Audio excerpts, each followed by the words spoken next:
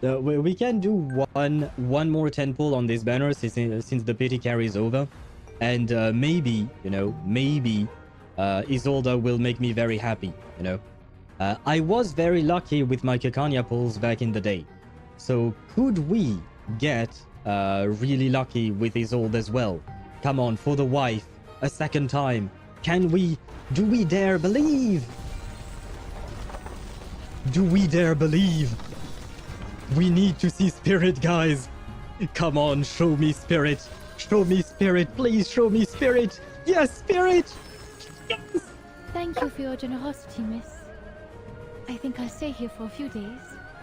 For the wife. You prepared a room for me? And boom. So you did.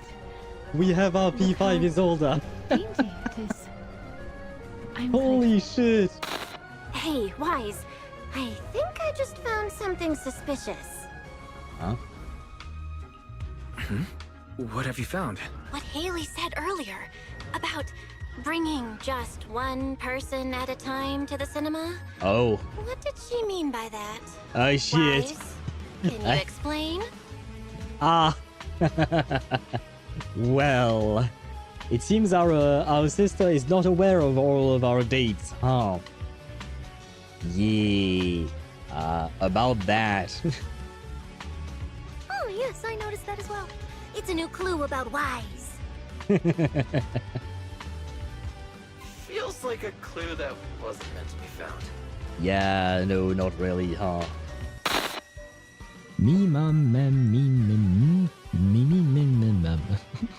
President Lucilla, what do you need us for? And, what did you mean by the one from afar who touches truth? Why don't you take a guess? It means exactly what it says. Are you the truth? Can I touch you? Say before coming in. Wait, how does she cough? She doesn't breathe, right? Breathe, not breathe. Fuck. Wrong word. I mean, I guess she doesn't breathe either. Yeah, no, never mind. Infiltration expertise. Adopt a new identity, changing your appearance. Oh, can he change into Karlak and then I can have a threesome with 2 Karlaks? 30, 31, 32, and 33. Huh? Did I miss one? 33? One more. I did one more. Come on, you've been listening for too long now. Ah, okay. Made things more exciting at first, but now it's awkward. I'll give you this and you leave, okay? Just go do it together. Well, that's what I offered. I said that to Sophie, but she didn't reply. She hops off her horse and pulls a handful of oats from her saddlebag.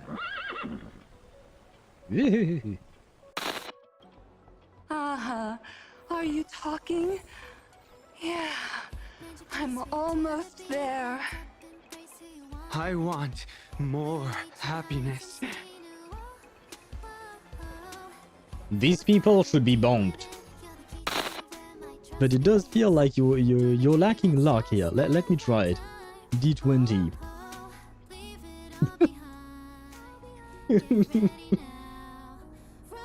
That feels like deja vu. Yeah, it does. it does indeed, but man. I can't help it. It is kind of funny. I promise you. The bot is not rigged, I swear. No!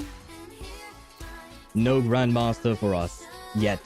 But fuck, that means I won't get his weapon. I mean, it depends. Maybe he can come out in the next 10 pull, right? Maybe he can come out right then. Right there, right? 1 10 pull is all you need. Come on. Yes! Yes!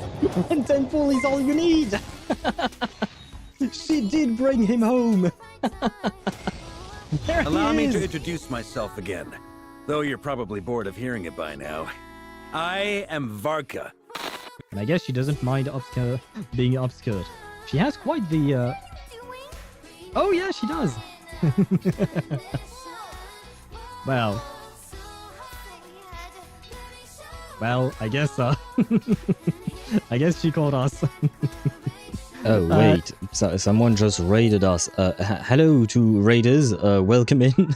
Hello, Kami Rave. I hope I'm saying that right. Hello to you and welcome to the stream. I hope you're doing well. Thank you very much for the raid. Let me give you a shout out. Wait, I need to do that there. I am absolutely not ready. We are barely starting the stream, so I do apologize for this very quick hello. But I will give you a proper hello in just a minute. I still need to make myself some tea, and then I will be there. But yeah, be there in a minute. There you go for the shout out. Thank you very wait, no, it did not work. No, I said wait, what was their name? Kami Rave. Come on, you can do this. Come on, please, work. Ah, there you go. They were last seen playing Reverse 1999. Please do feel free to check them out. I still need to get dressed, because believe it or not, I always dress at the very last moment before the stream, and I still need to make myself my tea. So I will be there with you guys in just a few minutes. Be right back.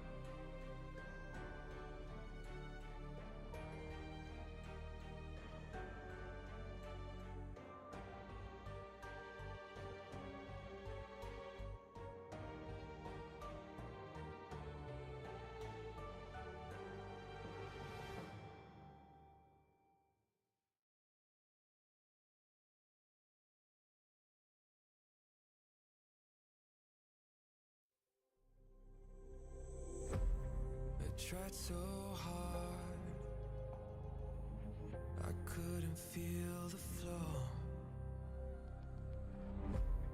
With every battle, my body took a toll. Kudos to the devs for having thought of that. I mean, I guess anyone who's ever played a video game would have thought of that. This guy is probably going to kick my ass a bunch of times. And I'm not entirely sure how I'm supposed to play. How do I? Okay, that's okay. I guess I can't really attack directly. Also, there is a door nearby. I will look for it once we lose. Finesse and precision. Ready to Too early. Yep. Yeah. I don't think we, yeah. No, I'm good. Thanks. Yeah, we're gonna go that way, okay? There is no need to go talk to this person. Mostly poetic insults to use on Monoko. I'm currently comparing him to the backside of an owl. And how is that an insult exactly, Verso? What do you have against Owl's backside? Why do you not like my ass? What is wrong with my ass? I've received compliments about my ass. I'll have you know, okay? Why do you not like my ass? What did I ever do to you? How dare you, Verso? God damn it. Why? Why is he the way he is? Now I don't like Verso anymore. Please only 10. Yes! Please only 1 10 pull, Liangwei. This has been the catchphrase on this stream, on this channel. 1 10 pull is all you need. That is what happened with Paper Heron. Please show us that we are not wrong. Please show us that it will happen with you as well. 1 10 pull is all you need. 1 10 pull is all you need.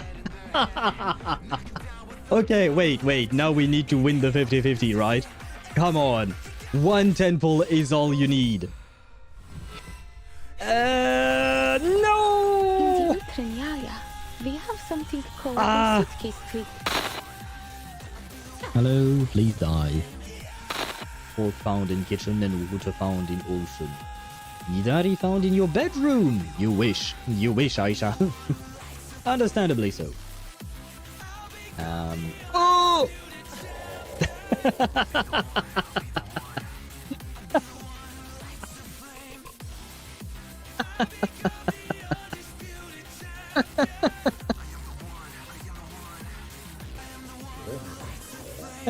I took my eyes off of the stream for a quick second.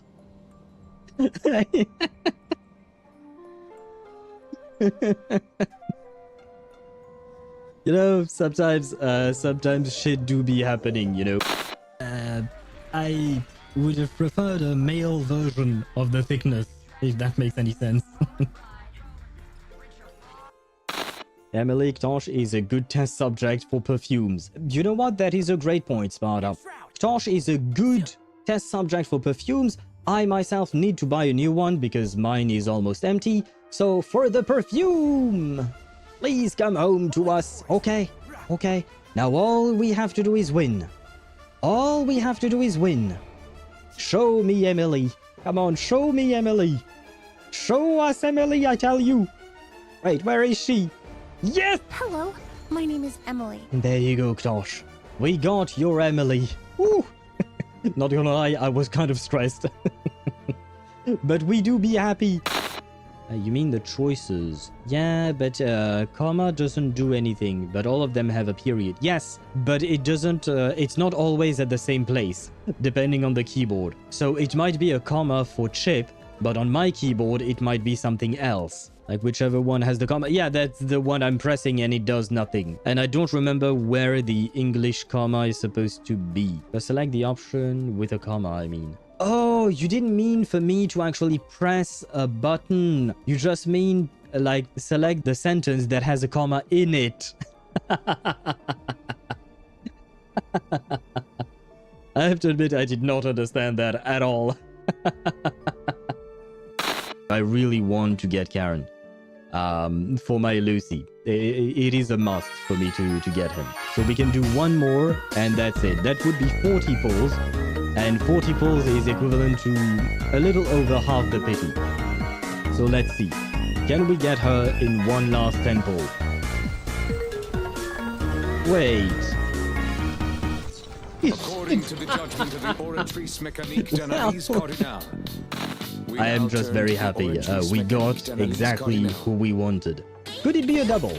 Would you make me very happy and bring your E1 soon? No fucking way! We going for E1, guys. We going for E2 now. Vengeance will be mine. No fucking way. I think this is the first time in Honkai Star Rail that I got a double. Holy shit. I've gotten very early ones, but never a double like this. Oh my god. Man. Okay, we are going for E2. We are going for E2. Oh, do I need a certificate for my mule too? Your mule is a Taoist? Is a mule a Taoist?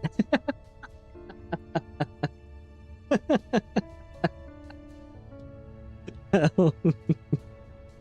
No. There you go. I see that I'm not the only one with dumb questions. Well, I mean, he meant that sarcastically, but still. Then no. What kind of interrogation is this? I wonder indeed. Yeah. You know what? This kind of, holy shit! Hello, Chip. Chip woke up and rolled a 1. God damn. Oh, wow. That's, wow. Blimey, I need to slack for today. And I wasn't even playing, Baldur's Gate 3. Usually your bad luck happens when I play Baldur's Gate 3. Chip woke up and chose violence, apparently. Yeah, but he chose violence against himself. Oh god, poor Chip. Let us end the violence against ourselves and, finally start this stream. I do apologize for being a tiny bit tardy today. I kind of mistimed a few things. Anyway, let us start with the usual hello. Can I hear myself on Twitch? I can. Can I hear myself on YouTube? YouTube? I can as well, which means that everything is working, which means it is time for me to get flashbanged my webcam. There. Come on, little webcam, do your thing. If you could not be blurry, that would be nice. Come on, I have a face. That's the thing you're supposed to be focusing on. My face. My face, I said. Come on. God damn it, this webcam. And there we go. Okay, I don't know what it was focusing on earlier. Oh wait, no, my little owl is kind of dying on my bed. Give me a sec, I'll place it properly.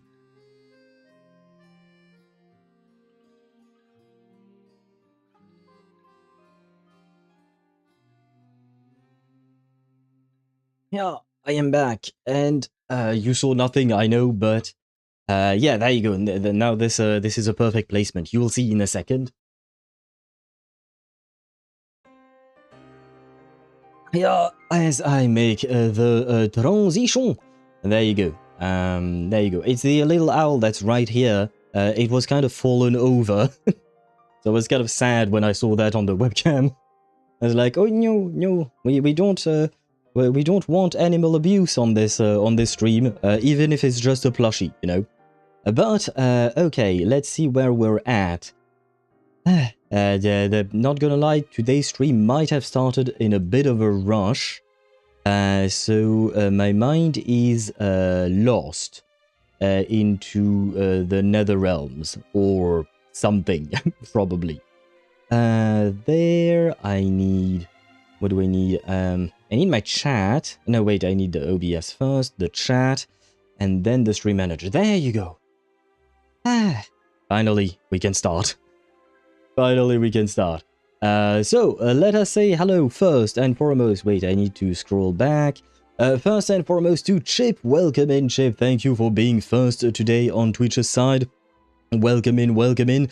And yes, yesterday you were asking, Chip, when would we ever have the exclamation mark second? Well, you asked, I delivered, but you forgot. But now we do have an exclamation mark second. You cannot claim it if you've already claimed first, because it doesn't really make sense to be able to be both first and second at the same time. It was a pain in the ass to figure out how to make that happen, not gonna lie. But yes, we do have that. And I'm particularly proud of the nod or Easter egg or whatever you want to call it that there is in the sentence. Like, when you try to redeem it, it said, hey Chip, the second, you've already managed to get first place today. Let's leave the second place for those who come after. And I was particularly proud of putting that in. And, by the way, that means also hello to Kuhani. Welcome to the stream. I hope you're doing well. And as you can see, for Kuhani's message is here the 150 altcoin reward for those who come after. Because, well, the second person is the one who comes after. Anyway, I was particularly proud of these... little things, integrating a bit of Expedition 33 in our commands. I hope you guys enjoy that. It will still reward you. First place does reward you 250 altcoins, and second place rewards you 150. I thought it was fair that the first would be rewarded a bit more. What if you redeem second and then first? Or second first? You can redeem second first if you want to. That I have to admit, I did not try to make anything to prevent that. You can't redeem both, but you can redeem either one in whichever order you want, technically speaking. So you should be able to do that. Oh no, wait. Did it not work when Dan did it? On YouTube side. Wait, let me say hello to everyone. So hello Chip, hello Kuhani, hello Sam V2, well, Sam's, sorry, I missed an S there. And hello Dan, welcome to the stream, I hope you guys are doing well. By the way, hello to Kami Rave, thank you very much once again for the raid. I do apologize for not greeting you sooner properly, it's just that I was still getting ready for the stream. And my tea had not been prepared yet, and I needed to do all of these things. But hello to you and welcome in. I hope you're doing well. I hope you had a wonderful stream. If you need to raid and run, well, first, I thank you once again for the raid, and I wish you a great rest of your day. Now then. Oh, and hello, Gamer. I also saw that Toothless Dance from Gamer. Hello to you and welcome to the stream. I hope you're doing well. There you go. Am I caught up with chat? No, I'm not. Yeah, I'm late. Tea's almost ready. That's all me. Buenos dias, amigos. Buenos dias to you as well, Dan. I hope you're doing well. Welcome in, welcome in. TARDIS. Well, I wish I was the... Well, I don't know if I want to be the TARDIS. The spaceship, I mean. Well, time ship. It's kind of both, time and spaceship. I don't know if I want to be that, because I'm bigger on the inside, but also there are people inside of me. I don't know if I want that. But hello to you, Sams. Welcome in, welcome in. Your mic got reversed? Wait, what? Wait, wait, is there a problem with my mic? I don't think there is, right? I hope, maybe. Discord customization is so ass. There is no themes for Lorentz Butterfly. Well, I mean, girl just came out, so maybe you have to wait for a bit. And wait, there are themes in Discord? I'm not gonna lie, I have no idea what you're talking about. I'm guessing it's like the overall color scheme for Discord or something like that. Because I have the default... Well, I think it's not the default one. I think I'm using the dark mode. Gray, dark gray, I don't remember. Yeah, I've never really paid much attention to that. And wait, yes, apparently second does not work on YouTube side for some reason. It should be working. The only problem is I cannot test these things on YouTube side if I'm not live. And I don't particularly like going live for no reason. Wait, let me see. First should have worked. Wait. Did anyone claim first? Come on. Wait, what? Why did it send the message twice? Okay, I think I might have fucked up something at some point. Yeah, I know where I, no, it didn't break, Sam's, it's me, I did something wrong. It's my bad. Wait, command triggered. I can fix that real quick. I know what is wrong with what I did. Oh, I did not create the command. That's my bad. Yeah, it seems okay, yeah. That's the problem when I have to do everything twice, once for YouTube and once for Twitch. It does make things harder for me, or rather it makes it easier for me to forget some things. YouTube command, cooldown none, coming from YouTube messages, there you go. And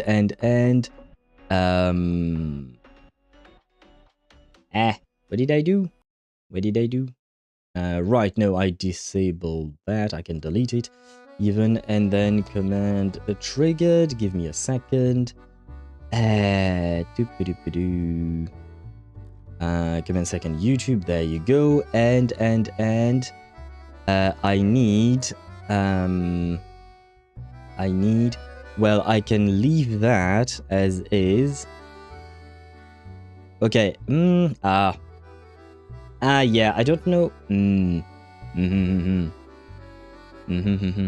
I don't know that I can fix it for today. Today it might just be too late because of the way it works. Yeah, okay. Well, for tomorrow it will work. For today, Sam's will be both first and second. Well, no, I got second.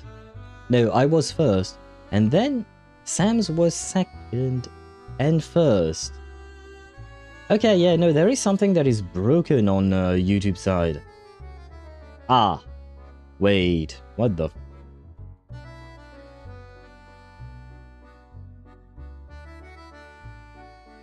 Okay, yeah, no, that worked.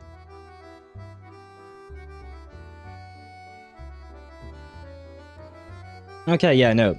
Yeah, okay, no, I fixed it. So for today, Sam's will be both first and second on YouTube side. I didn't redeem second. Yeah, no, you didn't, but it's because I messed up the triggers. Because there are some things that I just copy and pasted from the command that I created first. Just to make my life easier, because otherwise having to type everything again over and over is a bit of a pain, especially because like I said, I have to do it twice, once for Twitch and once for YouTube. I can't just make one for both, because otherwise well, we would have only one first and one second, and it would be shared between Twitch and YouTube. I decided to make two so that we can have one first and one second on YouTube side, and one first and one second on Twitch's side. So I usually tend to create my commands for Twitch first, because I can test those commands on Twitch's chat even if I'm not live. Whereas for YouTube, I need to be live to test these commands. So sometimes we have these kinds of bugs on YouTube side that I only notice once we're on stream. But the thing is, I tend to create the command for Twitch's side, then I copy and paste it, or I duplicate it for YouTube, and then I modify it so that it works specifically for YouTube.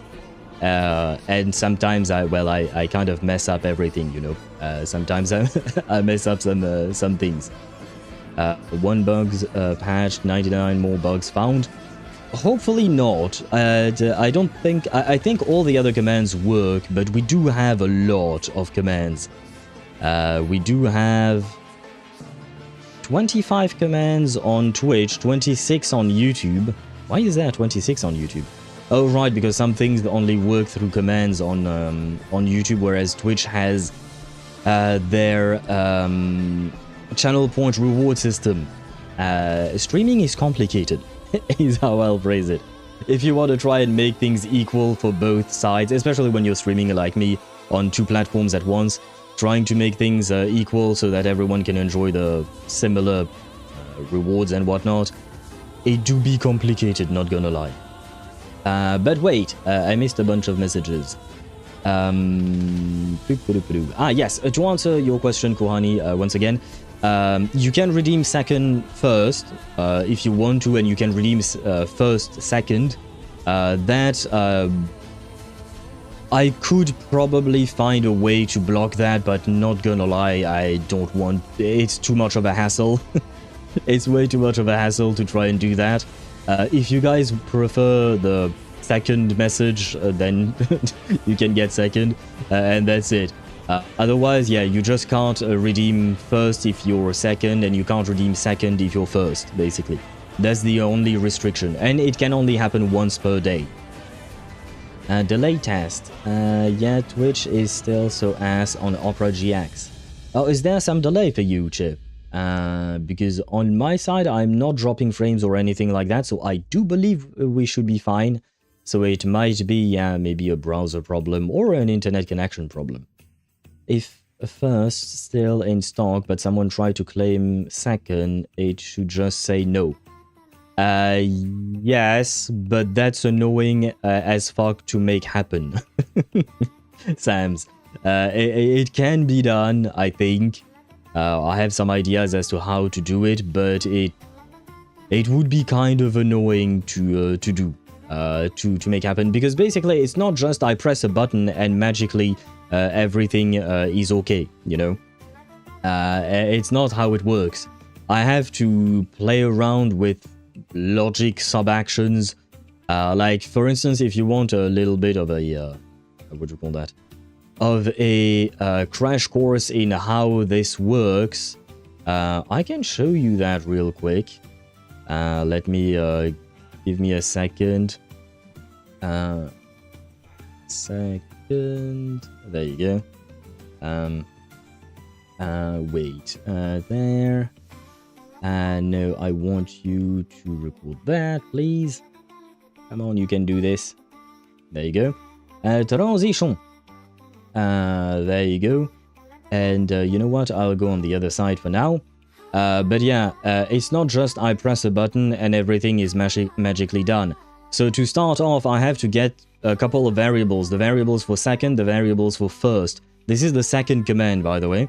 Then I have to check if the name of the person who redeemed the second command is the first one as well.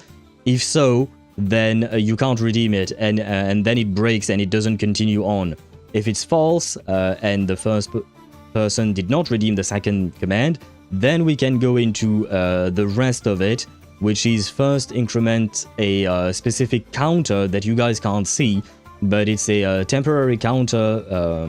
Oh wait, no, this counter is the one that you guys see, that counts the number of times you've redeemed the second, first, and whatnot.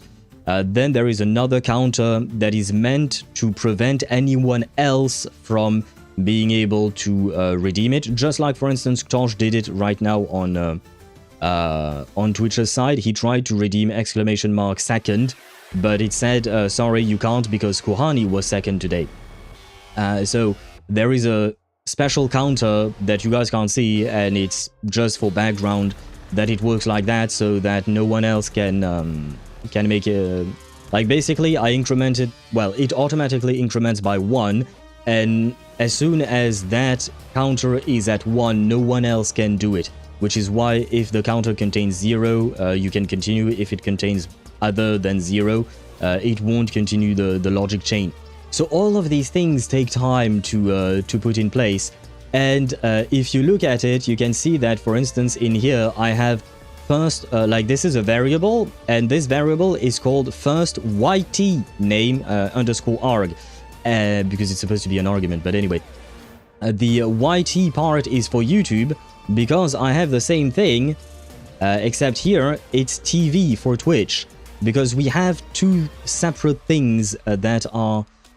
because we have two separate counters and two separate things of all of these things.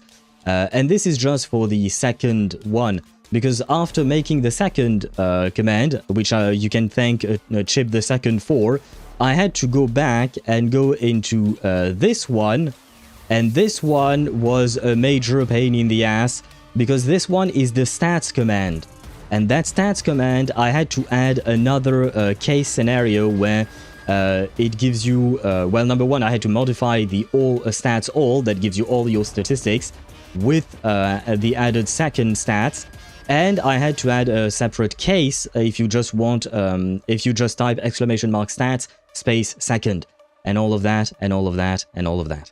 Anyway, so when you guys give ideas, I appreciate it, and I'm always welcoming feedback and whatnot, but it is complicated, and this is not my domain. So I'm learning things as I go, and it is difficult for me. So please be indulgent with me. I am, or be clement, I suppose. I am trying my best. Is this written in C#? I do believe yes. The program itself, it uses C# code. I can't show it to you for some reason. It doesn't show up in OBS. This is a code for the currency system where you gain points for every message you send. Every 5 minutes you also gain points and whatnot. This is not something I made. This is something I found online because there are some extensions that you can download for StreamerBot, specifically StreamerBot being the name of this program. And this code is something that was created by someone else. Not gonna lie, I don't remember their name. Oh, I think it's supposed to be something terrier, like the dog breed, I believe. But anyway, they do be using C# in this software. As far as I know, it only uses C# code that you can inject into it to perform specific actions that the software was not programmed to make in the first place, you know? Wait, did I miss anything before that? Maybe, probably. Ah, yes, I missed a message from Dan earlier. I doubt it's possible, but could the shaded cells of reversed humans theoretically be reversed into a new person? What about individual microorganisms of people?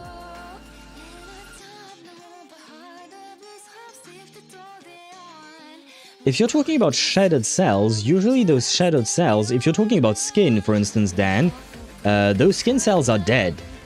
The cells that you lose tend to be dead cells. Usually your body does not remove living cells out of your cell. So on top of reversing them cells, you would have to bring them back to life, which I have no idea how to do. And individual microorganisms of people, I suppose so, but cells tend to be specialized. Most cells in our bodies are specialized and they work in very specific environments. You can't just take a skin cell or even a liver cell and make it live outside of your body. You have to put it in a very specific environment in order to make it grow, make it do things that it would normally do. So if you just have that cell, if it is living, it won't do much. It will probably die very soon because it can't get the nutrients it needs to perform its actions. A cell is kind of like a factory, and it requires constant delivery of nutrients to function properly. So unsure. I would probably say no, probably. And then interesting. I didn't read him second. I guess I'm now Schrodinger's cat. I guess so indeed, Sam. Alright, is this the first stream of this patch? I haven't caught up lately. No, it is the second, Sam's, but yesterday was a bit of a special stream because we had some Genshin Impact to do as well. So yesterday we only managed to do 3 stages, so you haven't missed much in terms of the stories patch on my stream at the very least. We've only done 3 stages, and for today we're going to start from stage 4 of the story. A stock check should prevent that. I don't know what that is, Sam. I don't know what that is. And hello, Ktosh, welcome to the stream. I hope you're doing well. Welcome in. And I don't know why I would tickle your feet and call you Pete. I'd rather not tickle your feet. I can call you Pete if that's what you want, because, quite frankly, I don't care. But I don't particularly want to touch your feet. Like I've said before, I am not a feet guy. You may be, and I'm not judging you for it. But I myself am not. Where was I at? Wonder if it can be broken by sending both quick. I don't think so, because they are part of a queue, Kuhani. They should happen, like, each instance of the redemption thingy happens in a queue, and, like, it will happen in a specific order, right? So if someone sends a second first, and then someone else sends first, it will still process the second first because it was because it arrived in the queue first, basically. Each command is put in a queue, so who is faster won. Exactly, yes. Exactly, indeed. So it should not be able to break, as far as I can tell. As far as I understand how the software works. But once again, it is really not my my domain at all. So I learn as I go, basically, depending on what needs to be done, basically. Don't worry, I assure there are programmers here who can help you. I only know C and C++. Ah, too bad this one is C#. And I do believe there is a difference, right? I don't know coding. I've tried coding a tiny bit in C#. It did not work. I even asked ChatGPT to help me. It did not work. I gave up. I gave up eventually. I gave up because it's really not my domain. So basically, I was just looking at code from a separate extension that did something similar to what I wanted to do. And I was trying to emulate what that person had done, but modify it so that it would work for my specific case, and it did not. It did not work. What about an arcanist whose arcane skill manipulates stem cells? Well, if you're manipulating stem cells, then you could theoretically regrow anything. You could make anything from a stem cell. The point of a stem cell is that it is undifferentiated.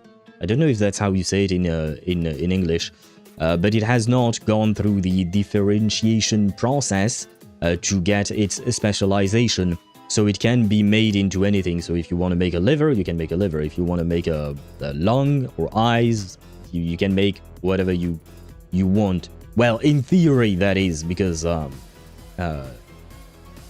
most organs have different kinds of cells as well, so it can be more complicated than this very simplified explanation. But in theory, you could regrow at least some organs from manipulating stem cells if you are an arcanist who can do that. But you would have to have access to those stem cells, and adults don't really have any, if not, or rather, either they have very little left, or they don't have any at all, I don't remember. Babies do have quite a lot, because they keep developing and growing. Embryos, of course, are where you will find the most amount of stem cells, just because, well, they are really at the very start of the developing process, right? So I guess an arcanist who can manipulate stem cells would be great at doing abortions? I don't know. Or fighting against embryos, if we're talking in terms of gameplay and fighting. So it could fight against Tuesday's baby, because it did look like an embryo more than an actual baby, you know, the actual boss fight, now that I think about it. So that kind of arcanist would probably be very good against Tuesday's boss. But that's about as far as I think we can take that. What are we even talking about? Is there even such a thing? No, there is not, but I believe that Dan just wants to talk about hypotheticals. And I do find it interesting. Wait. So about DaVinci Resolve, is the free version limits you to certain days or just some features locked behind the paywall? Be right back, switching to mobile. Don't answer it yet until I come back. And Chip is back. It is just a feature paywall. Some AI features, for instance, are paywalled, and some other features are paywalled, but you can find some extensions that you can, that kind of, it's not exactly that they bypass it, but like, for instance, there is an AI feature in DaVinci Resolve to automatically transcribe a, what do you call that, a video, so that you can, it automatically makes subtitles for you. That feature is paywalled, but I found an extension for free that does the exact same thing. Perhaps not as well as the actual built-in application, but it still does it really well, and I use it every time I make a video, you know, a YouTube short and whatnot.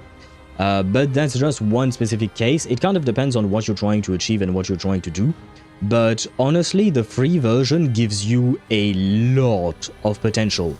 There is a lot you can do with, what do you call that? With with DaVinci Resolve. There is even the Fusion page. Like basically you have an editing page where you can edit your video. There is a Fusion page. The Fusion page is where you can make some motion graphics. Basically some motion graphics and not exactly 3D, but you can dabble a tiny bit in 3D. Like for instance, you know the lightning on my Muscle Mage emote chip? That was entirely procedurally generated in the Fusion page of DaVinci Resolve. I followed a tutorial, I did not invent that shit.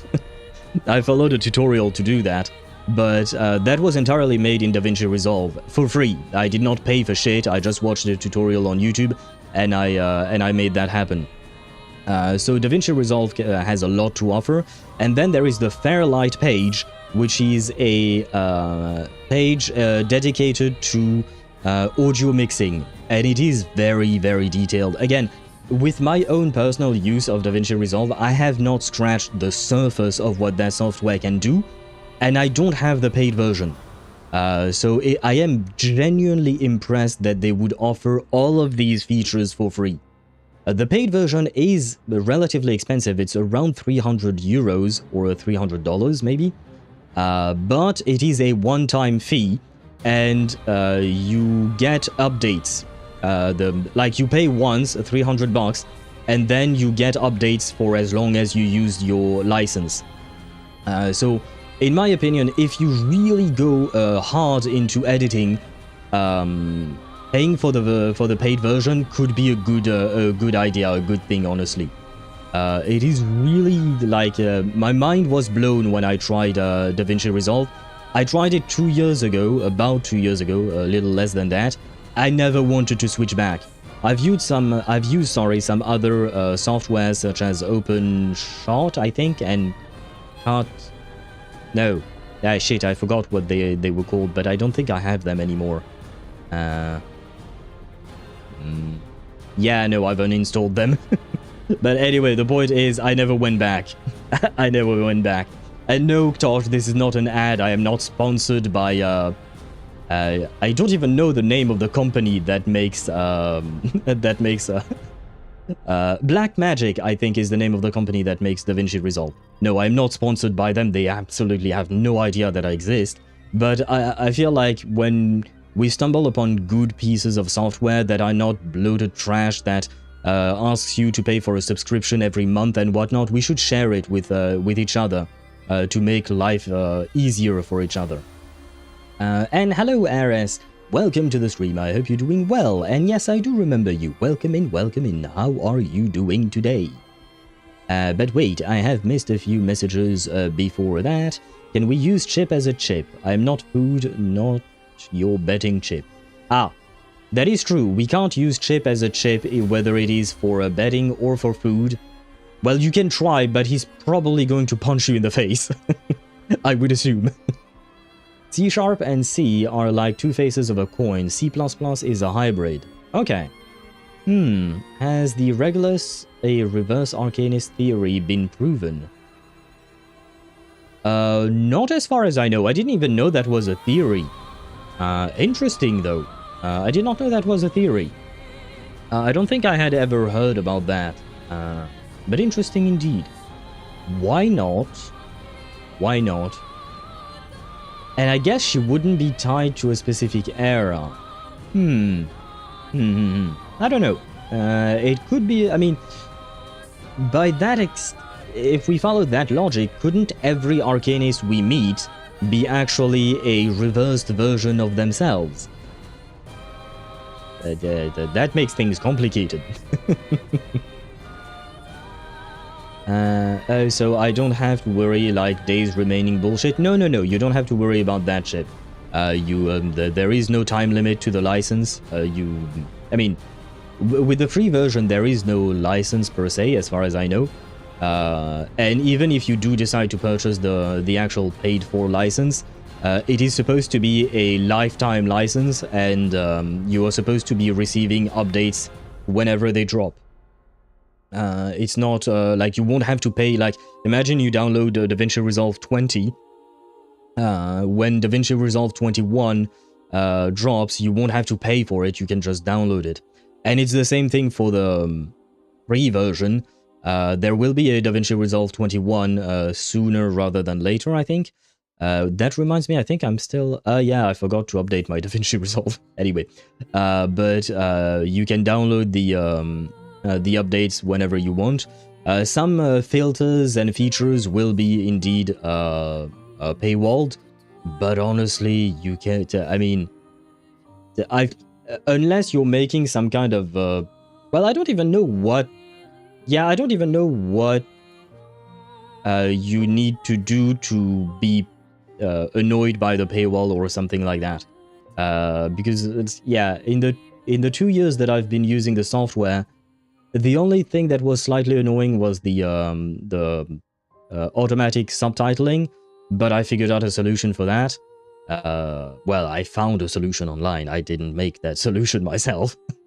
Let's give credit where it's due. It's not my idea whatsoever.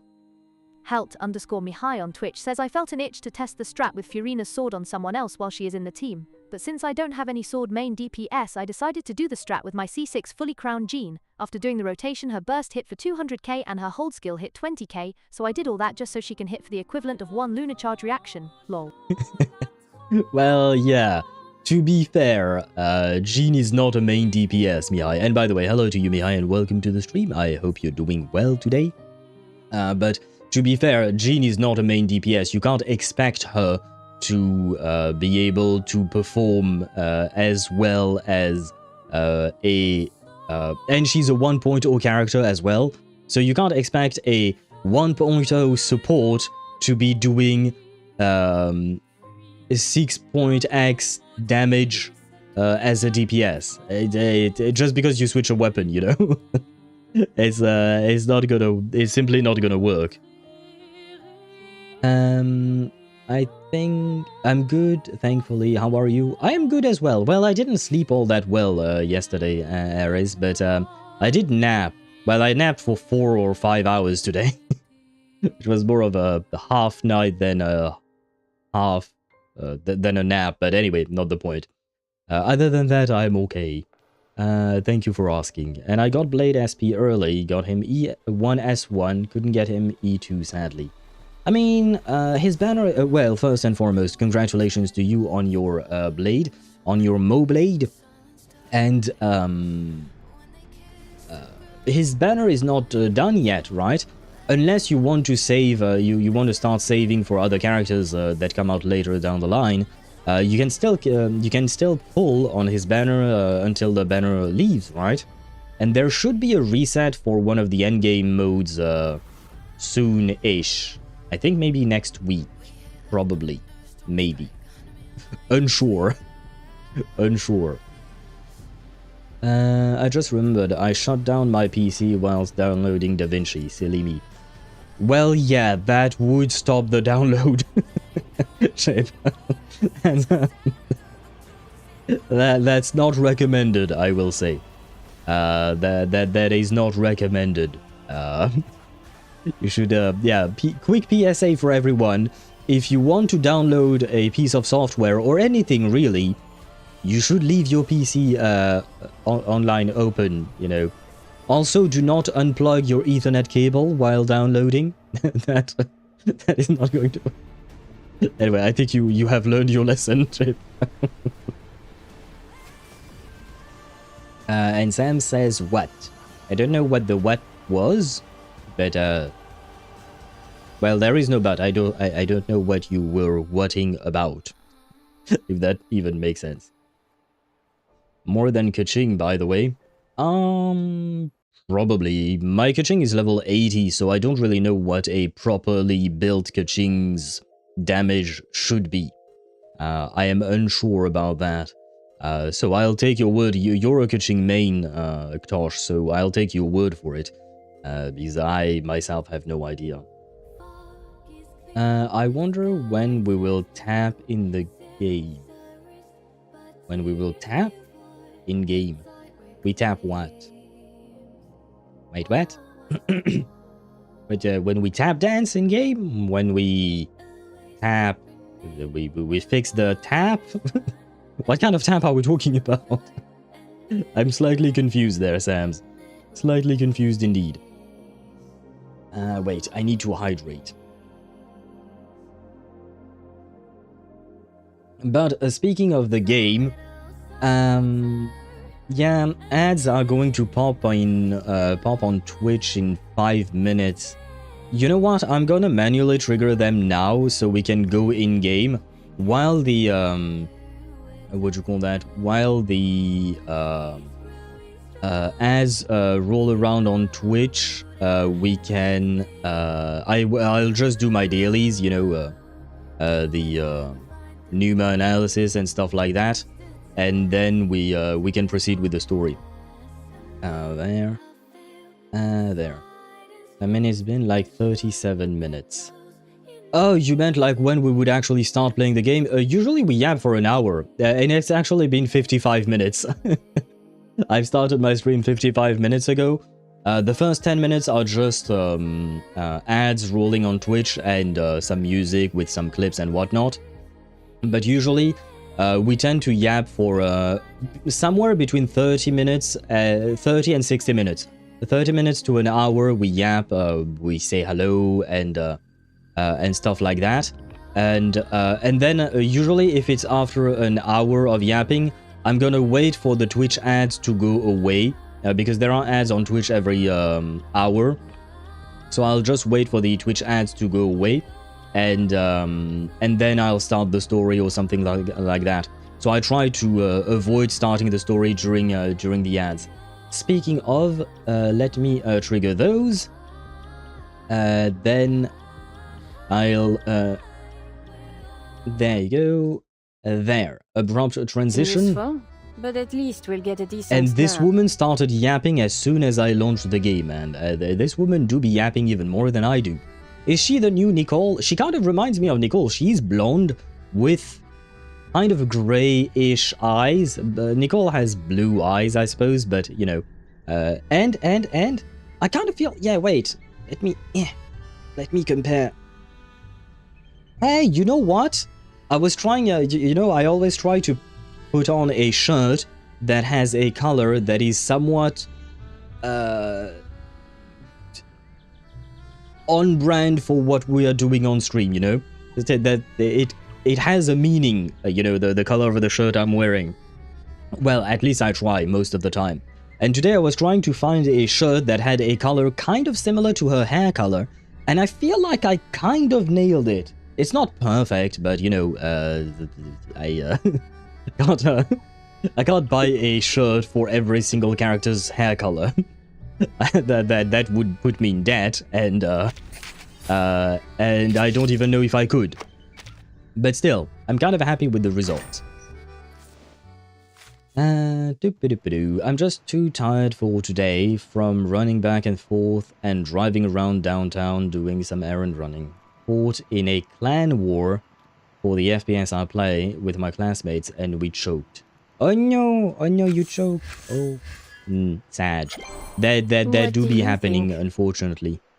What do I think? I think that it is sad for Chip, and I hope that Chip can get some rest, and that the next time you fight a clan war in that FPS game, that you will win, Chip. Hopefully. Oh, and I guess that was an explanation as to why you shut off your PC while downloading DaVinci Resolve. Do note that DaVinci is somewhat heavy on a computer. It can be somewhat heavy, not just in terms of how much space it takes, but how much resources it will use when you use the software. Just because there are so many things you can do with it. So if you have extremely heavily edited videos, there are some things you can do to alleviate that kind of problem. Like, for instance, there is a preview window, you know, for you to see the video that you're editing right now. You can switch it from full resolution to a proxy resolution. That will alleviate some of the issues sometimes. But I mean, I myself don't have much of a problem. That being said, I do have a good computer, so yeah, there is that. Yeah, never mind. Never mind. Although, even on my previous computer, I didn't have that much of a problem with that. Combat science. I see. I guess the They both yapping take continues. mine. Yeah, the yapping will difference continue is for a always tiny the bit. positive to In the 18 story. seconds, the ads will be done on Twitch, and then we can start the story. Has the Regulus reversed person been proven? You've asked that before, and my answer was I don't know. I had never heard that theory before, and the only thing I can think of is just that if we go by the idea that she was reversed, then any arcanist we've met could be reversed as well, right? Because I don't know what the foundation of that theory is exactly. The France is taking over reverse 1999. Yeah, we do have a lot of French characters now, which does make me happy, by the way. It does make me happy. We have, wait, how many French characters? We have Sentinel. We have Lawrence. We have Brume. We have Beryl. We have Hesabeth. And I think the last one would be Matilda, right? Yeah, Matilda, she's right there. And I think that's about it, right? I don't think there are any other French characters, but still, we have 5 French characters. I do be happy. I do be happy, you know. And I believe I've done everything I needed to do, right? Yes, probably. I'ma just tweak it on the go. Speaking of computer, I'll probably be having a slight PC upgrade soon. Oh, really? What exactly, what do you call that? What are you upgrading on your PC, Chip? Clip your favorite Frenchies? What do you mean, clip your favorite Frenchies? Not sure what you meant by that, Chip. And sorry, my phone died. No worries.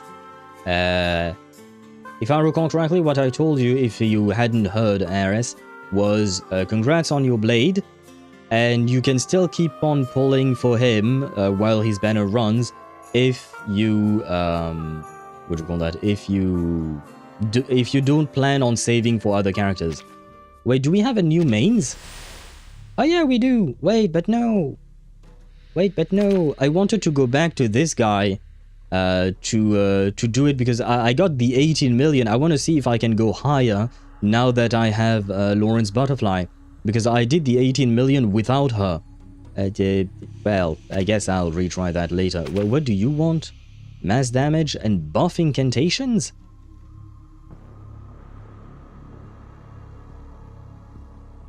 Oh wait, I can use my Igor team, right? I think. Probably. Archris_23_ on Twitch says Blade SP is so cool. His ult is amazing as well. He goes really well with Ashvile. When he is in ult and loses his health, he doesn't die. Instead, he gains 50% of his health back, which I like. His relics are good as well. Just gotta build his talents. He gives me 300k damage, so I'm happy. Yeah, Blade, Moblade is really good. He's a very strong character, and especially as a sub DPS in other teams. The only little caveat I will add in your description is that when he dies, he loses his when he is in his special state, he doesn't die and basically regenerates 50% of his HP, but loses the special state. If he's not in his special state, I do believe he just dies, right? I think, if I'm not mistaken. But otherwise, yeah, no, he is a great character to pull for. I'm not pulling for him because, well, I don't know what I'm going to do yet. Because, number one, I'm not particularly interested in Blade per se. I do like him well enough, but not enough to pull. I kind of still want to go for Eidolons on my Phynon and Cyrene, who will have a rerun next phase. And there is one major problem. I was going to go all out with everything I've saved for Phynon and Cyrene. I wouldn't have gotten them to E6, but at least one Eidolon each would have been nice, even though that would have just put them at E3 each. But there is one major problem I have, which is Himeko. Himeko SP, Himeko Nova, I believe is how she's called. Himeko Nova is coming out next patch, and I need Mother. I need Himeko. No matter what, after what happened in Chapter 9 of Honkai Impact 3rd, I need to protect Himeko with anything and everything I have. So I need to pull for her next match, so I don't exactly know what to do with my personal pulls, but I definitely recommend pulling for Moblade if you need a strong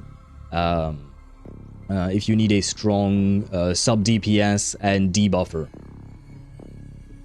Sounds right. What does sound right, Gamer? Gamer, did you pull for Moblade? Oh yes, I think you did, right? No, you didn't. If I don't get Morton Axe, Cyrene is coming home on a guaranteed. Well, I can't tell you not to pull for my wife, you know. Cyrene do be wife, husband is fine on, so I can only encourage you to pull for her. But I do wish you good luck on Moblade. I hope that you do get him. It's used to be for Igor's team, if I recall correctly. Okay, good. I will be using Igor's team then. And at some point, I think it will probably be at the end of the story, especially since I still don't have Lorenz's Psycube. Maybe I'll do the old mains bulletin on stream just to showcase her, because we haven't really showcased her yet. Because we were busy fighting solo Loggerhead and solo Centurion to have some lore-accurate fights. So yeah, I'll probably try and showcase her at some point. I was surprised how tough this boss can be. It took me a few tries to get over 10 million with Lingering Glow, similar to Flutterpage. Papillon had the lowest survivability. Right, I watched a video guide of Steamed Bun X, a guide video on Lorentz Butterfly, and he recommended giving her a resonance pattern that is more geared towards survivability. You can apparently go the damage route if you want to, but giving her some survivability could be useful. So that maybe that could help indeed. And I believe you actually mentioned that yesterday when I was building mine. I don't remember. I think you did. Bro, have you played the new story? Not yet, no. Because I intend on streaming it, and for now we are in Reverse 1999. I believe that I will do the next story of the Honkai Star Rail next week, basically. Because I go for, what do you call that? I stream these stories based on order of release. So basically, Reverse 1999 came first. They came up first with their update. So we do Reverse first, and then we go to Honkai Star Rail. Even though next week, technically speaking, there is an update for Wuthering Waves. But I will first do Honkai Star Rail and then do Wuthering Waves because, again, order of release for the updates. As for the PC upgrade, I'll probably just upgrade the CPU and the motherboard. RAM and storage are a pain in the ass to upgrade at the moment. The prices are still in murky waters. Yeah, I wouldn't recommend upgrading RAM and storage right now. Motherboard and CPU, why not? You could definitely try that. At least the prices are not hyperinflated like they are for, what do you call that, RAM and storage. Won my 50-50 twice, so I'm happy. Nice, congratulations, Aris. Joined your server, by the way. Very well, and thank you for telling me, just so we know that you're a proper human being. Because sometimes we do have bots joining the server, so I kind of try to get rid of those. But you're evidently not a bot. And welcome to our Discord server. Okay, I won't spoil, thank you, just get ready for a shocker. I hope so. Not gonna lie, the whole Plan Arcadia storyline has not really been to my liking so far. The last patch was okay. It was a bit of a step up for me, personally, given my own personal taste and whatnot. But I am looking forward to seeing more of what I saw last patch, rather than what I saw in 4.0 and 4.1. because that was way too much brain rot and way too much time wasted on unimportant stuff. Too much for me. I initially went for crit rate because I had the resources ready and it's currently the most popular resonance pattern for her. I could raise the few Sharpodonti to give her another one though. Oh right, okay, yeah, that pattern as well, yeah. Is it I don't remember which one I gave her. I think I gave her the attack, right?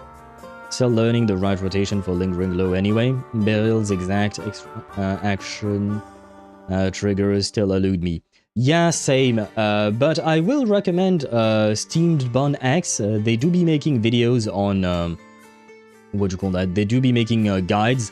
Like I said, today I watched a guide on Lorentz Butterfly, and I'm fairly certain they have a guide on, what do you call that? On Lingering Glow and Beryl and whatnot. Let me find them for you, just give me a second. I'm fairly certain you guys know Steamed Bond X, but just in case, grab the link. And for anyone who may be interested, there is the link to their channel. I think you're supposed to do Pokestart. Thank you, Tosh, for trying to help Res, because I don't know how it works. I will have to go now, sadly. See you, everyone. See you, Res. I wish you a great rest of your day, and thank you for being here. And yes, Tosh, all you have to do is when you're on this menu, you click here. Can you see it on top of my head? Yes, right next to my head. So basically, right there. Can you see that? Can you see my hands? Yes. Yeah, right there. You click here. There you go. You click here, and it gets you into the event. And then you press enter, which is behind chat right now. You press enter, and there you go. You are in the story mode of this new event. Usually I go for I don't know, bro, because Team Bun X keeps talking about CN things. I might give it a shot though. I have to admit, I will not lie, I have to admit, I do not watch every Steam Bun X video. I think they might be talking about CN stuff, not sure. I know Merui talks about CN stuff, which is why I tend to avoid Merui's channel. No offense to them. They do be making some great videos. I am still subscribed to their channel, but I try not to to go on their channel all too much. Let me check for Steam Bun X just in case. Yes, they...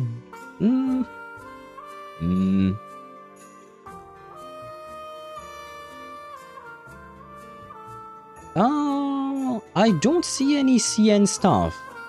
Wait, no. There might be some CN stuff. Unsure. Unsure. Although in the recent videos, the last one was a Euphoria for Spathodia, Lorentz Butterfly, Lingering Glow, Wheelchair, and Poison Team Revival. So I was wrong about this Paper Heron team. Liang Wei's Best Buddy, talking about Chang He-guang. So these past few videos, at the very least, he wasn't talking about what do you call that? About CN stuff.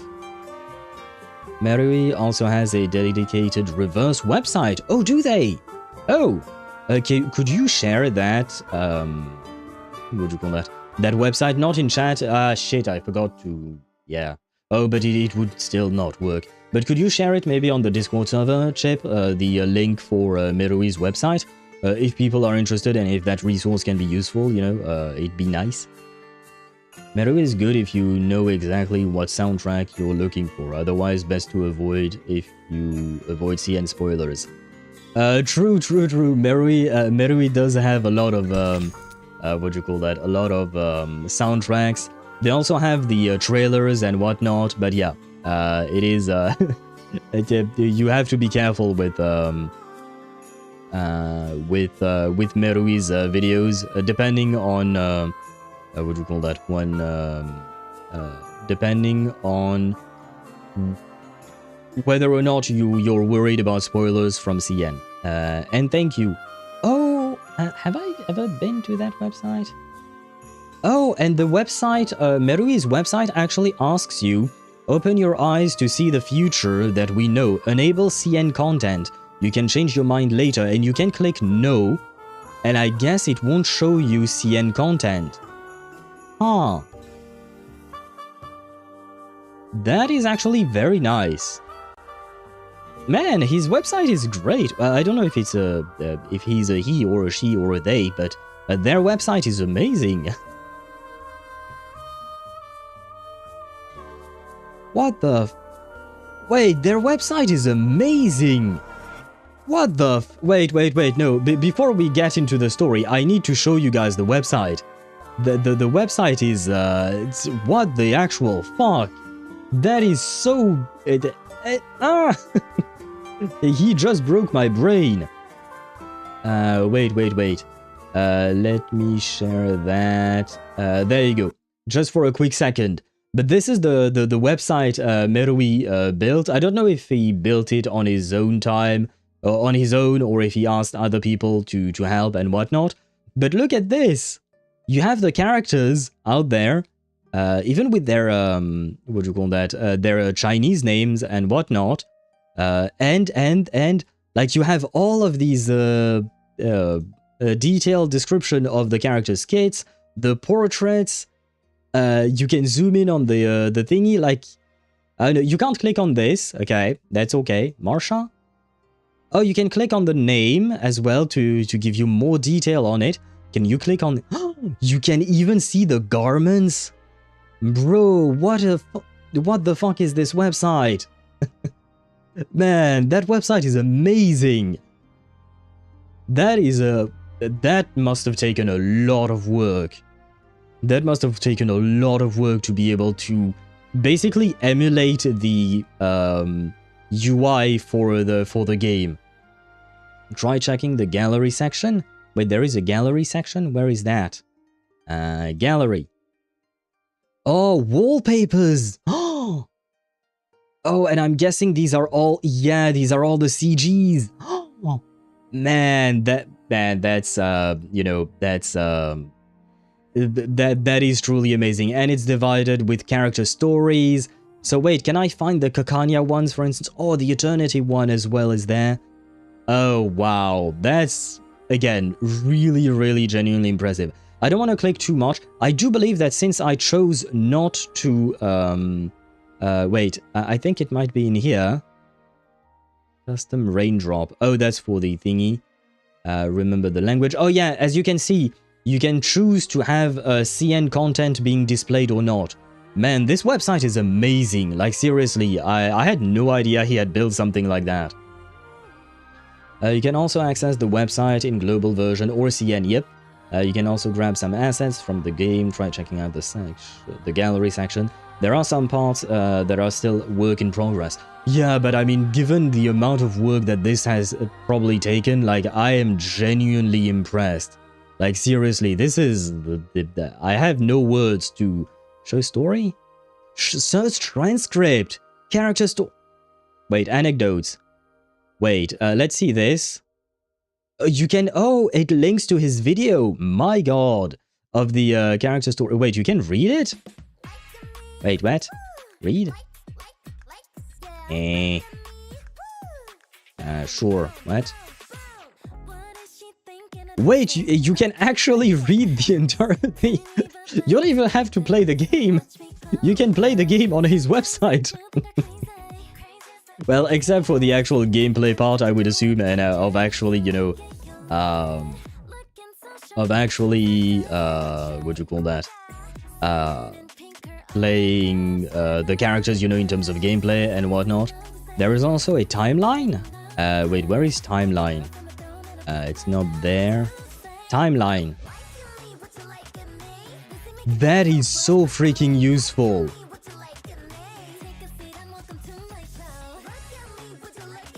That is so freaking useful. Huh. I'm gonna have to take a look at this closely later down the line. because that could be so useful to event 1. It might not be done, maybe. No, or maybe nothing happened in that. No. What about here? Yeah, maybe this one is still a work in progress. And yeah, I'm guessing this is still kind of a work in progress, maybe. Wait a second. Matilda was born in 1993? Is that right? Is that true? Because I have to admit, I do not remember. This is the year I was born. So Matilda is my age. Matilda should be 33 years old.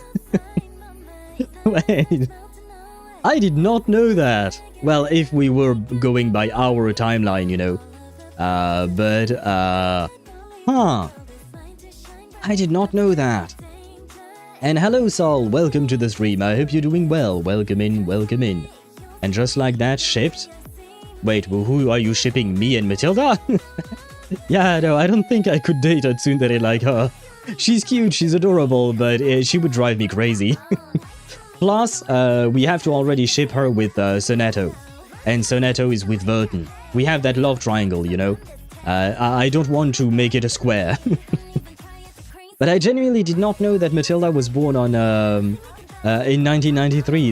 That's a genuine surprise. Again, like I said, the whole Merui website is freaking amazing. Like, I don't have enough words to praise him for what he's made here. Genuinely a great website. You can find the website on the Discord server. Chip sent the link on in the Reverse 1999 channel. There we go. Thank you very much, Chip, for sharing this with us. I genuinely have no words. It's a goddamn amazing website, man. There. I guess the polycule grows? What is a polycule? Poly means several, but what is the... Because it makes me think of pellicule, like the pellicule for a film. Yeah, I'm confused. Don't Google that. Okay, I will trust your word for it, and I will not Google that. Oh wait. Saul, do you play Expedition 33? Yeah, no, I did. Well, I mean, there are a lot of questions I have to ask, but it's because you're a fellow French person that I ask. I've watched it, but no.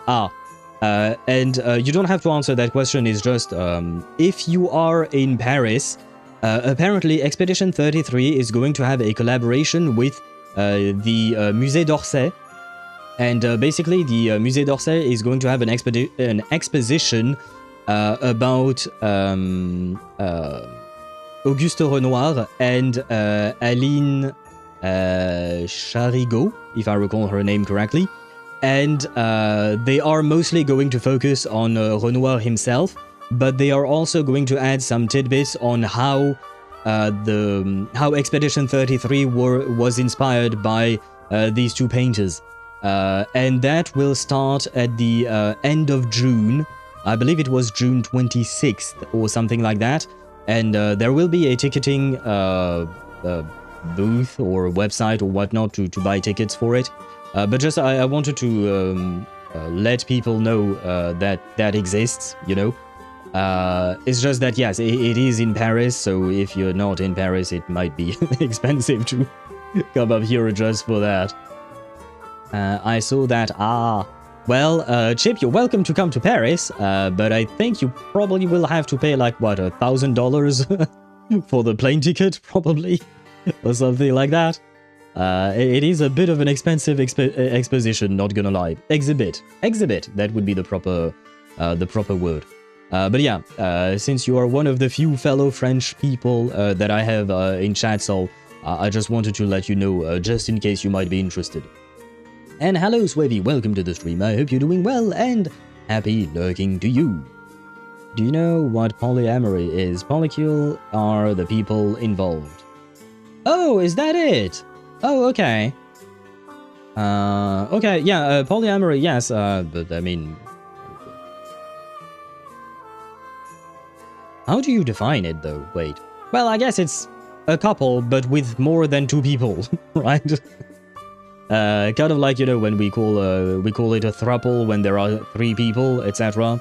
Polyamory is just more, right? Or it doesn't have to be more, but it's just the idea of romantic relationships between more than the standard 2 people, right? And I didn't know each individual person in that polyamorous relationship was called a polycule. I had no idea. And thank you, Dan, for mentioning that. Enough work with one. Yeah, I personally agree. Enough work with one, and I personally would rather focus on one partner rather than divide my attention. I don't think I would do well. But at the end of the day, people do whatever they want. If they are happy, who am I to tell them not to do whatever makes them happy, you know? Oh, sure, I'm approximately a millimeter from Paris? I'm not mm. Is that or a megameter? Because you wrote it with a giant M, not a giant M, a capitalized M. I'm not sure. But then you use the kappa emote, so I'm guessing that means you're actually far from Paris, probably. But just to let you know, Musée du Quai d'Orsay, there will be an exhibit at the end of June. Again, I don't want you to dox yourself or anything like that. I just wanted to be, I just want people to be aware that it exists because it could be interesting. I don't know if I'll be able to go. It kind of depends on what the pricing is for the ticket. It kind of also depends on how fast it sells out. Because I have been spending quite a bit this month for my entertainment budget. And for some other things that adults need to be adults for. And yeah, unsure if that will be if I will be able to go there, but still an interesting thing, you know. Recently I've heard a lot of people call Chisa Potential Girl, and I find that pretty funny. Oh yeah, she's been called Potential Girl ever since her release, because she released at a weird point in time. Basically, she kind of released at a weird point in time, where she wasn't particularly useful, but also kind of useful. It's kind of a weird mixed bag for her. But now, her potential is being fulfilled, slowly but surely, with the addition of more characters. Just looked it up. A megameter is a thing. It's 1,000,000 meters. So it would be 1,000 kilometers. Wait, Sol, okay, yeah, maybe you're French, but you're not living in France. That could be a thing as well. Or at least metropolitan France is what I was thinking of. But technically speaking, France has territories all over the place. But yeah, you could be very far from Paris. It's just that, yeah, not gonna lie, I don't particularly use megameters a whole lot, but I assume, yeah, they probably exist. Probably. Is there really a use case scenario? I mean, a use case scenario for that. Oh. Selfie with a kind Kakanya cosplayer or with hot Zani cosplayer. I want both. Why not both? I want both a kind Kakanya cosplayer or I mean the kind or hot part. Well, I hope that both of them are kind. But whether they are quote unquote hot, I mean they're my wives. Well, not the cosplayer, the character. But I want both. Although I've never really taken selfies much. So I don't even know how to approach a cosplayer because I've never been to, well, I've been to a convention once, a very long time ago, but I'm not really one to take pictures of myself usually. I've taken maybe like 3 selfies in my entire life, myself. Other than that, most photos are taken of me by my friends and we do a group selfie or things like that. But anyway, not the point. Point is, I want both. I will not choose between my wives, Ktosh. I love both of my wives. I love both of them in separate universes, you know. I rounded it up to not dox myself, but I'm not close for the capital? The capital, I would assume. That's for sure. Okay, you rounded it up. You rounded it up to 1,000 kilometers. That's definitely a roundup of all times. Again, I don't need you to give us more details on where you live exactly or whatnot. It was kind of funny. Anyway, too bad that you're not too close. I mean, I suppose it depends on whether or not you're really invested in Expedition 33 or not. But we have been yapping for quite a while, and I have to admit my throat is dying from all the yapping. Now it is time for us to start Stage 4, Aesthetic Gaze. Please keep your distance from the exhibits. Wait, the word was right there instead of exposition, because exposition is the word we use in French for exhibits. I guess we can also call them exhibition. Yeah, why not? Yeah, it does work as well. Anyway, not the point.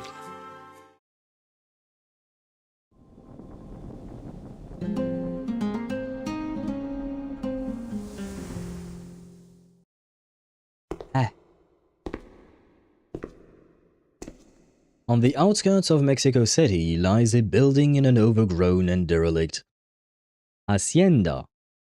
I didn't know what a hacienda is, but okay. I'm gonna assume it's a type of building, probably.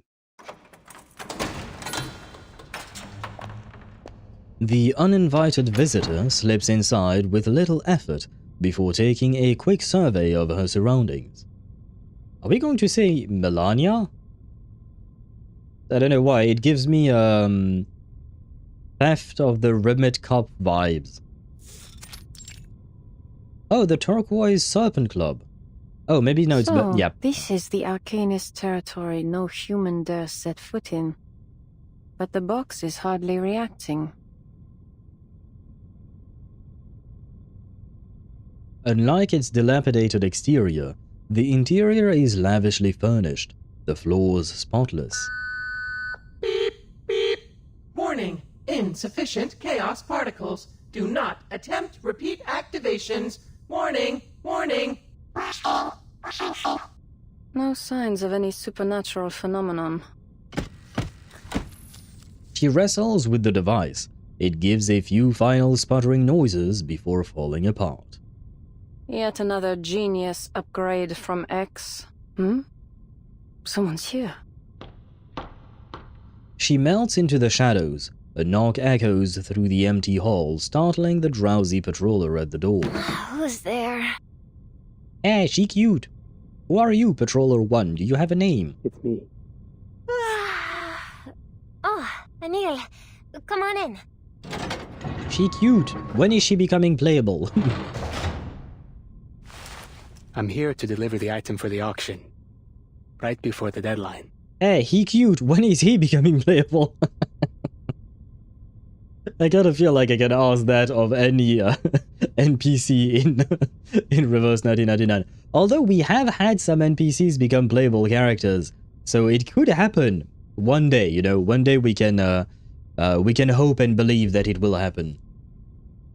Can you explain what does Keeperina's ult do, please? Debuff, crit rate, resistance, takes more damage from impromptu damage. That is a good summary of what it does.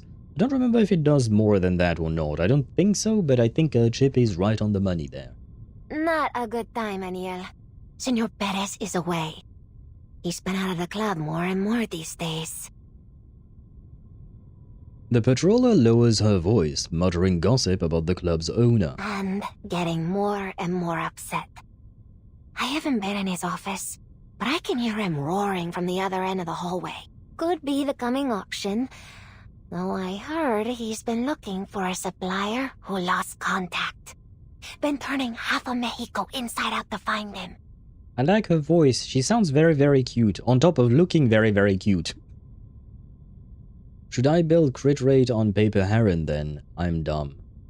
You're not dumb. It's okay to ask questions, Ktosh. You can just follow the... or can impromptu crit.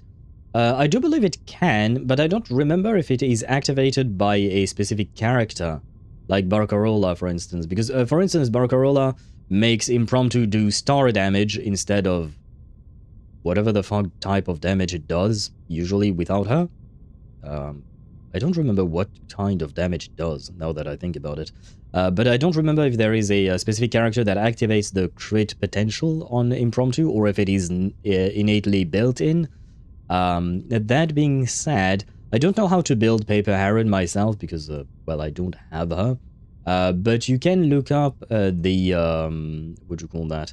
The website I listed yesterday. I believe it would be this website. Yes, it is. There you go. To get the resonance patterns, like the puzzle pieces, the resonance boxes for her, and that will tell you more on how exactly to build her. I mean, it will literally just plop the right pieces for you. Very true. Brimley blew this design space wide open. Was Brimley an NPC before he became playable? I thought he came out as we met him.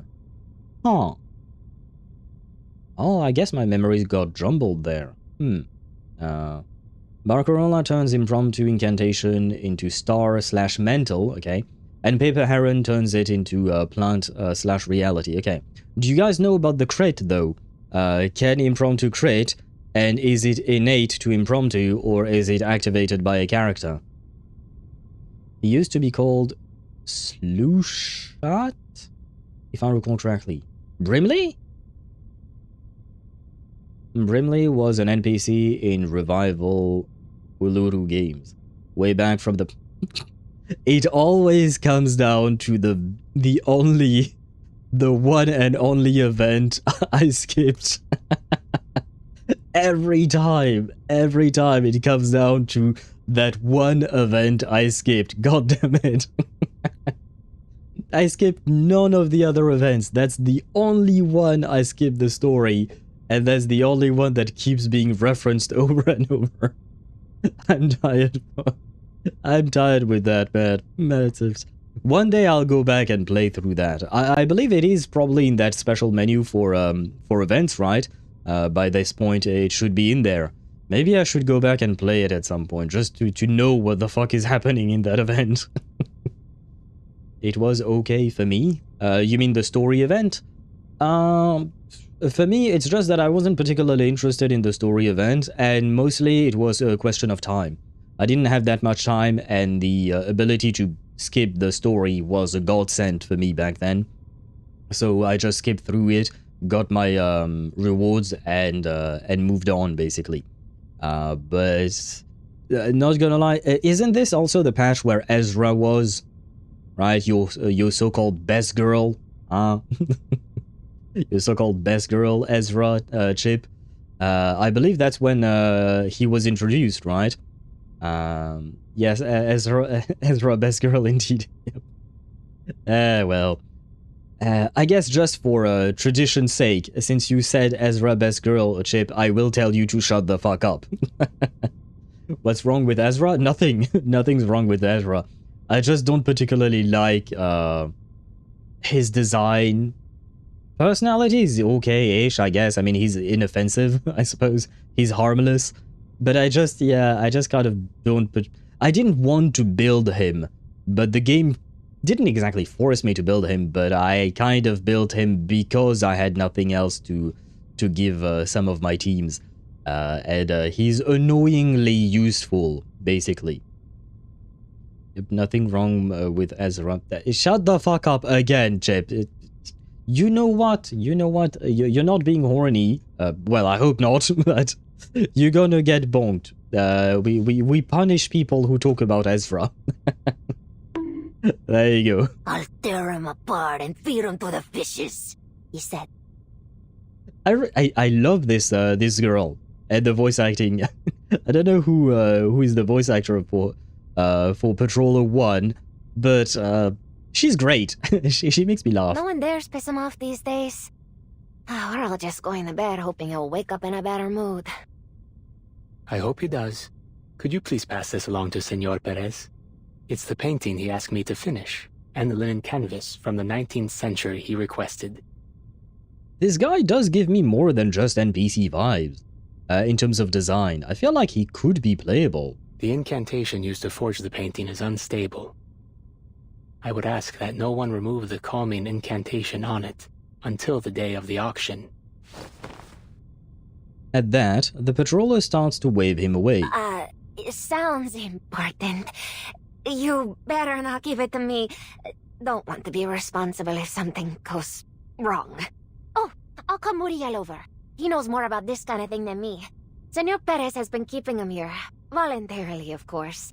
Working day and night on the auction.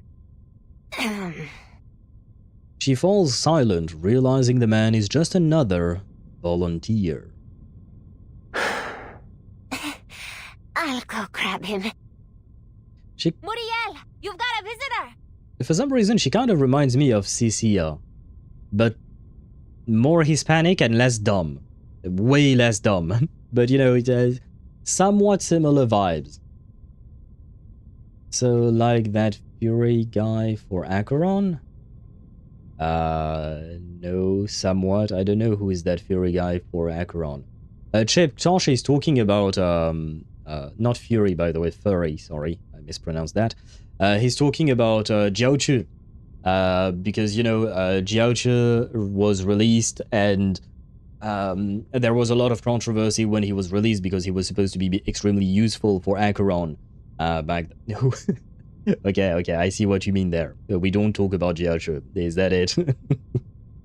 Yeah, we don't talk about that, He's not a bad character. Poor Jiaochu. He doesn't deserve all the hate he received. Sad Jiaochu noises. He hurries off. Moments later, a dazed boy trails behind her.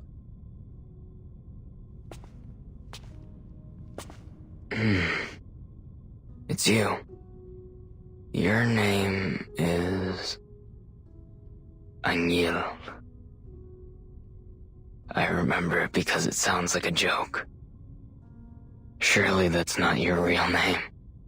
Wait, is this August but grown up? The only reason I say this is because he's holding a flower. And August is always holding a flower. What's the difference between fixed and possible? Could you give us more context for that, Ktosh? Because those are two different words that means different things. But yeah, what's the context of your question? We worked together, didn't we? In the same studio. In Mexico City. Guayagang wasn't. But... How long has it been since then? Is it really you? Is that guy okay? Muriel? I feel like he's not okay. I feel like bro is 2 steps away from jumping off a bridge or something. Do you need a good psychiatrist? Well, good. It's relative, but do you need a psychiatrist? I know one. She's beautiful. She's green. She's lovely. She's not the greatest at her job, but she tries. Probably. I'm farming in reverse.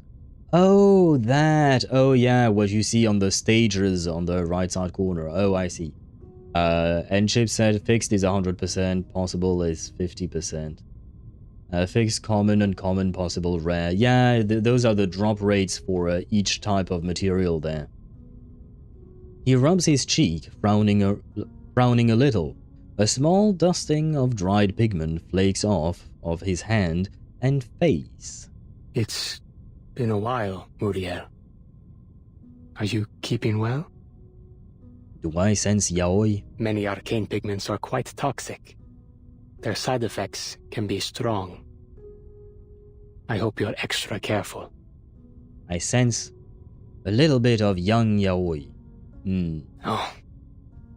No, I'm quite well. Well, indeed. Glad to be back in the homeland. The auction's coming, you see. Senor Perez has forbidden me from leaving the club so I can paint what his associates want. Wait, now that I think about it, we have a lot of Yuri in Reverse 1999. Do we have yaoi couples? Do we have gay couples, I mean? Oh, I guess some people can ship Ulrich and Enigma, right? I can't think of that many off the top of my head, huh? Do you guys have others? 210 and 6? 210 was the beautiful dude, right? That's how I remember him. The beautiful dude from the island of Aperon, right? 210 was way too beautiful for this world. The grape-hat guy, yeah. That man was absolutely magnificent. I don't know how 6 would manage to snag him, but congratulations to 6 if he did manage to get him. Because yeah, 210 definitely made a strong impression on me. Chapter 11, question mark? Wait, who was in chapter 11 again? Who do we wait. Which one is chapter 11? Chapter 12 is the one with Igor and everyone. Oh, Igor and Ivan. Ah, yeah, you're right. I was trying to find a pairing for Igor, but yeah, Igor and Ivan, that would work. And we had the jealous ex-lover, what was his name? Krutov, right? Krutov is the is the jealous ex who went completely ballistic and full-on toxic. And then we have Igor and Ivan, who are maybe a slightly healthier relationship, right? But yeah. Good point, guys. I meant Charon and Eberhard Brown. Oh, you're right. Them two. Yeah. Sag. But yeah. At least Igor and Ivan, they can still have a relationship. Charon and Eberhard, yeah. Wait, if I recall correctly, Charon's name is Paul, right? I think, if I'm not mistaken. So it would be Paul and Eberhard. Do we know Charon's last name? I'm trying to see if we can find a ship name for them. Because though that relationship was beautiful and really tragic, you know. Sadly, Brown committed seppuku. Yeah, he did. That was a shock at that moment. That for me was completely unexpected. Well, it was kind of expected, but at the same time, I didn't think they would actually make it happen, you know. Yeah, a very shocking moment for that. And I guess he's never becoming playable, huh? So yeah, no Charon and Eberhard ship. Well, they can love each other in death. Well, I guess technically speaking, they're both dead, right? Charon is also just a corpse, right? So it still works. And Paul Hauman, right? I think that's how you're supposed to pronounce that. Paul Hauman. He mentioned it in his response letter to their former teacher. Right. Yeah, I just forgot. That's my bad. I just forgot his last name. But can we work something out? Paul Hauman and Eberhard Brown. Brauman? Maybe? That's the best I can come up with. And thank you, Ktosh, for the hydrate. But I can't help thinking this isn't what I want to do with my talents. Well, run away, son, and do something else with your talent. Hey, Muriel. Look, I'm not gonna rat on you to Senor Perez, but you need to watch yourself. Better not let a third person, well, fourth, hear you whining. I really like this lady. She's really adorable and cute. I'm getting a small crush on her. It's not a real crush, she's not a real person, but I really like her. I see. At least the quesadilla and pozole around here aren't bad. Don't worry, I won't stop painting. It's all I can do now. Well, I mean, you probably should stop painting, otherwise Clea is going to come and kick your ass or something. And she's gonna make some nevrons, and then they're gonna be kicking your ass and kicking mine, and it's gonna be a pain, and then I'm gonna get angry, basically. Brauman sounds like a biscuit product. Why not? Why not? You know what? Maybe in an alternate timeline, Paul and Eberhard did not die, and they both lived happily ever after making cookies. And they created their own little company, their startup company of making cookies or something like that, you know? He's succumbing to the canvas. Yeah, he's transforming himself into Aline, right? Muriel is Aline, but Mexican version, basically. I'd advise against it. In German, the brown shirts are those bad guys who started World War II. Wait, does Brauman mean brown shirt? I did not know that. Yeah, no. Yeah, no. I mean, yeah, Charon or Paul is definitely not one. That's for sure. I think maybe Eberhard could have been manipulated into becoming a bad person from World War II Germany to avoid saying the word. But yeah, maybe he could have been manipulated into it had he survived long enough and had the First World War ended properly, and then we would have moved on to the Second World War or something like that. Maybe. But yeah, my bad if that's the case. No, because I wanted to find a cute name for their ship, not a Nazi reference for their ship, you know? that feels bad. So thank you for pointing that out, Dan. I had no idea. Well, we're gonna have to go back to the drawing board for trying to come up with a different name. He turns to the visitor beside him. Is there something you need? Please deliver this to Senor Perez. Anil hands over the wrapped painting.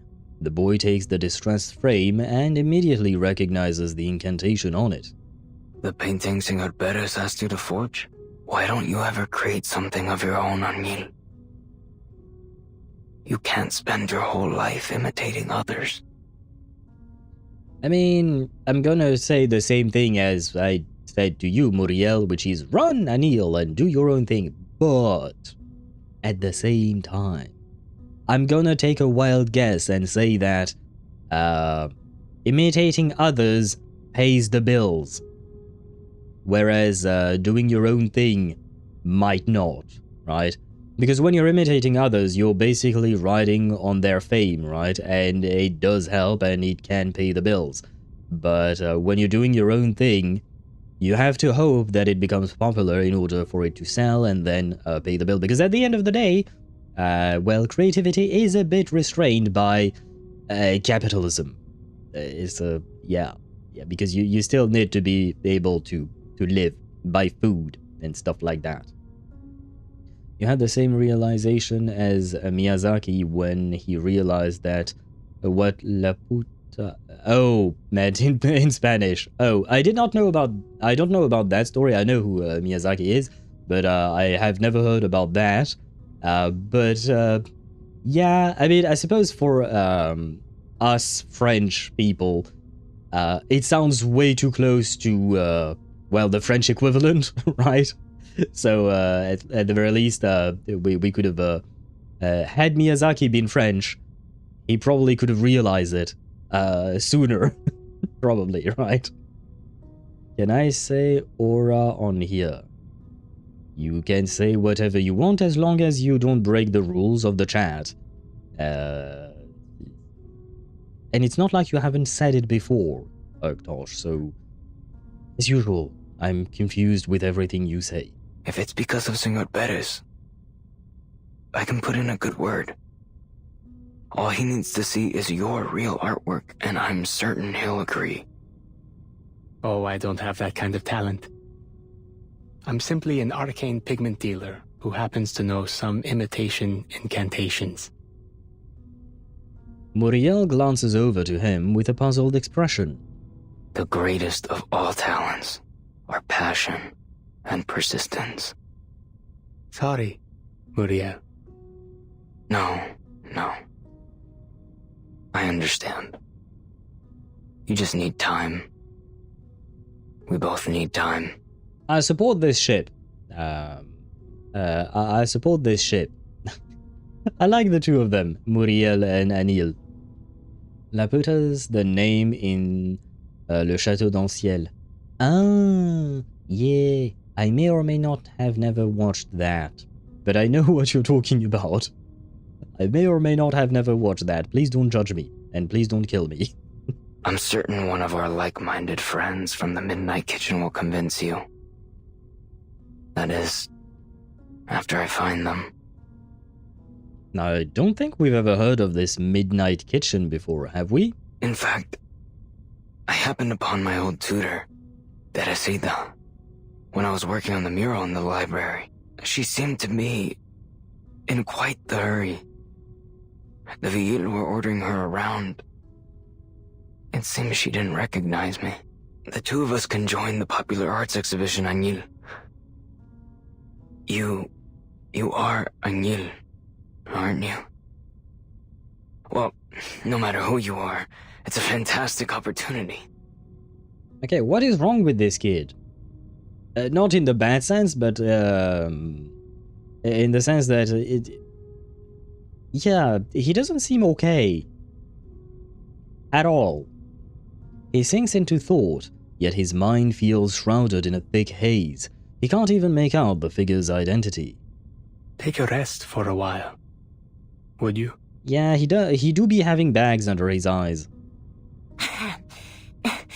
Senor Perez will give him a break.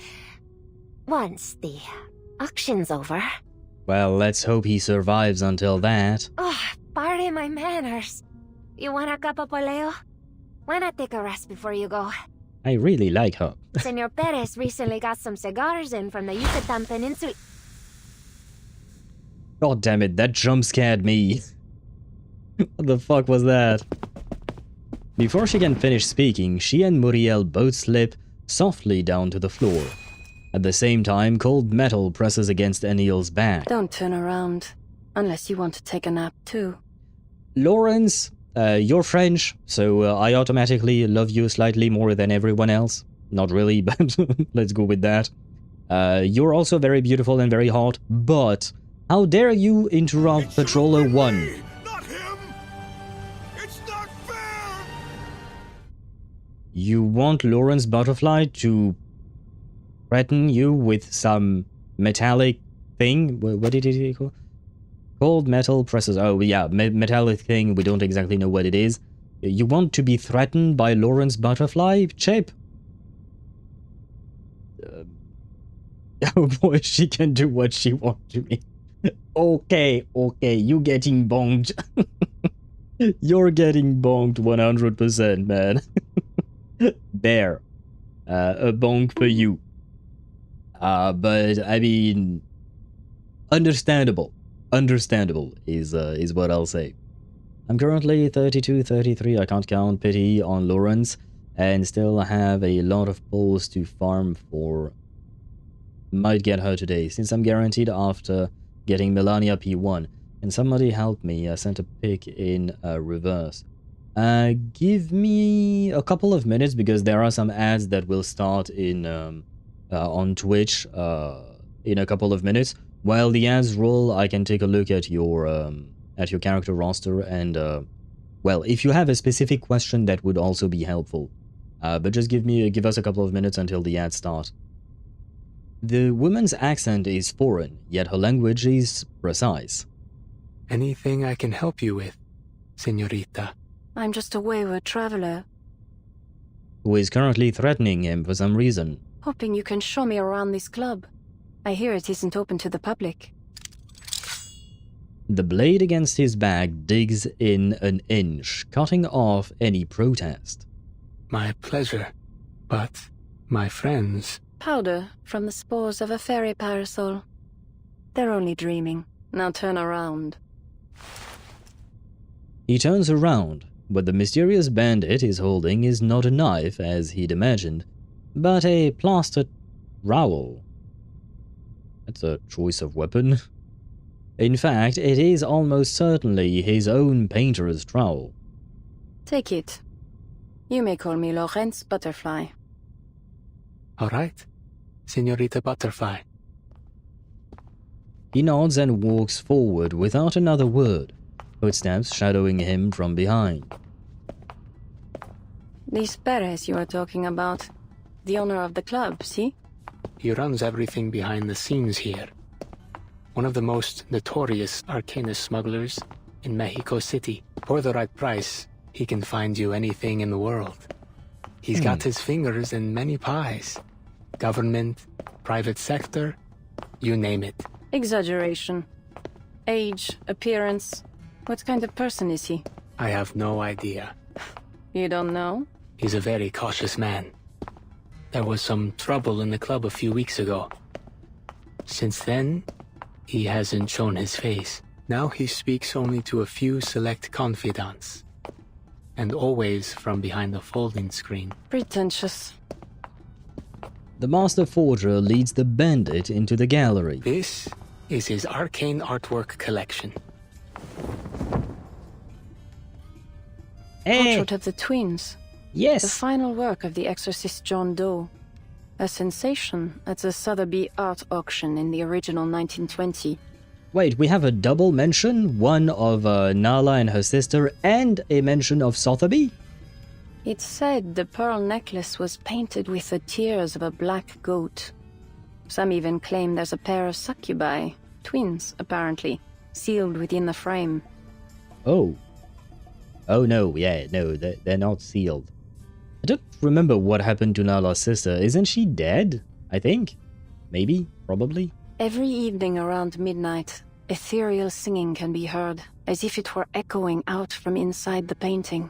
And anyone who listens to their song eventually goes insane.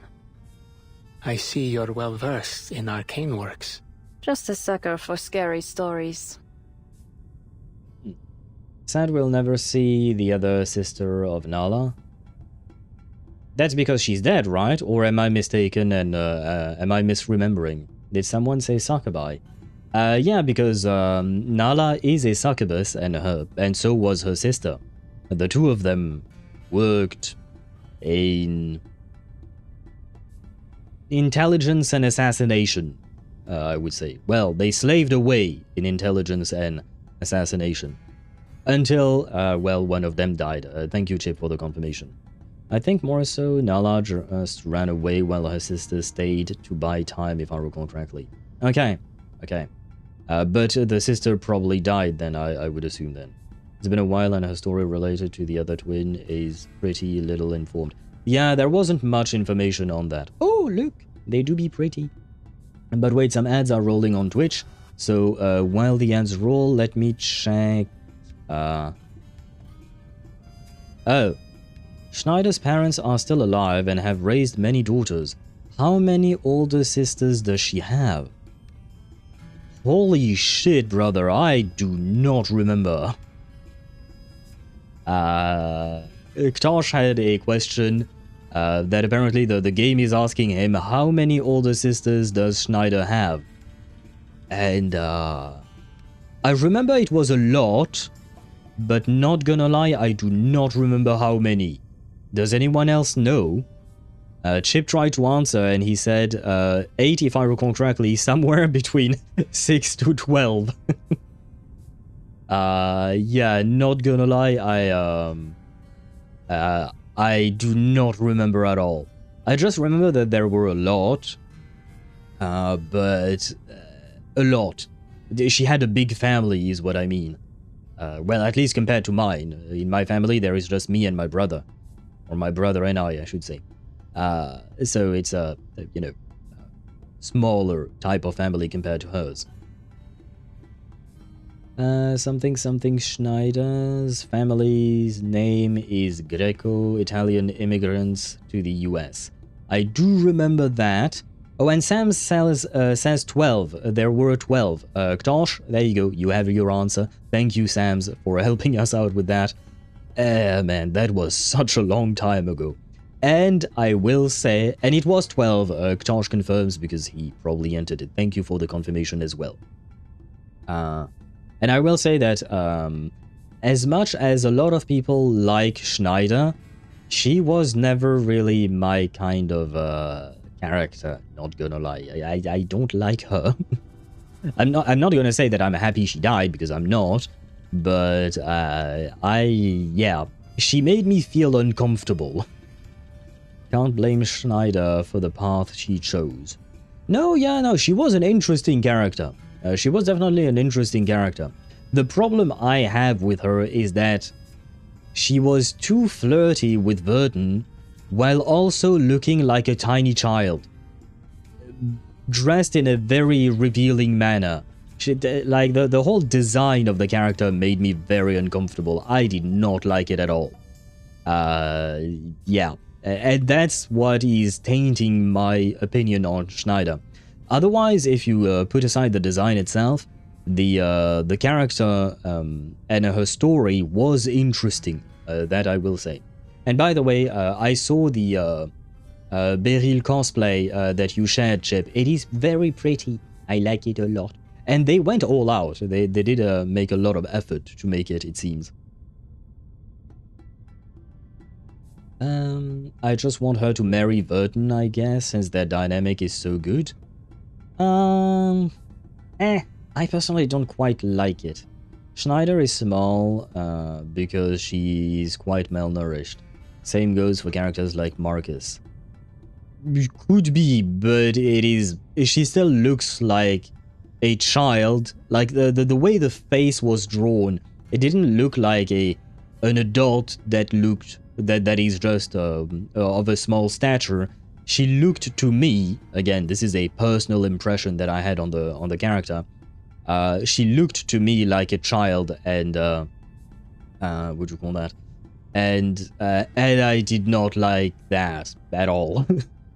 Marcus is 17, by the way. Yeah, I know. I know that Marcus is well, I mean, Marcus, I would have said like maybe 14, 15. So 17 is not that much of a stretch. I don't know how old Schneider was supposed to be, but I would have put her in early teens, if not like 10 or 11 or 12 years old at most. Like, seriously, for me she looks like a kid, not even like a teenager. And given how flirty she is and how dressed she was, not a fan at all. Too round of a face for you, I guess. Understandable. Yeah, it was too round of a face. The way the eyes were drawn, etc. Like, you can look, for instance, like at Lorentz Butterfly. Her face as an adult is more angular. Her eyes are also more angular and not as wide. Those are typical traits that you see in anime characters and anime designs, right? But the bigger the eyes and the rounder the face, usually it means that the character is relatively young, at least in appearance. Now, whether, like, you also have characters like in Genshin Impact, where you have Nahida, who is a small radish, but she's supposed to be 500 years old. Excluding those types of characters, usually when you have big eyes, round face, they tend to be more like children, and you can also see it from the body proportions. The head of children tend to be bigger compared to the size of their body in anime's designs and whatnot. I mean, in real life as well, especially for babies, the body ratio is body to head ratio is different than for adults. But anyway, the point is, for me, there were a lot of hallmarks of Schneider looking like a child, and her whole vibe made it very uncomfortable for me. Again, this is a personal impression. Age is such a weird thing in Reverse 1999. The ones make you feel that they're so old are only around 17 to 30. Yeah, I know, just like, for instance, Kakanya and Isolda are supposed to be like 18 years old. I would have put them in their mid-20s, and I'm just gonna go with my headcanon at this point. I'm just gonna go with that instead. Because, yeah, for me, like, the ages in Reverse 1999... The canonical ages, I should say. Canonical ages in Reverse 1999 don't quite make sense for the appearance and even the behavior of these characters. But it is what it is. Bluepoch made their choices, I suppose. And I'm making mine. I'm making mine. I'm, what do you call that? I'm using my headcanon for these things. As long as it's not like something important to the lore, because so far age has not really mattered in terms of lore and whatnot, so it's okay if I can use my headcanon. Why call that as currency the goated clear drops? What? What does that mean? As currency? Oh, because Ktosh used primogems instead of clear drops. Well, understandable. It depends on how used you are to each currency in each game, because each of them, like, we have primogems, stellar jades, clear drops, astrites, polychromes. Like, it becomes a bit of a mess at some point, you know. To be frank, age is the only wonky part of the game's lore, so that's plausible. Yeah, it is somewhat wonky, but at the same time, it's not like it matters much, right? I don't know in what context it would matter. Well, I mean, like, maybe if you said that some character was 20 years old and yet you would see them in a class filled with children that are 10 years old, like, yeah, that would kind of break things. I mean, I suppose it could happen in some very special circumstances, but yeah, other than that, I don't see how... it's not really impactful, thankfully. When Flutterpage was introduced as a literal child worker, there was a theory that arcanists just age faster than humans. No confirmation of that yet. Oh, interesting. Do we know how old Flutterpage is? Because we do, yes, I do remember that she is supposed to be a child worker, working as a knocker-upper, if I recall the name of her profession correctly. But I don't remember her exact age, canonical age, I mean. In my head, she's like 10 at most, I would say. I doubt, to be honest, there are arcanists who look so young and stay so older, while some look old and yet young. True that, yeah.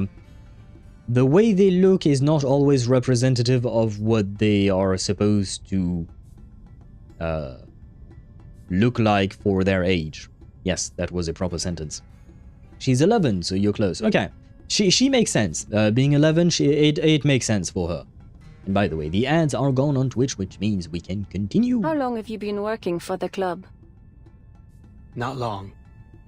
But Senor Perez works his way through most of the arcanist artists in the city.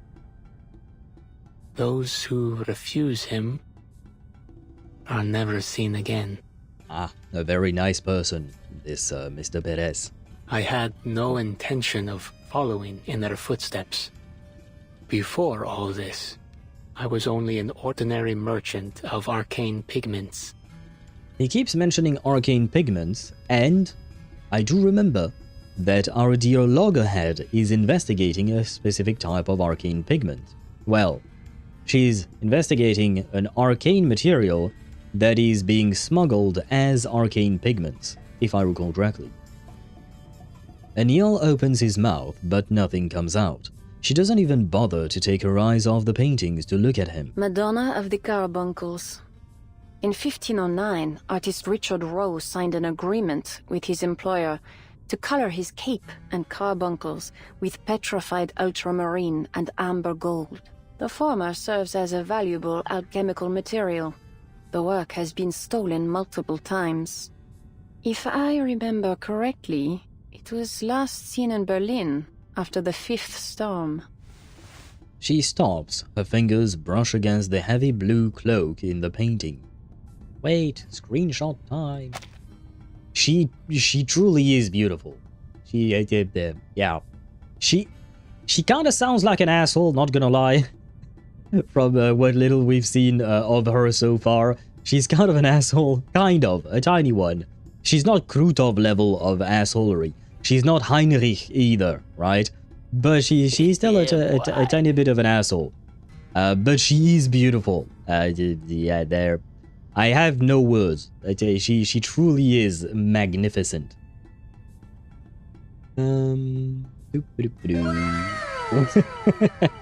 Wow, indeed, yes, Chip. Yeah, I am impressed by her beauty. I don't know if I would put her up against Moldier's beauty, because I do find Moldier to be absolutely beautiful as well. But still, very, very high up there on the beauty scale. She's not Rabies, you know what I mean? She's definitely not Rabies level. I mean, Rabies is, well, he's Rabies, you know? Doesn't really look human to begin with, because, well, he's not. But you know what I mean, she do be pretty. Plotter page? Oh wait, I just think their body feeds on Arcanum, so the amount of Arcanum will determine growth. That is a good theory, why not? Flutter page can physically fly, so... yes she can, somehow. I mean, I'm guessing it's her arcane skill, probably? Jesus, yes, she is beautiful, yes, but don't let it come off that easy. She is very, very dangerous and an extreme sadist. Oh. Well, I don't know, maybe Chip will like that. Maybe Chip will like that. I'm just kidding, Chip, but I don't know if you're into sadism. I don't know if you're a masochist, but you do you. You do you. Please. That means you're into it, right? Because earlier you did say she can do whatever she wants to you, right? Don't talk about my first main like that, Rabies is peak. Well, you can't exactly compare Rabies' design to Moldier or Kakania or Isolda or Igor or stuff like that, because he just doesn't look the same, you know. He just doesn't look the same because he's not a human being, right? The main story will explain everything in time. Event story. Yeah. I'll wait to see what type of character she is. But she's definitely giving me asshole vibes. Just by the way she talked in her letter, the way she talked to the Laplace people, you know, Ulrich and Enigma.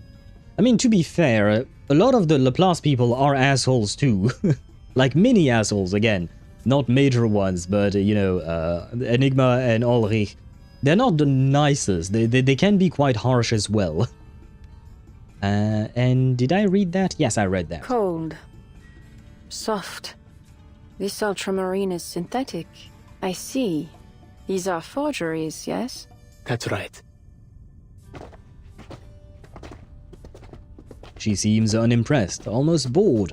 Shuffling sounds from down the hall interrupt their brief tour.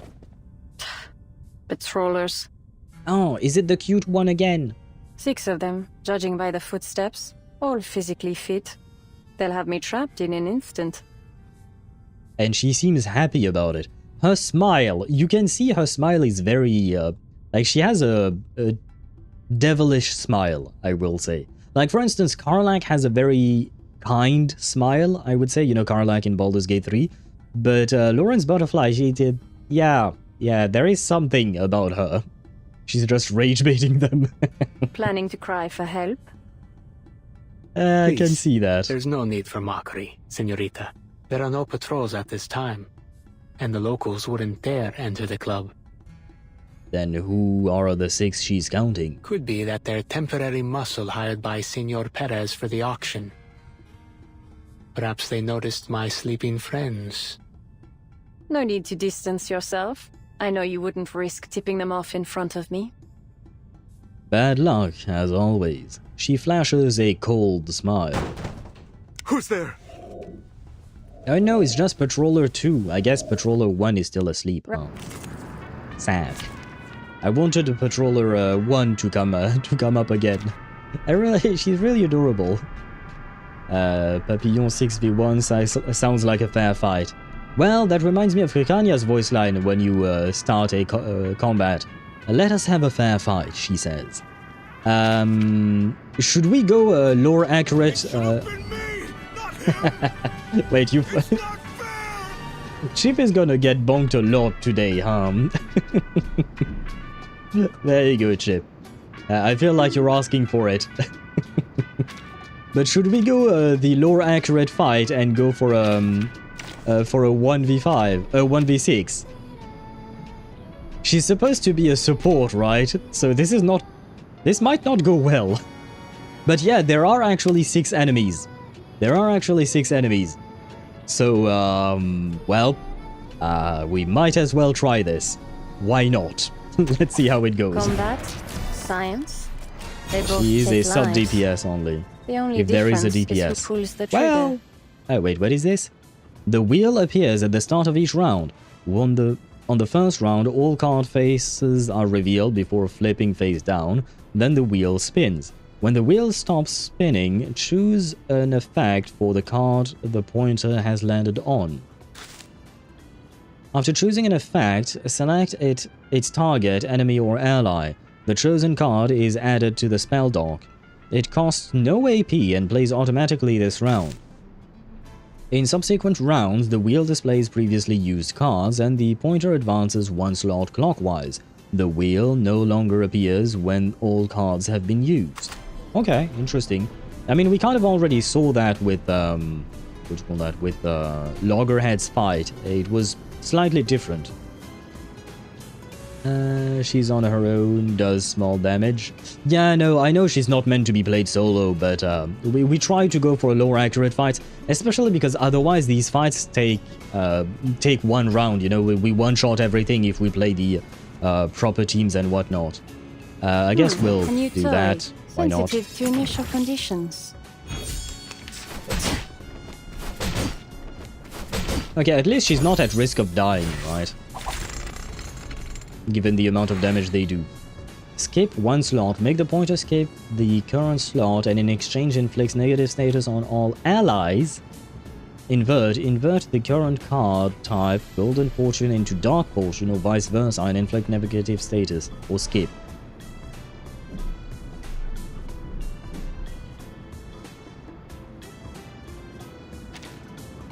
Sure. Oh, you don't know what you're applying? Apply to enemies? What does this do? Oh, apply 1 stack of fragility. Why not? Why not? All it takes are some minor changes to the initial Oh, right, condition. I forgot about that. Let's go with this. Her debuff. That way we should be able to attack them all. Butterfly's wings in Brazil, stir a tornado in Texas.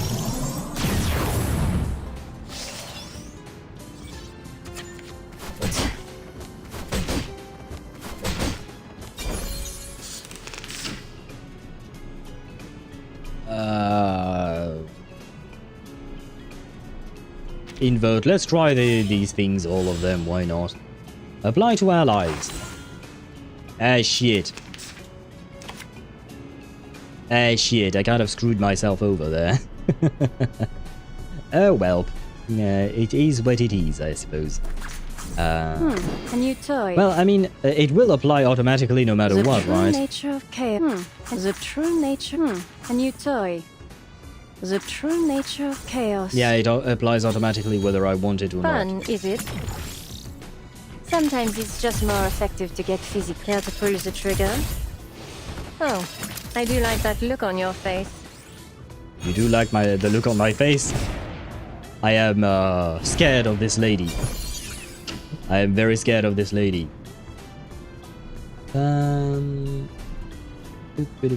Where was I at? Save, just apply everything to allies. It doesn't even matter that much. Oh, well, I mean, we try things out just for the sake of trying, I suppose. Dad joke, I dreamed about drowning in an ocean made out of orange soda last night. It took me a while to work out it was just a fantasy. I think I've heard something similar. I think.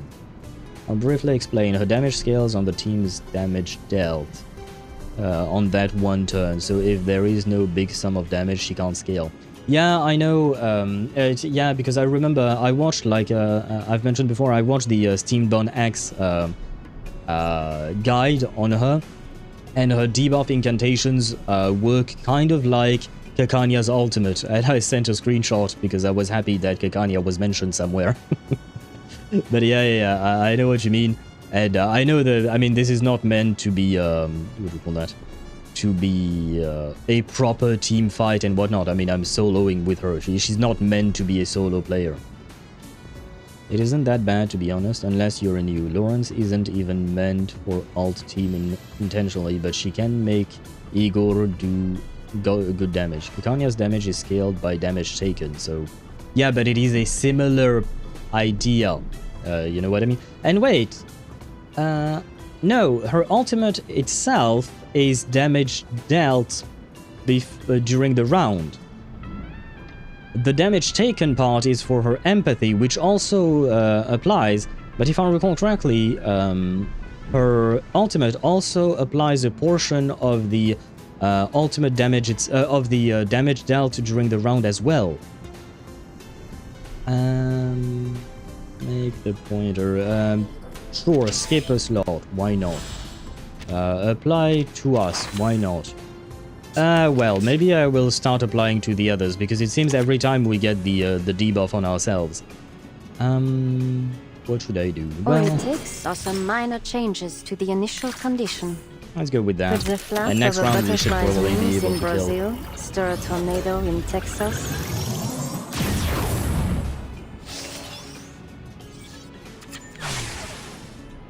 I know, I'm fragile.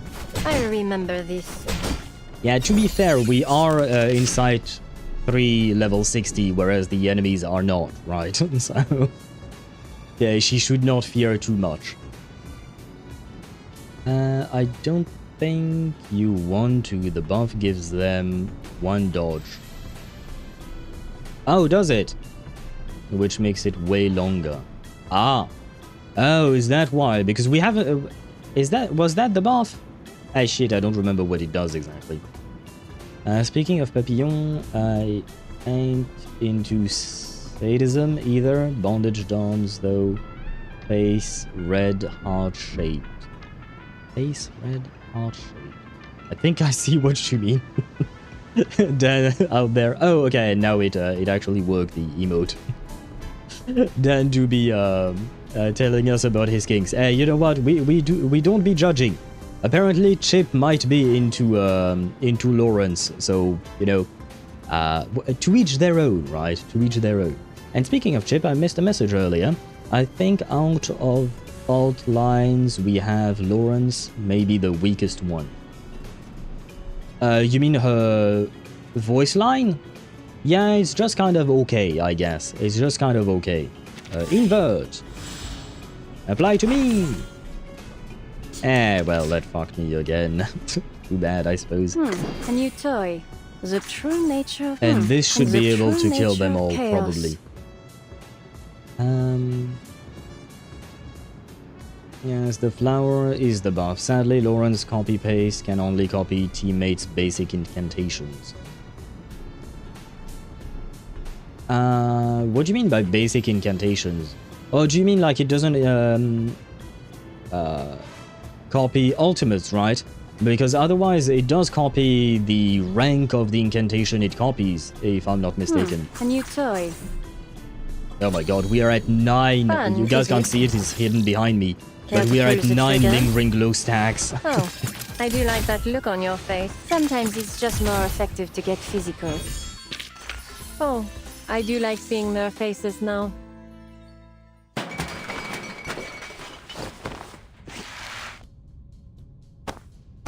The results are unsurprising. 6 unconscious thugs lie heaped together in a pile. But their fight has drawn unnecessary attention. More patrollers close in. Follow me, if you will. There's a blind spot. This way. Lucy Sombra. Reforma. In a split second, an arcane veil settles over the corner of the gallery where they stand, making it appear empty. Huh? I could have sworn I heard some roughhousing. Maybe one of these paintings is haunted. Do you not see the bodies? Oh, I guess maybe he hid the bodies as well. Senor Probably. Perez's collection isn't exactly ordinary. Place sure feels spooky anyway. Finding nothing out of place, the two patrollers move along. Well, that was quite convenient. Why help me? I don't believe you snuck in here just to draw their attention. True. But I could still eliminate any witnesses. Fair enough. Most of the gangsters here are unaware of the secrets surrounding this club. But, Senorita Butterfly, whatever it is you wish to find, I will help you find it. Although she says that she could eliminate all the witnesses, but in the previous line, it said that the 6 thugs were lying unconscious, not dead. So I feel like if she was indeed a murderer, she would have probably killed them instead of just rendering them unconscious. Can you apply the debuff 3 times by using her burst? Yes. Basically, when you use her burst, it will ask you to use a specific incantation. You can use whatever you want, Knosh. You can use whatever incantation you want, and it will copy it 3 times, and the next turn it will give you 3 precast versions of that card. And those precast versions will record the exact type of card that was, and the rank that it was, and it won't cost you any AP, so you can just, the next turn you can just use all 3 of them at once. So here, because I only had her, I was using the card one. No, like the thingy you roll in this specific combat, not the skill. Oh, you mean the with the wheel? The wheel system? No, from my understanding you can't, because every turn the wheel spins once, you get the debuff or the buff, no matter what, and it will be played automatically during that turn, no matter what happens. It will be played automatically, so you can't just stack them, keep them for a while, and then use them all in one go. It will be played automatically. She can't copy alts or versatile cards like Vila's card or Recoletta's preparation. Yeah, but I do feel like that would have been probably way too, what do you call that? Way too OP. I think what do you call that? It was right that they would make a restriction on her kit at some point, because she seems already quite strong, you know? So I feel like it was the right call there. And hello, Sam again. Samsungs. Is that supposed to be a play on word with Samsung? Like the phone company that does way more than just phones, I suppose? Yes, okay. But hello to you, Sam, again. And thank you for the follow on Twitch. Welcome to Twitch's side. We have emotes here, at least. We have emotes here. I'm sorry for YouTube side, I can't give you guys emotes because, well, I believe, yeah, no, there are customized emotes on YouTube side, but you need to be partnered for that, and I am not partnered on YouTube side, so sad, no emotes. But we are on our way there, one day, hopefully, maybe. Hopefully, indeed. But for now, you do have access to some emotes here. Lorenz's kit is simple, to be honest. Yeah. It's just, you know, reading characters' kits is like, characters' kits themselves tend to be quite wordy. Sorry, not worthy, but wordy. Too many words, basically. But after watching that, the video for Lorentz Butterfly that I watched was like 9 minutes or something like that. And I more or less understood how she's supposed to be played, and it's not that complicated. It's just that, yeah, the paragraphs of texts for her insight 1, 2, 3, her alt, her buffs and debuffs and whatnot, like, well, it is a lot. As I believe I have just demonstrated. You help me? A forger working for this club? You, who can't even wiggle out from under their thumb yourself. She pulls out an invitation to the Turquoise Serpent Club's upcoming auction. Prove it. Give me a reason to put my faith in you. I know the secret to the invitation. The symbols here represent a special incantation.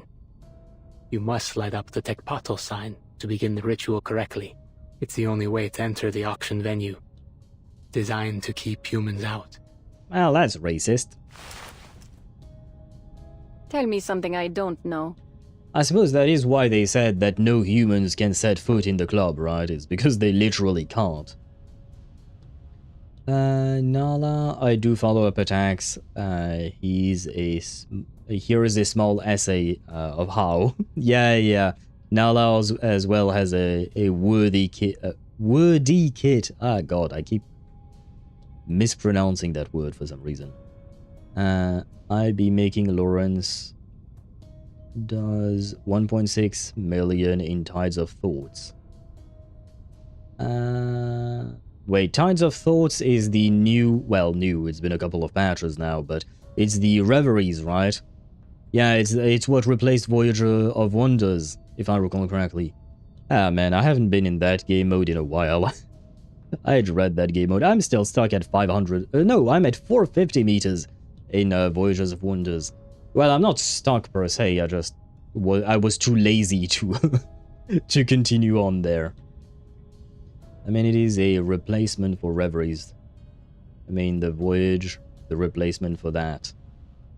Tides of Thoughts is very... That is a sentence of all time. Very horrible. Yeah, I have played it a tiny bit, and it does seem even more difficult than Voyage of Wonders, and it feels like it takes more time as well. I don't like it personally. It takes too much time, which is why I haven't been in there for a while now. The forger draws a nervous breath.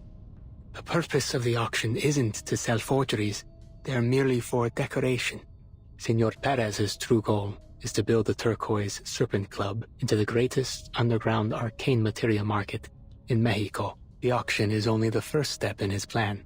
I can bring you there 2 days from now, at 12 a.m.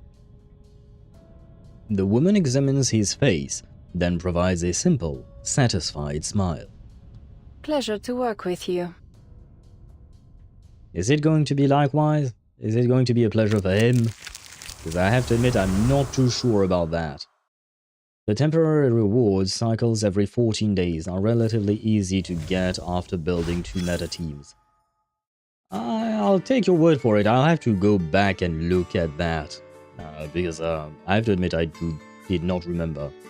If you want 3.6k score, you need to beat the boss with modifiers, with the different modifiers, and the boss has over 21 million HP, so 42 million in total, and with 2 teams, each have 20 turns. It's painful.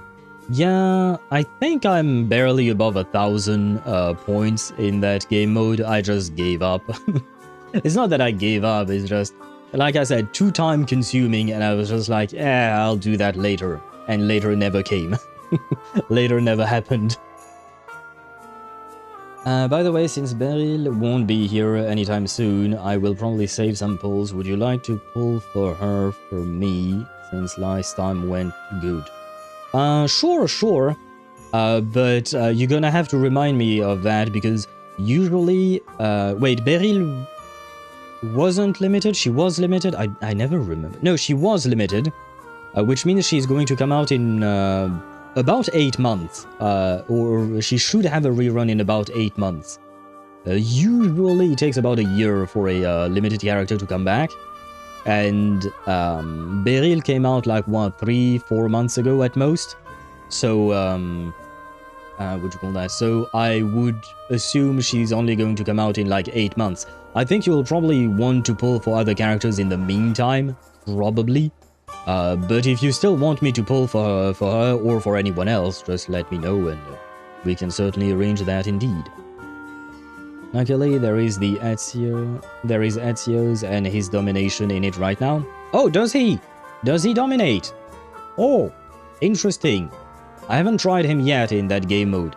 And I do have P5 Ezio. But is it the Ezio Poison team? Or is it a different team? Because I do have all... Alexios was P5 for free.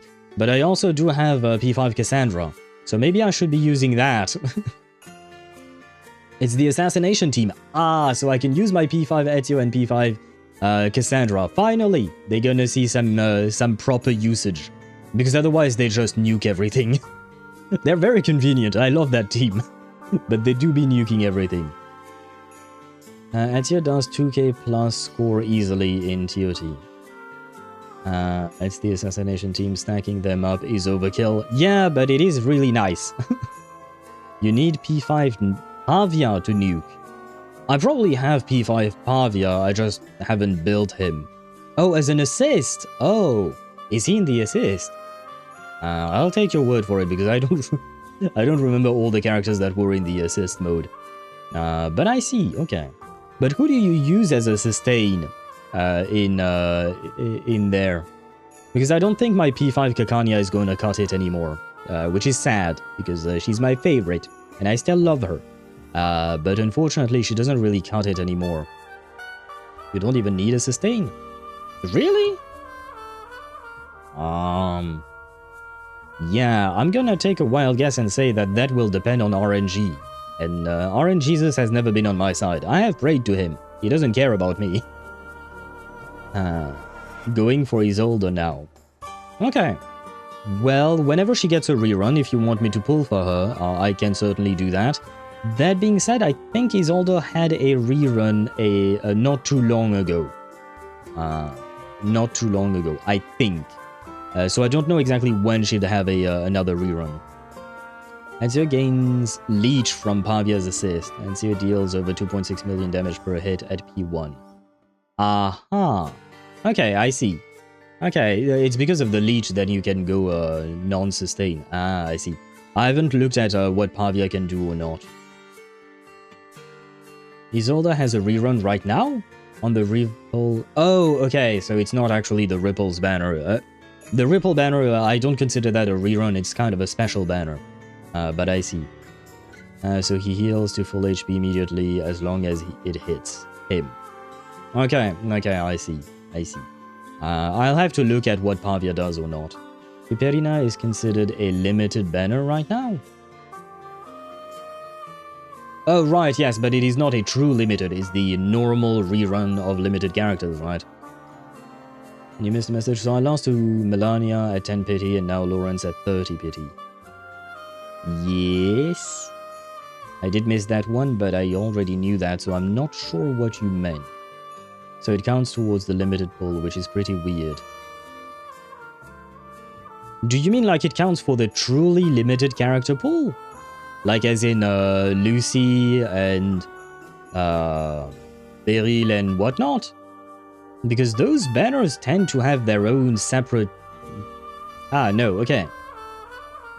Okay, so no, you just mean regular limited characters, right? It counts towards the new character banner's pity.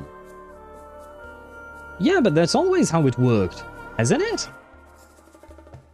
Like, reruns are just limited characters, right? They're normal limited characters. I don't see why that's weird. Now reruns usually don't. Really? To be fair, I don't remember the last time I pulled on a rerun banner. Yeah, I don't. Why does Lorentz need books for Ascension from Star and Mineral? Piss me off. Because she's Intellect. Intellect and Spirit characters need books from two different afflatuses. The elements, attributes, whatever you want to call them in plural form. But Spirit and Intellect characters need books from two of them. Whereas characters from Natural Afflatus only need, well, their own Afflatus thingy. Take a break. Small talk during work is inevitable. Why not? Oh, Regulus. So, another day on the Chase the Butterfly assignment. Studying chaos, pushing through chaos. Damn it, where is that original butterfly? maybe it isn't even in this era. That's one of the directions we need to look into as well. And it's all been for nothing again. I already made a massive sacrifice with my vinyl collection last time on the Free Breeze. It can't keep going on like this. I think that's the most chaotic part of this whole thing. Oh, I've just cracked the true meaning of chaos theory. That's the best joke I've heard all day. God damn it, Regulus. I kind of want to see Regulus working with X. I feel like it... Well, I mean, it's probably going to end up the same way as when she worked with Ulrich, probably. Ostwali? I hope I'm pronouncing that right. The living walk through water, through caves, and through the land of the dead. Aha! And we have another fight incoming. It's before always has been a standalone pity pool. There is no book for intellect and spirit, Lemao, that's why. Yeah, that's why they use two of the others. Ain't no pages scrolls for primal afflators, that's why. Yeah. And like I said, that's why they use the other two. I don't know why they use two of them instead of one. Maybe primal afflatuses are special like that, I guess. But they do be using two. By the way, is there a 50-50 on the Ripples banner? If I recall correctly, no either, but just for the first time pulling, I think. I'm not sure. But at least the very first time you get a character, it should be the character you wanted. After that, I'm unsure. Bleak wind sweeps through the quiet streets at the outskirts of the city. The still night has foreboding gloom to it. Is that the very gloom drawing the camera-headed girl toward a long-abandoned cemetery? Oh, Loggerhead. At the third fork in the road along Silver Sun Street, Morelos District, after hearing 3 chirps, turn right at 1137 Blue Parrot Lane. That would be here, but... Is she lost again? She looks over her notes, a detailed list of instructions relayed by the vigil. Step 1. Elephant spin. What? Specifics. Pinch your nose with one hand and stretch out your other arm like an elephant trunk. Then, bend over and spin around clockwise 10 times. How does she do that? She does not have a nose. I have questions. It has to mean something. Like in the original Indiana Jones. My 15th favorite movie.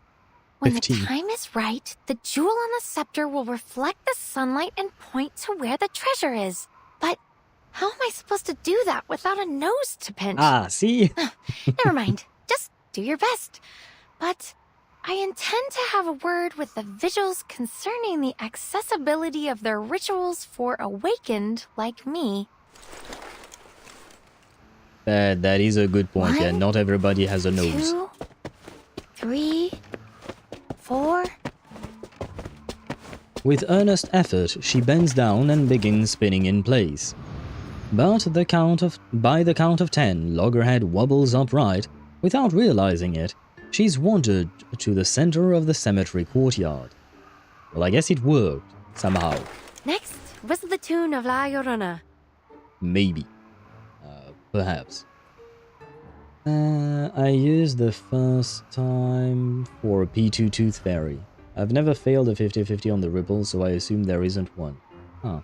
This makes you wonder how much she has the movies ingrained in her film reel despite having to replace it every 3 days. That is a good point. I don't know exactly. That is a good point. And as for the banner, Sam, did you pull for multiple characters or multiple times on that banner? Because again, I don't remember exactly if it is just for the first time that it is guaranteed, or if all subsequent pulls on that banner is still guaranteed. I can check that afterwards.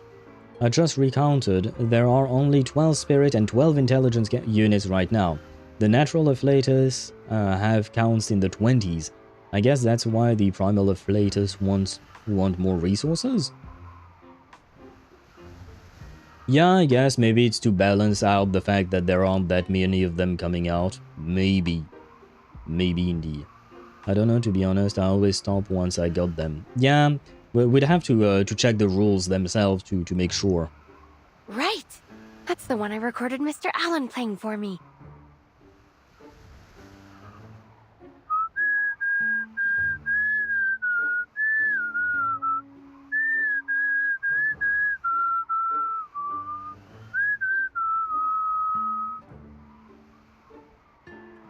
A strained, tuneless whistle drifts over the cemetery. Nothing changes. Her cinematic imaginings of a midnight ritual awakening something in the deep night seem for naught. A night wind sweeps past, and though it lacks any cold to it, she finds herself shuddering out of habit. Nothing. Huh. Could be that I was too slow. Alright, just try. Try again. Miss Black Ibis and Mr. Allen are trustworthy vigils. They wouldn't be pulling your leg on something like this. Loggerhead, I'm afraid I have bad news. Besides, I need to get the info from this mysterious exorcist. I've got to find that mineral pigment before Lorentz Butterfly does. She spins again, following the steps exactly as directed, and whistles. A rustling noise interrupts her broken tune. Not far off, a coffin lid begins to creak open.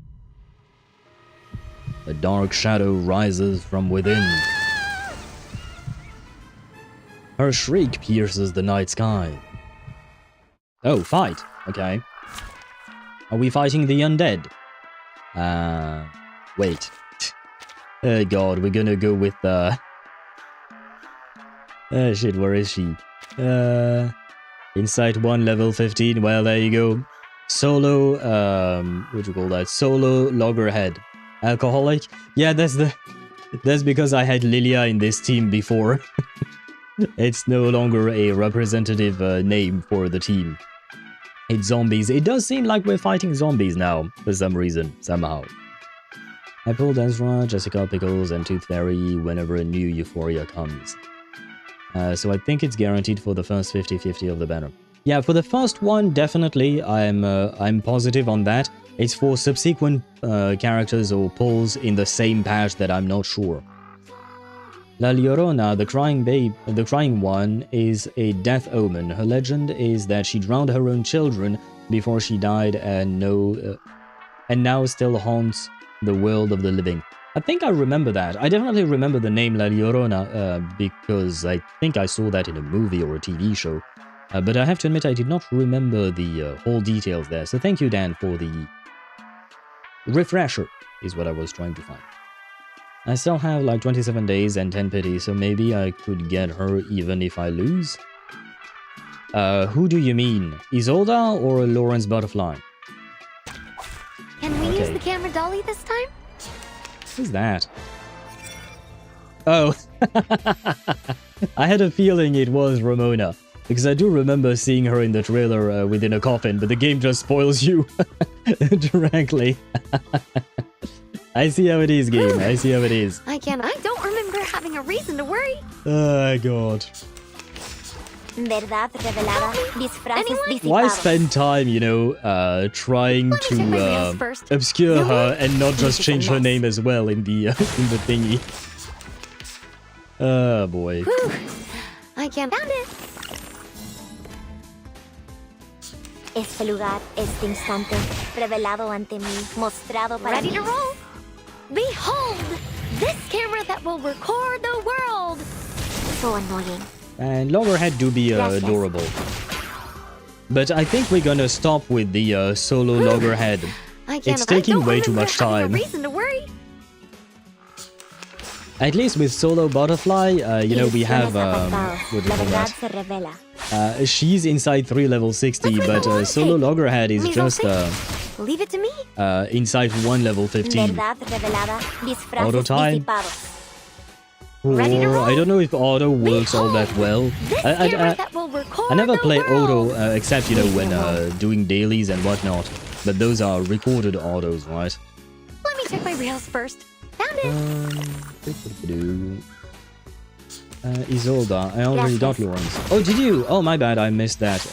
I must have missed that. No, I did. Oh. Yeah, maybe I'm just misremembering things. I don't know. But okay, good luck to you on your Isolda pulls class. I just auto-fight this entire patch of story. Oh, really? I never auto-fight. This camera that will record I like the world. to play the game myself. I pretty much never auto-fight. Let's make a long take. Relax. But it's just that, you know, when you use proper teams, it takes like one turn. And oftentimes one of the issues I find is just the fact that we miss out on some voice lines. Here apparently there are no voice lines, which is good, I suppose. But you know, some fights have actual voice lines during the fight. A memorable moment, timekeeper. And sometimes we miss on some of them voice lines because we go through the fights too fast. I usually auto-fight unless it's actually a hard boss or something. I didn't even have any struggle ever since I got Igor, though. Igor is quite strong. He's not the strongest out there, but he is very strong on his own with his team. And he can definitely make some fights easier, I would say. I was a bit lazy with the fights, to be honest, since auto actually shortens some animation. Does it? Huh. Again, I'll take your word for it, because like I said, I never use auto, so I don't really know. Wait! By the way, why are you guys fighting? You're not Miss Ramona, are you? The exorcist that Miss Black Ibis and Mr. Allen recommended? Yeah, maybe you should have asked that question before starting the fight. I guess maybe you didn't have the time.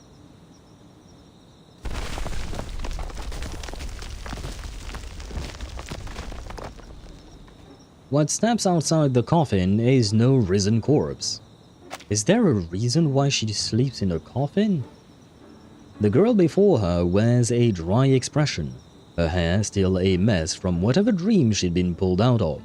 Most importantly, she's a living, breathing arcanist. Metalhead be the metal heart. Guess that's why they made you a heat woman. No time for talk, just get straight to the smacking, yeah? Oh no! I'm so sorry, Miss Ramona.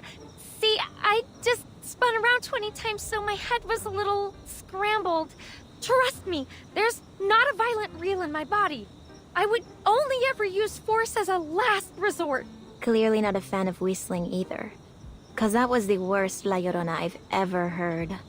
Hey, okay, she tried at least. Oh, so the spinning and whistling were part of the ritual after all. Sure are. What does it do, exactly? Summon something, or is it more unusual? I think it just makes noise and it wakes her up. Mostly it stops Vihil from crashing the party. See, ordinary folks don't usually whistle and spin round in a cemetery. Let alone twice. Though, even the Vihil usually figure out this ritual just means don't show up uninvited. She rises up from her coffin and examines the camera-headed girl warily.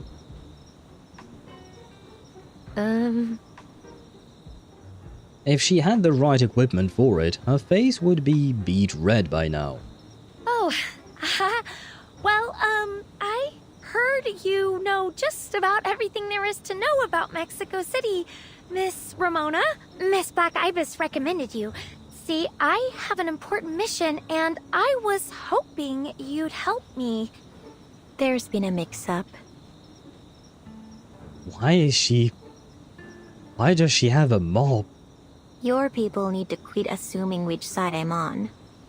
Yeah, I don't mess around with the gangs, but I don't have any love for the cops either, got it? The Vihil pay for my time and expertise. I'm not interested in mixing myself up with trouble. Sometimes I get rid of the stuff regular folks can't see for a few extra pesos. So maybe I know the city better than most. But I don't concern myself with the land of the living. Why don't you run along back to the Foundation, Metalhead? And tell Black Ibis to knock off the recruitment tactics. I'm not buying what she's selling. But she's not trying to recruit you, she wants to hire you. It's not exactly the same thing. Oh, and tell him to stop mucking up my house, too. I'm trying to make a living here. I am confused about this little lady here. Where was I at? I believe a good compromise for fights with a dialogue would be HP stoppers. They just have to be communicated properly. Do you mean like you deal enough damage to a certain point, then you can't deal more damage, and at that point there will be some dialogue lines, and then we resume the fight, etc., or something like that, maybe? Auto sometimes skips over the camera moving back and forth if it doesn't apply debuffs after the attack. I see. Well, I don't, but I understand what you mean. Interesting. Why not? Why not? Could be a way to save time indeed. Lol, ha ha ha, it's not funny. Oh, because of the dad joke. Hold on, I have something in my shoe. I'm pretty sure it's a foot. Yeah. When are you gonna add joke where the jokes are funny? Probably never. Because I would have to find a compilation of jokes. Either I build it myself, which, well, I would take them from the internet, or I would have to find a website that has a repository of jokes that I could pull from. Like the dad jokes, for instance, they come from a website specific to dad jokes. I don't remember the exact name of the website. I'm assuming it's probably dadjokes.com or something like that. Maybe not, actually. I don't know. But yeah, not gonna lie, I don't particularly want to do that. That's too much. too annoying to do. Ramona is kind of pretty. Is she playable? Yes, she will be playable in the second phase of this patch. Once Lorentz Butterfly's banner ends, Ramona's banner will come up. What's up, metalheads? You know what? I didn't think of that, Dan. The idea of metalheads for people who listen to metal music. I was mostly leaning into the whole, hey, Ramona is racist against poor Loggerhead. Yes, that's what I meant by HP Stomper. My all-time favorite gacha JRPG, Another Eden, started using them in the endgame. Interesting. Wait, I feel like I've heard Another Eden before. I think I've seen ads for it, but I don't know exactly. Wait, let me take a look. Yeah, I think I've seen that game. Oh, it's a 2017 game. Oh, it's coming up on its 10-year anniversary. Interesting. I've never played it myself. That's why I'm looking it online. But it's your favorite one. What? Does it have a good story? By Right Flyer Studios, yes. I have to admit I did not read the name of the studio, but I will take your word for it. Developers is WSF, which I assume is what you said, right? White Flyer Studio, yeah, that would make sense. But that is what I found on Google right now. Do we know anything about her kit? Yes, she's a poison character. If I'm not mistaken, she's a poison detonator, I think. Let me check real quick. Characters, Ramona. Ramona. Yeah, she applies poison.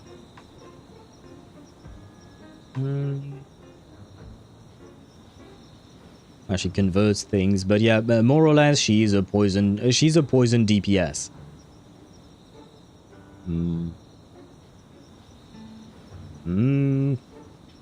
Yeah, I'm too lazy to read all of her kit in its entirety, but the gist of it is she's a poison DPS. So if you want to play Ramona, you want to play her with Willow, with, well, Willow might, well, I don't know if you can play her with Willow. So Flutterpage would work with her or not. No. As far as I can tell, no. Flutterpage works in a lot of teams, but she's not a poison character herself. So I kind of doubt she would be optimal in there. In terms of actual poison characters, you have Jessica with her Euphoria. You have Willow with her Euphoria. Tuesday is going to come up with her Euphoria as well. I believe next patch. Or did she already get it? I don't remember. She... No, I think she got it this patch, maybe. But yeah, Willow Tuesday, that used to be the core of Poison. Now you have Ramona, there is Jessica with a Euphoria, as I've mentioned before. There is Sotheby with a Euphoria. And that's about it, I think. Well, I think Rabies might apply some poison. Doesn't he apply poison? Shit, I don't remember. But there is a low rarity character that also applies poison. I just don't remember which one it was. I think it might have been Rabies, but I could be wrong. Oh, I kept messing up. Willow with Flutter. You are confusing Willow and Flutterpage? Well, I mean, they are connected. Willow is kind of Flutterpage's mom, kind of. But yeah, one is an adult, the other is a child.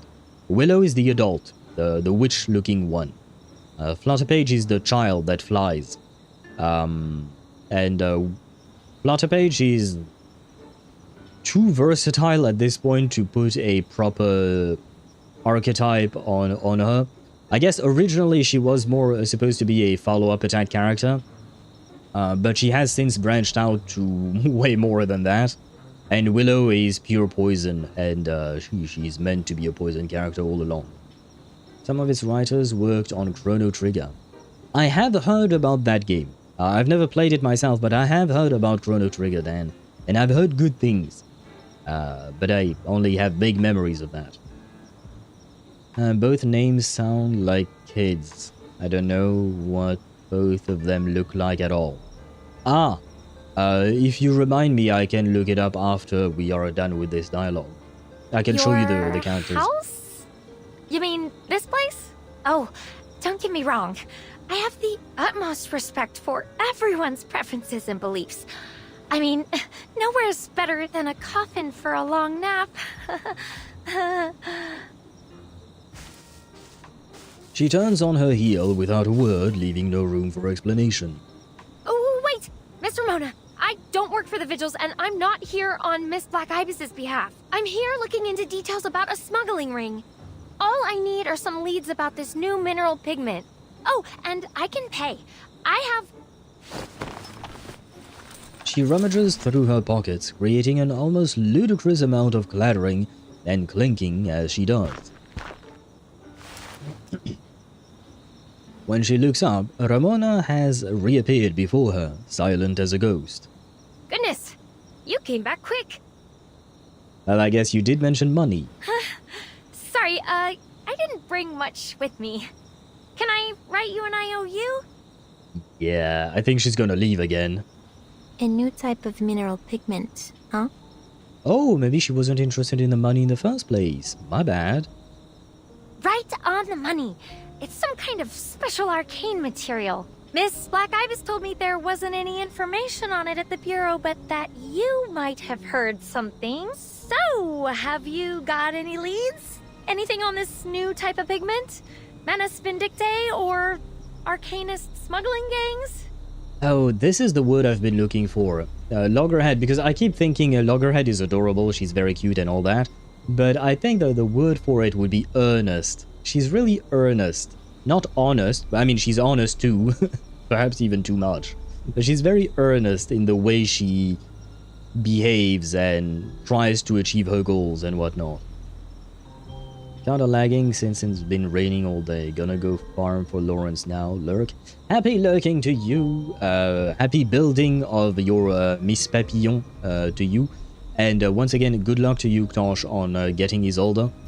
She will work well with Lorentz, although you will want to give Isolde her Euphoria in order for that to work. She racks her mechanical brain for every possibility.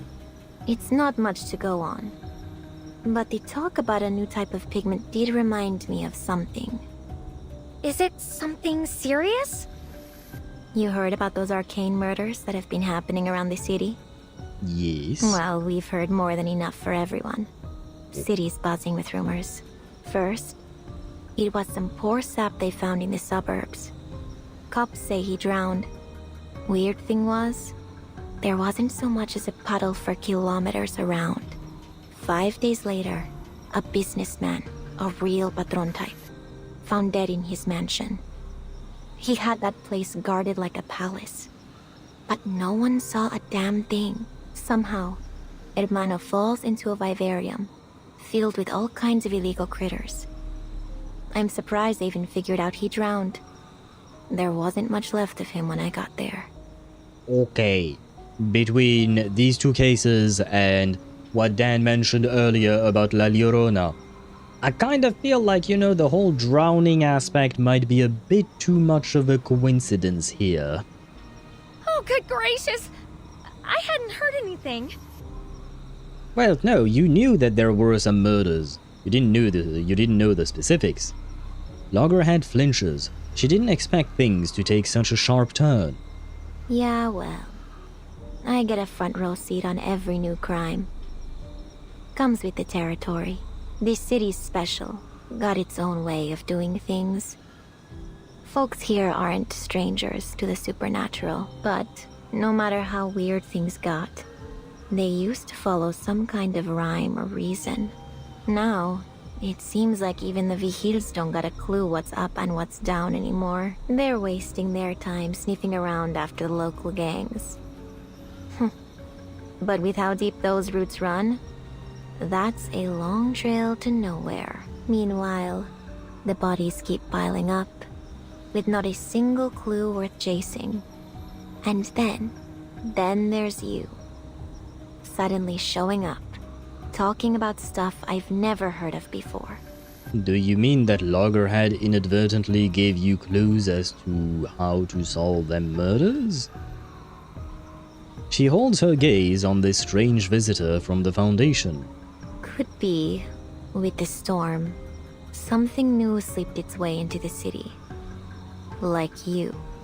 You know about the storm? What? Oh, no. Miss Ramona, there's no way I could be the killer. I just got here. Oh, you actually meant that Yeah, I have to admit, accusing Loggerhead of being a murderer never even crossed my mind. Yeah, I know. Is that metal head of yours busted? You don't exactly look the part of a murderer. To be fair, murderers don't always look that different from regular folks. They are oftentimes just normal people, you know, or in terms of looks, I mean. It's not like it's written murderer on their forehead or something like that. Point is, the Vigil are running blind and chasing their own tails. I'm not looking forward to having to cleanse any more messy crime scenes. But this pigment of yours might just be the breakthrough they need. Gosh! So, then you're gonna join my investigation, right? Love the enthusiasm. I don't know if that's exactly what Ramona meant, but love Loggerhead's enthusiasm. Scott, did you call me? Wait, who's Scott? And who's calling you? Now I'm confused. I didn't say that. All I said...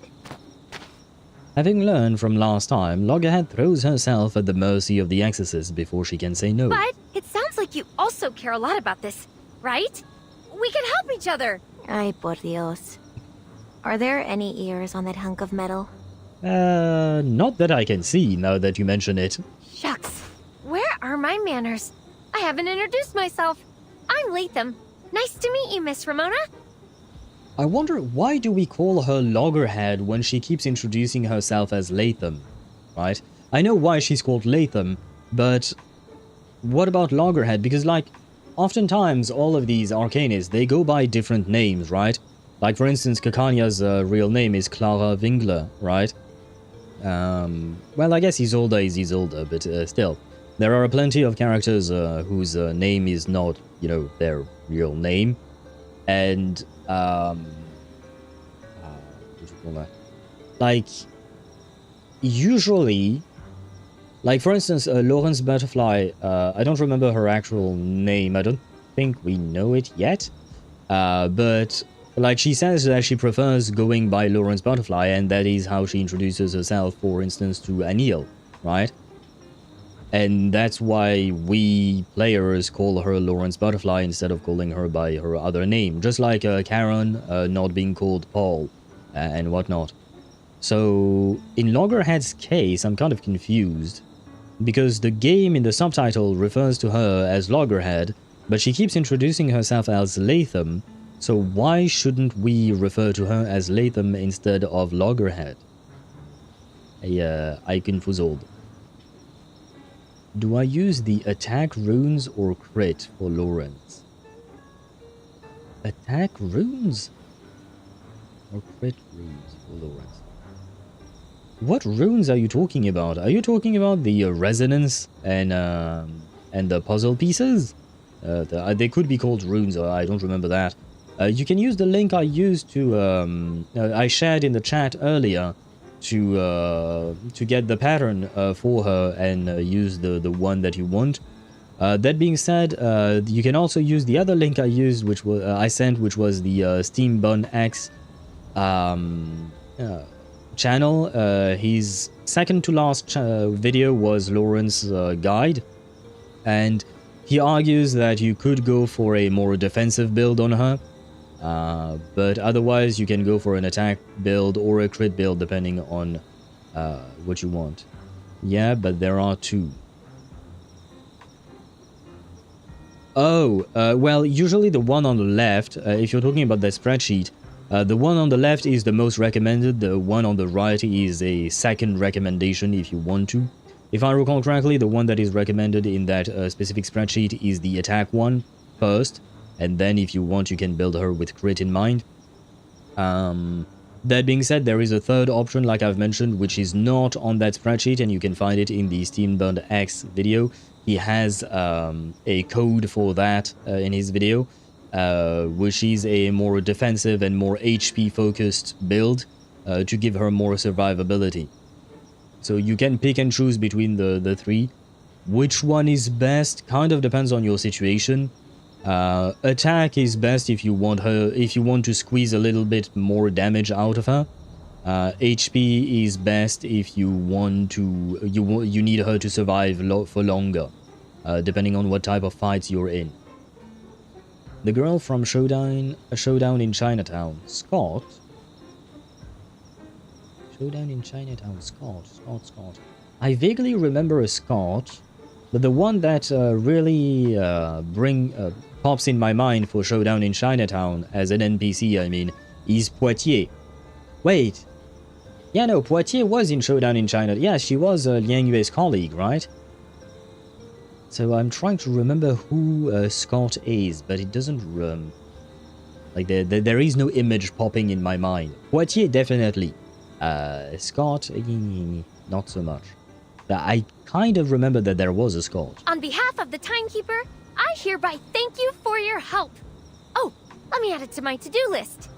Thank you, letter, for Ramona. I know.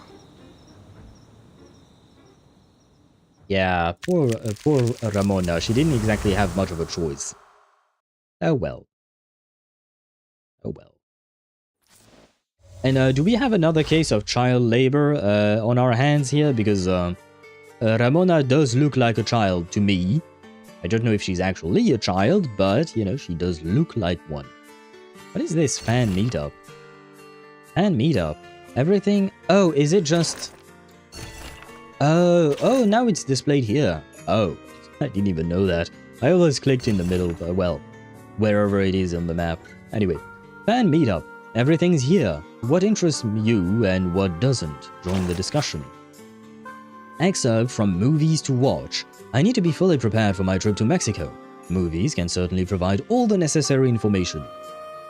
Not really, no. I kind of disagree with that. Anyway.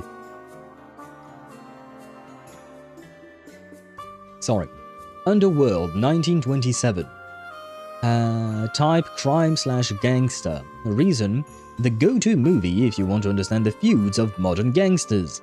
Latham's notes, the famous line, "This city is yours," comes from this movie, but in Scarface, it becomes "the world is yours." Isn't that interesting? 2. Scarface, 1932. Type crime/gangster. Gangster. Reason, I heard this one shows real gang life in Chicago. Latham's note, I saw a real Tommy gun, though I really don't like the scenes involving them. Yeah, usually you don't use Tommy guns just for fun. And to use them to murder people. Anyway. 3. Macario, 1960. Type drama fantasy Dia de los Fieles Difuntos.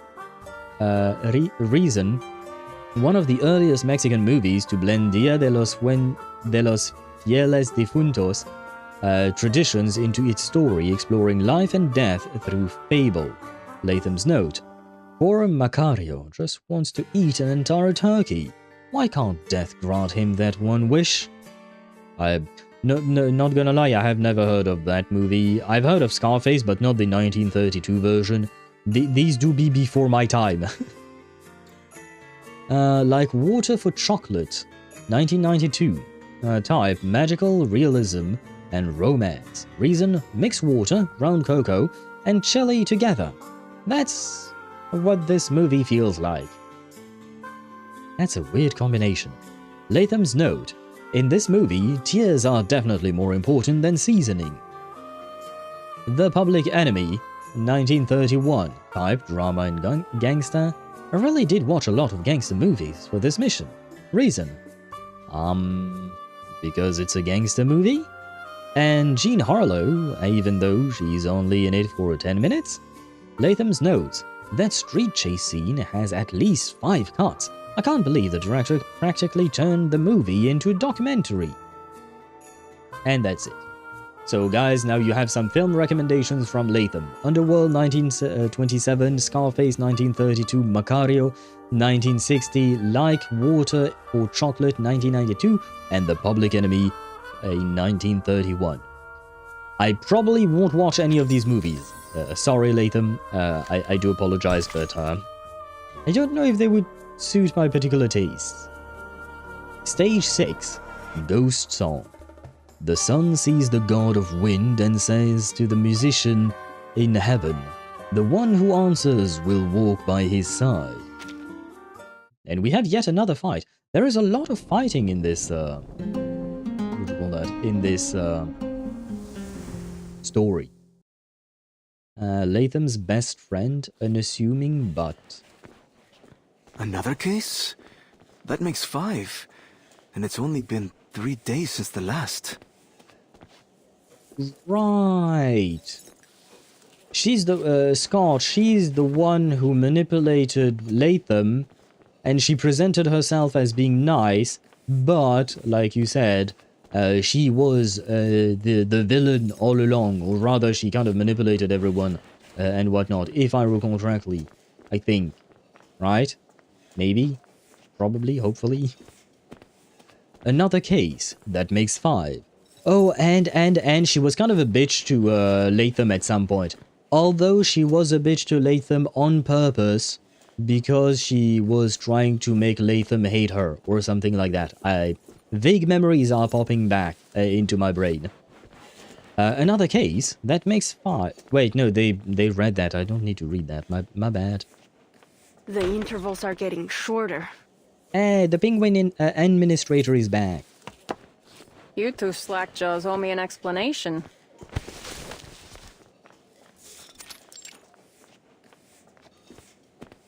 Sorry, Miss... Jones, Special Investigator for the Storm-Era Historical Monitoring Department at the Buenos Aires branch of the St. Pavlov Foundation and Field Agent Administration. I kind of feel like all of these words are just lies. Do I need to show you my ID again? The string of titles leaves the cadet's head spinning. So this is the 5th case, huh? And you're telling me that after a whole month and 2 applications for backup, you got squat to show for it? Didn't have to say that. Cold sweat beads over their foreheads. They sputter over an answer between themselves. Actually, it hasn't been a month yet, Miss Investigator. Call me Miss Jones. So, give me the latest. She has a very... Yes, Miss Jones. She commands authority with her voice. The incident occurred at around 8 p.m. last night. Lots of people home, but no one reported hearing anything unusual. The victim exhibited clear signs of drowning, but there's no water sources nearby, and no evidence of the body having been moved. We believe that everything occurred here. We found nothing using human investigation methods, so it must be another arcane crime. She turns from them to scrutinize the crime scene, treading the fine line of stern authority like she was born to it. What's the status of the arcanum detection? Damning. There's arcane traces all over the scene, like a ritual was held here. We tried to follow the fluctuations trail, but they just disappeared. Our perp must have scrubbed it clean before leaving. Ah, that does make things tricky. So drowning, huh? Seems like solving the mystery of this ritual could be the key to cracking the case.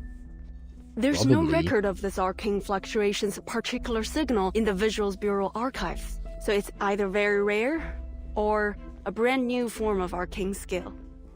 Hand the case file over. I'll see if I can wrangle some help from the Foundation. That would be great, Miss Jones. Please contact us if you have any new leads. I suppose these guys are just cadets, right? That explains why they don't really verify anything about Miss Jones. Yeah, I don't know if that would fly that easily if these guys were not cadets and were actually, you know, full-fledged vigil agents or something. And hello, Sparta. Welcome to the stream. I hope you're doing well. Well, apparently not, because I'm having fun. Meanwhile, I'm embroiled in relationships drama and a headache.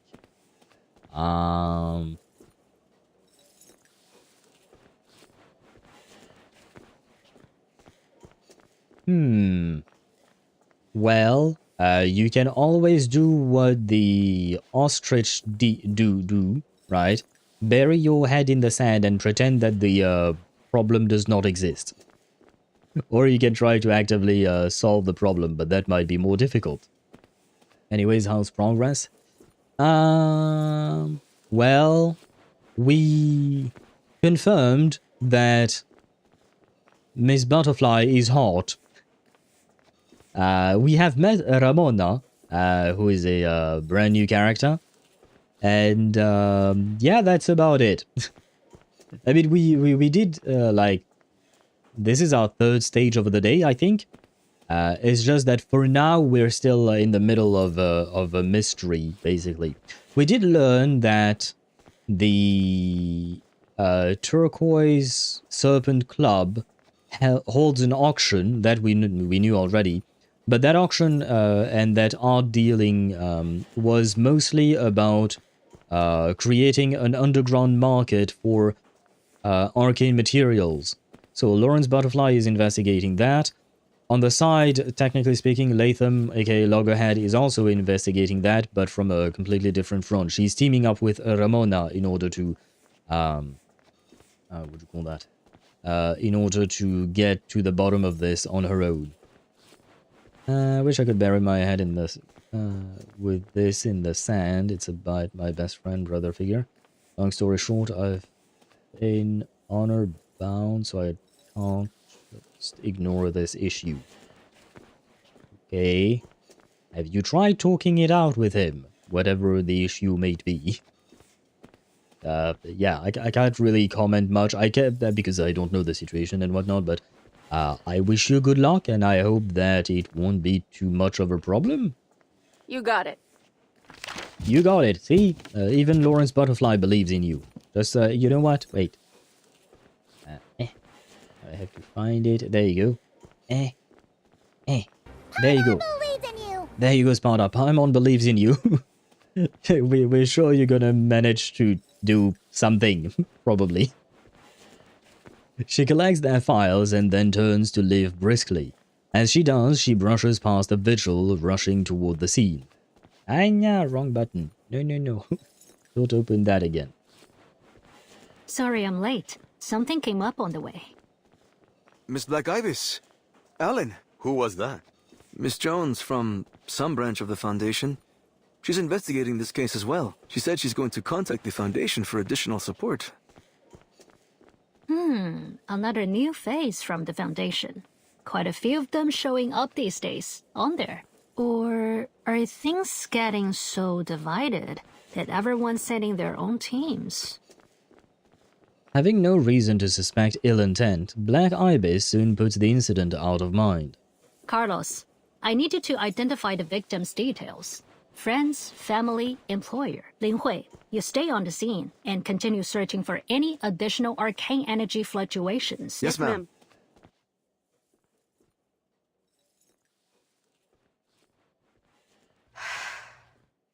She lets out a soft sigh as she waves the other cadets off, leaving only her trainee. You do know this is pointless, right? We will need it for the documentation anyway. But if the pattern holds, these victims will have no relation yet again. This is no ordinary crime of passion. All that means is that we haven't identified the killer's criteria. That's the worst part, knowing that we know nothing. Do you think it could be our old friend, Manus Vindicti? Well, when there is a crime and you don't know who committed it, there is a good chance that it is actually Manus Vindicti. So honestly, it could be a good bet. Honor bound to solve it, so R doesn't help. The weather headache came with the person in question. Well, that's a separate matter as well. I mean, honor bound to solve it. Yeah, I mean, yeah, I won't comment further on that. Again, I wish you good luck. I hope that it's not too big of a problem, I suppose. It doesn't have too grave a consequence if left unsolved. And hopefully you will manage to actually solve it. No lives are in danger. Okay, well, at least there is that. At least we can find solace in that. Pigment smuggling? The resurrection ritual. Maybe Latham is right. Maybe there are mana secrets hidden in the dark corners of the city. I mean, to be fair, even if Manus Vindicti does not have a stronghold in the city, they are probably somewhere out there. They are kind of everywhere. And these cases play some part in it. The vigil pauses. Something clicks. Just like Paris, before the fifth storm. You suspect Madame Boiniche and her jewel hunter could be involved again. Oh-ho, is what I was trying to say before yawning. Oh-ho. Could we see Madame Boiniche and Brume again, please? Always. Something tells me she's hiding a great deal about the depth of myth incident. Yeah, Beryl is not exactly the most forthcoming person. Her true identity, her movements, her involvement with the Manus, each could be essential to our investigation. But we haven't detected any arcane fluctuations like that incident. If there were any fluctuations as serious as those, we would have noticed them in no time. But this is already the 5th case. I don't think they're related. You make a good point. Maybe I'm just a paranoid. Ma'am, the record is complete. Well done. Contact the local hospital to take away the victim's body. Let's go, Bruno. And call the exorcist. Let's make sure this stays hush-hush. Yeah, so I guess Ramona is going to show up? Well, I don't know if Ramona is an exorcist or just... because she mentioned cleansing crime scenes. Don't worry, Miss Ramona. Yeah, okay, no. I'm fully aware of how important it is to protect the integrity of the crime scene. Okay, so it is her. Before we left, I replayed a load of my favorite detective movies. Alibi, Death on the Nile, even a filmed production of The Mousetrap. Let's get started. I'm sure we'll find some crucial... Ramona interrupts her detective fantasy. Look, I don't know what kind of deal you made with the Vigil to let you muck around in their crime scene, but here's my deal. I'm not here to help you with your investigation. Now stay out of my way. I got a job to do. Oh, right. The job. Oh man, poor Latham. She really, she really has no luck with the people around her, you know. Well, Ramona is carrying a broom. No, Dan, no. No, broom did not turn into a broom. No. When will these allegations stop with broom? She's not a broom, okay? Well, I hope not, at least, because if she has turned into a broom, that would be quite concerning. Ma'am or mem? I don't think we have any kind of mem figure in reverse so far. It's a mop, not a broom, or a broom. It is a mop, yeah, I did mention that before. But I mean, it is close enough, I guess, to a broom, to make the pun with broom. But still, please have some respect for poor broom. Maybe we should just call her Adele, you know? Maybe that will work. Adele is easier to pronounce than broom for English speakers, right? So let's go with that. Her name is Adele, okay? Adele Tavernier. If you can't pronounce the Tavernier, you can skip it if you want. Adele will be fine. Okay, well, is there anything I can help with? I'll do whatever you want. And no, I'm not talking about the computer brand before anyone says something. It's not Adele, okay? Or Adele. Oh, how about some footage of the scene? I've got it all recorded. Her enthusiasm lands on deaf ears. Mr. Allen was right. You definitely need to have a way with words to deal with her.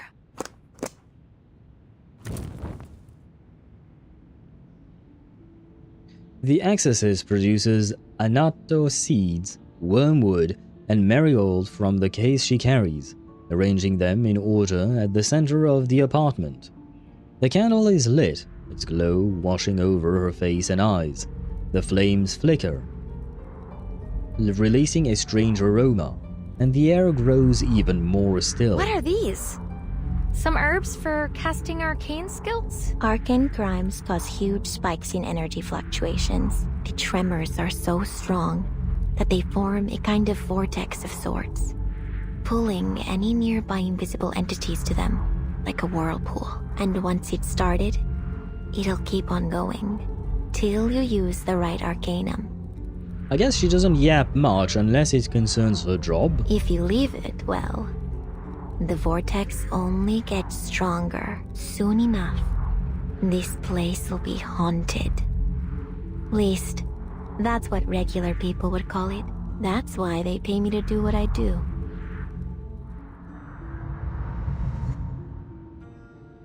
Ramona takes the work with professional detachment, but Loggerhead feels something strange, a creeping chill that puts her ill at ease. By invisible entities, you mean... They're like hidden arcane energy fluctuations? Or unsettled pneuma? I guess what you're fishing for is...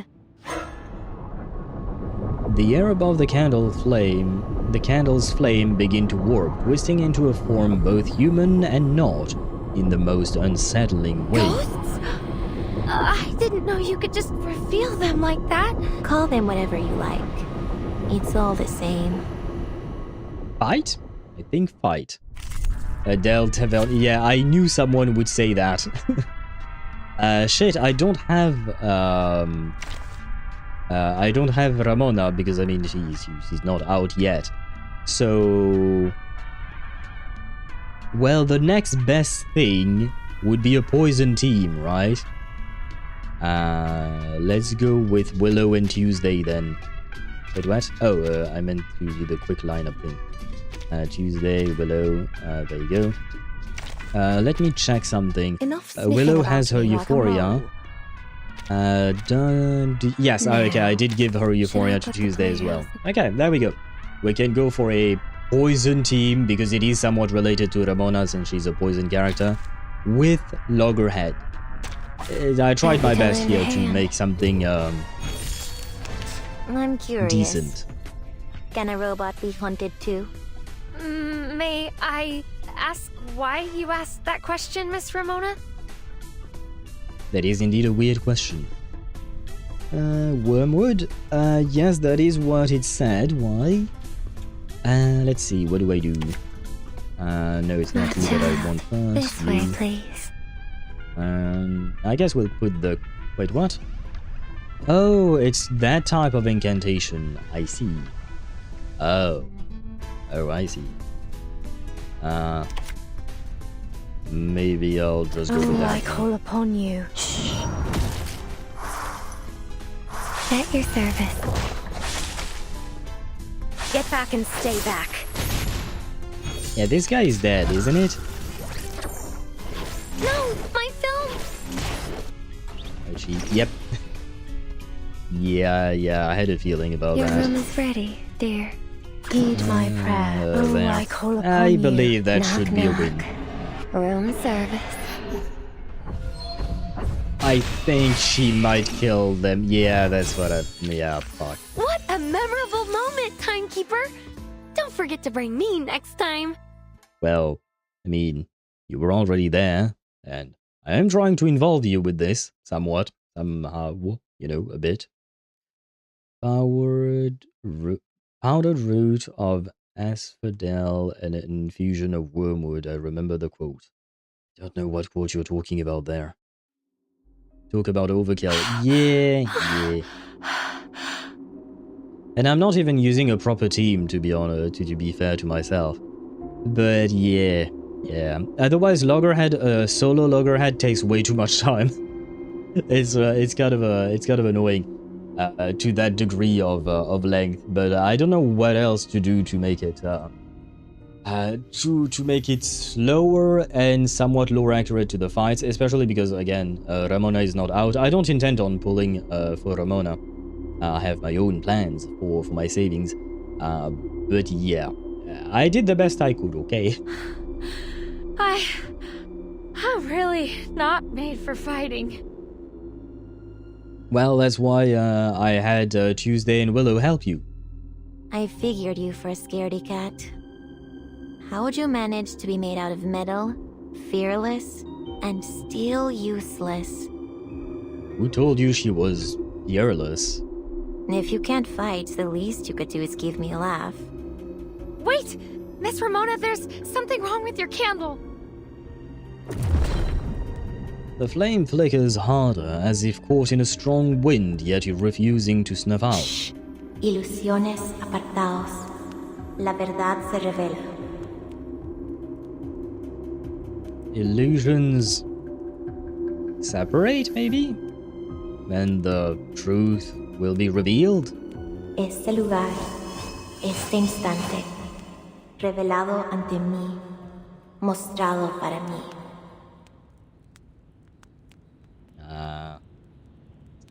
God, that I don't remember. This instant?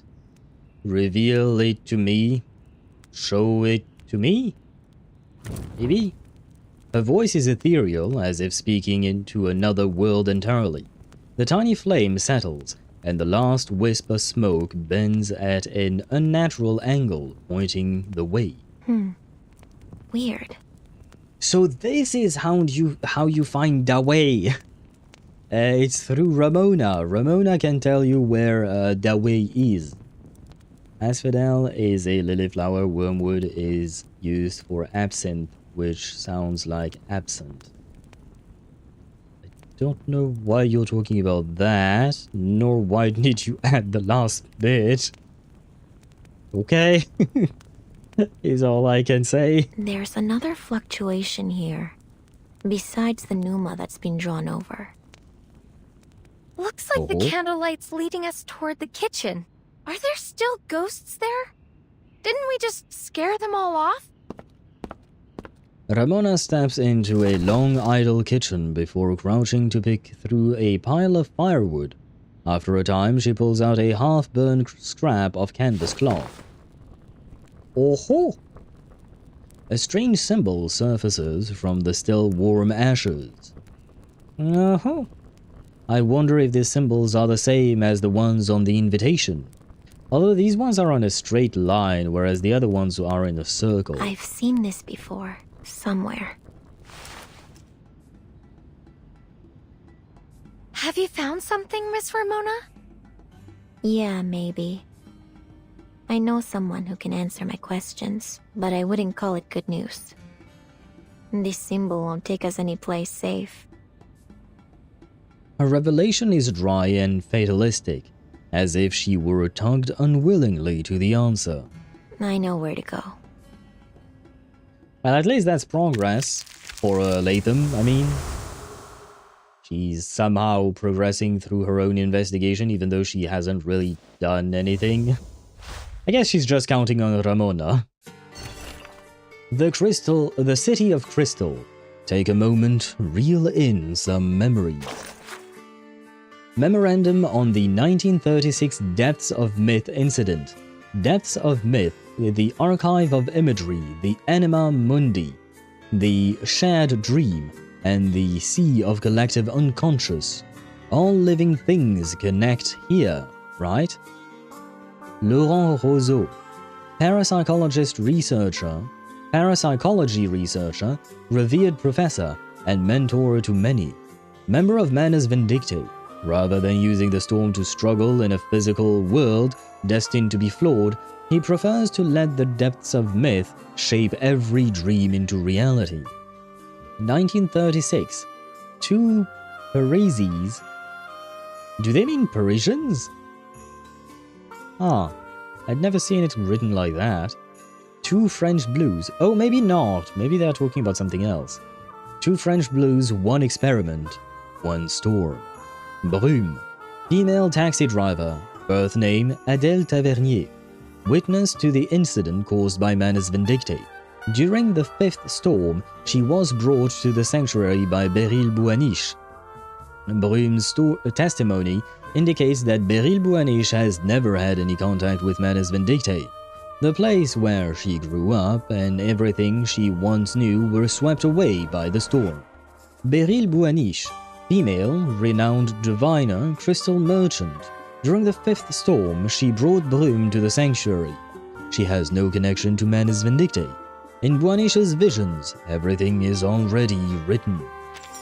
Yeah, I guess this is just a quick refresher about what had happened in that other story. I like the fact that they are connecting events, right? Because so far, neither of these events have any kind of tie into the main storyline, but I do like these little breadcrumbs and world-building aspects woven between events. Remember the two Parises colliding in Beryl's and Brume's event? Oh, they meant it as a, like the actual cities oh, okay, that makes more sense. Yeah, I'm not exactly used to seeing mentions of two Paris cities, you know what I mean? That's why I was a bit confused there. Okay, that makes more sense, thank you, Dan. That makes a lot more sense indeed. It's a line from Snape in the first Harry Potter book towards Harry. Victorian flower language of lily bitterly, because wormwood is bitter absent. The wormwood reminded me of it. Oh, I have not watched Harry Potter in a very long time. I don't really intend on watching it again, though, and not anytime soon. Although there is supposed to be some kind of TV show. Maybe I'll watch that. Maybe, being the operative word there. A window. The conversation can start and end at any time. Every question gets an answer. Check records. Online neighbors. Lorentz Butterfly talking to Aleph? That is surprising, okay. Lorentz Butterfly. Hello, Lorentz Butterfly. I didn't think this old computer would still work after being pulled from a fire and patched up. Perhaps these overly archaic forms of craftsmanship still exist for a reason. And yet, your choice to continue to communicate with me reveals you still harbor questions that need answering. That's right. Let me think. Where should I begin? Let's start with your situation. How is the prison on Laplace's top floor? A perfect cell. That was a joke. But if you like telling you people you live in a prison, I won't take that away from you. I heard you joined Laplace as an advisor after passing the Foundation's review process under the Storm Personnel Reform Initiative? Correct. The St. Pavlov Foundation will continue monitoring and supervising my behavior. The linguist prepared a changeless room on the top floor for me to live in. Sounds like the Foundation's surveillance doesn't bother you at all. You've even got the spirit to give your cell a name. Second question.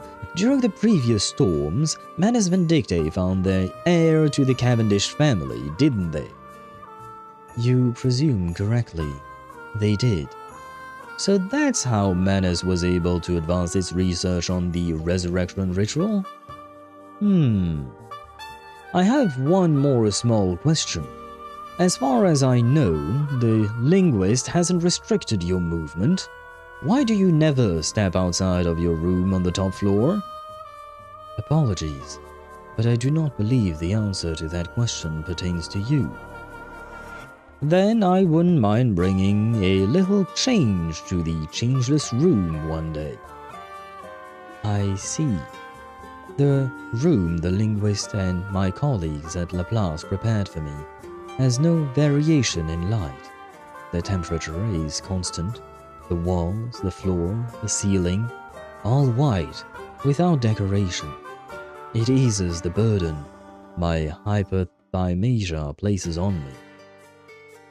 But it cannot silence my memories.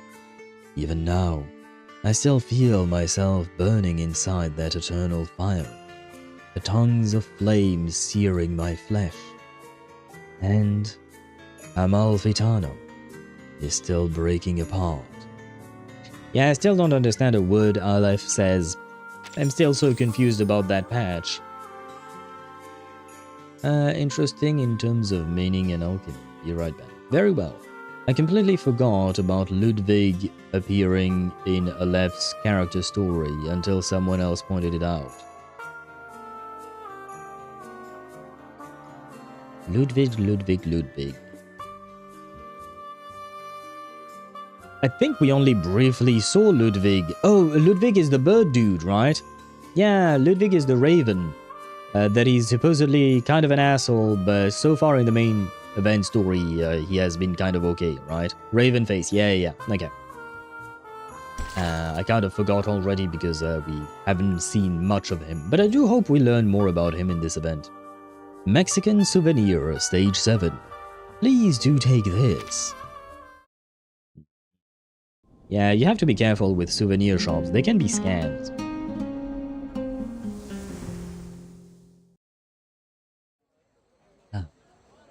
At dusk, the sun casts its last fading warmth. Deep in the alley, a bustling little shop hums as craftsmen prepare candy skulls for the upcoming festivities. Hey, I think that kind of looks like a Beryl's shop. Hurry up! Doesn't it? If you hadn't guaranteed you could finish the work before the end of the day, I never would have hired you. Oh, never mind. It wasn't Beryl's shop. It was the shop where we saw someone divining for someone else for the first time at the very beginning of that patch, I think. All this candy needs to get to Diagos before tomorrow. Si, Jefe. I understand. Oh, and Senora Juarez and La Roma want you to repaint their family tomb. Chale! I almost forgot. I need to go to Christina's to pick up some marigolds before dark. The storekeeper dashes off. There are still more than 100 pieces of candy to go. The sun falls behind the distant hills, and the craftsmen begin to leave. In the dim candlelight, his shadow dances on the wall. Then footsteps break the silence. Me gustan los dulces. I don't think I recognize this voice. Los usamos para recibir a los difuntos en la tierra de los vivos, guiando sus almas a descansar en sus hogares. Una vez más, los aztecas creían que la vida es un ciclo. La muerte es solo una parte de un ciclo sin fin, un reflejo de la vida. Y la forma en que morimos determina cómo comienza nuestra siguiente existencia. Las almas de los guerreros que entregaron la vida en batalla se alzan con el sol en el palacio de Talocan, entonando cantos de triunfo, y 4 años después regresarán a la tierra convertidos en mariposas y colibríes de vivos colores. Can you tell me if that's true, Miss Ramona? Oh, was that actually Ramona's voice? You recognize me? No, I did not. I feel like I haven't heard your voice enough to be able to recognize you that instantly. But now that I see the mop, I definitely recognize you. Reminds me of that rival diviner, yes. Yeah, I do. I feel like it might be slightly different. They might have altered it, but it definitely gives me similar vibes, especially with the chair placement and the table placement as that specific CG during the French event. Okay, finally I can think again, though my head was gonna split in half.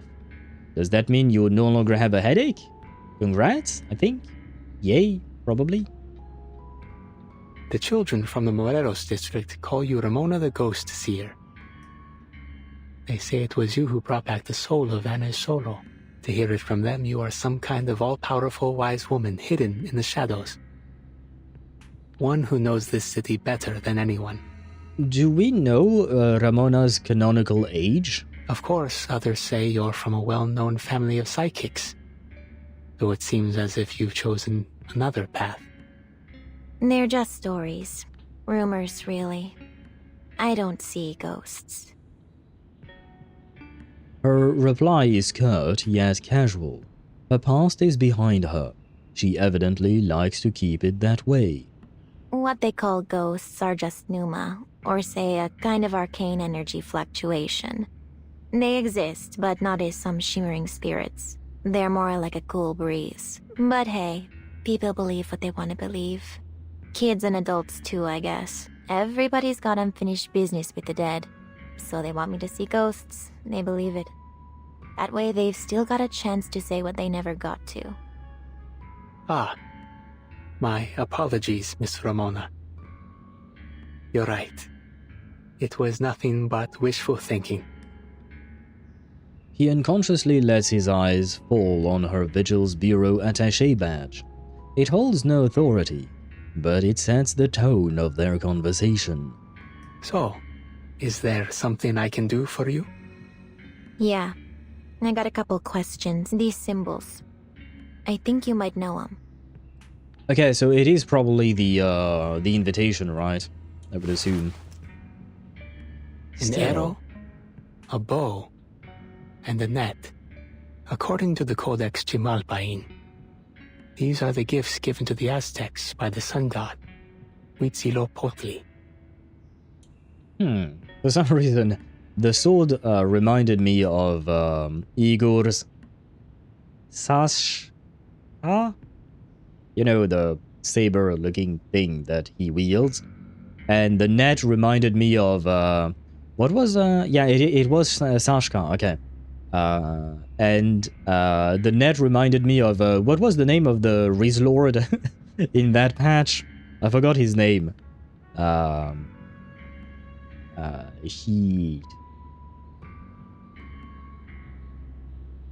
The guy who kept trying to impress Lilia, trying to impress any and all ladies, really.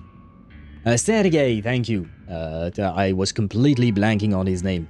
But yeah, because, you know, he went fishing at some point and he cast a net, and in the net he caught a girl, right? So that kind of reminded me of him for some reason. Wait, is it Shashka or Sashka? Because I have two different spellings here between Sparta and Dan here. So I'm kind of curious. Just so that I say that right. First one. So it is Sashka. Okay. Thank you. I heard she's 17. Still gives me Flutter Page vibes. Competent child worker, just more jaded and gritty. Yeah. And I would agree. Yeah, I agree with that assessment, Dan. For me, she looks like she's 12 at most, honestly, in terms of looks, again. But 17 is a stretch, in my opinion, for the way she looks. I mean, again, you can't judge a book by its cover, I know, but, like, the gut feeling I get when I see her is that, oh yeah, she's a kid, she's not, like, a teenager or an adult. It's got the emblem of the Turquoise Serpent Club, too. Although, she does not behave like a kid, and she does not talk like a kid, to be fair. Planter Page, on the other hand, is definitely, more kid-like, I suppose. Which is the biggest smuggling ring in Mexico City, controlled by that arcanist Perez. He tucks away the scrap of cloth. Can't be too many folks around who know you work for him. But those occult paintings at his club had to come from someone. Yeah. But your boss has been acting strange the last few weeks, right? More cutthroat than ever. He's planning something big. Everyone knows it. And an auction to the tune of an ancient bloody civilization is the best way to start it. Then it is true. Nothing in this city escapes you. And should I presume this interrogation has been commissioned by the Vihir Bureau? The Vigil? Nah, what do you take me for? You think I shed a single tear over injustice? Think I care about your boss's little auction? Nah. You and I both know that arcanist gangs aren't to be messed with. And I'm not in the business of making messes. But strange things are brewing in the shadows. I suppose with a mop on your back, you're more in the business of cleaning up messes? On street corners, behind people's smiles, in the boarded-up buildings. The Numa is stirring up all around town, hovering over the city like a shroud, echoing in every howl and shriek in the night. Like nothing I've ever felt before. Who knows what'll happen if things stay this way?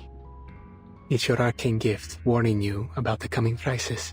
Nah, because of course we're gonna have some crisis. I wouldn't call it a gift. Especially when you're born into a so-called psychic family. She leaves it at that, unwilling to say more. Look, I know you know something about these arcane murders. There's already been 5 of them. And it's gotta have something to do with these weird spikes in the Numa. Probably, most likely, I would agree, yes. Weak as like your scream. Weak as again, then ka. Oh, so it's actually pronounced Saska. So you don't pronounce the SH like a sh sound. It's just an S sound. So it would just be Saska. Right? I think. I guess. Probably. Maybe. Hopefully. Again, no, you pronounce the sh. Why do you keep screaming, ah? I'm trying. yeah, no, and I thank you for trying to give me the proper way of pronouncing it. It's just that I don't understand why the ah is there for. And it's just that you said weak S, and then weak S again. But for me, the S sound is, well, the S sound, right? So it would be Saska. But then you said that you do pronounce the sh, so it would be Sashka? Yeah. Shashka. Shashka. Ah, so it's not an S sound, it's a sh sound then, right? Should we provide a screenshot from chapter 12 in the Discord? Sure you can, but I think apparently we got it. So okay, so it's not an S sound, it's a sh sound. Okay, so Shashka. I guess what you meant was that it was a long A sound that sounds like an R sound in the middle, right? I think, probably. But I think we got it eventually, you know. Takes a bit of time. But we do be, what do you call that? We do be speaking a lot of languages on this stream. Languages that I don't originally speak. So it do be hard. Because the only languages that I truly speak are French and English. I understand some Spanish. I understand a lot of Sinhalese, which is the official language in Sri Lanka. Well, technically speaking, yeah, no, the main language is still Sinhalese, though Tamil is also widely used, and English as well, because colonies, and we love them colonies, right? But yeah, other languages may or may not be a bit more difficult for me to remember, because they use, you know, different structures and different, well, sounds. That's for sure, different sounds. So the A with an accent is a long A, I see, or an R, I suppose. That's how I found these symbols. Left behind at one of the crime scenes. So, I want to know the connection between the club and these killings. She looks so serious. She looks menacing, but because of the fact that she looks like a child to me, I kind of, have you ever seen those photos or videos of angry kittens? You know, tiny baby kittens that are really adorable, but they look angry, and they look like they want to threaten you, but you can't take it seriously at all. She gives me those vibes. She gives me those vibes, and it's kind of hard to take her seriously, which is very improper of me, because I am definitely judging her by her cover, right? If she were a book, which is bad, but I can't help it. I have eyes. I can't just close my eyes and forget the way she looks. Checks out, coffin, loner on duty. Yeah. And there are some cats as well in, what do you call that, in cemeteries. Why not? Why not? So she's our adorable little kitten. It sounds very similar to Locust, Hungarian. Just Locust has a weak R at the end. Saska. Saska? I'm trying to make it weak, but it's a bit difficult, because I'm not really used to it.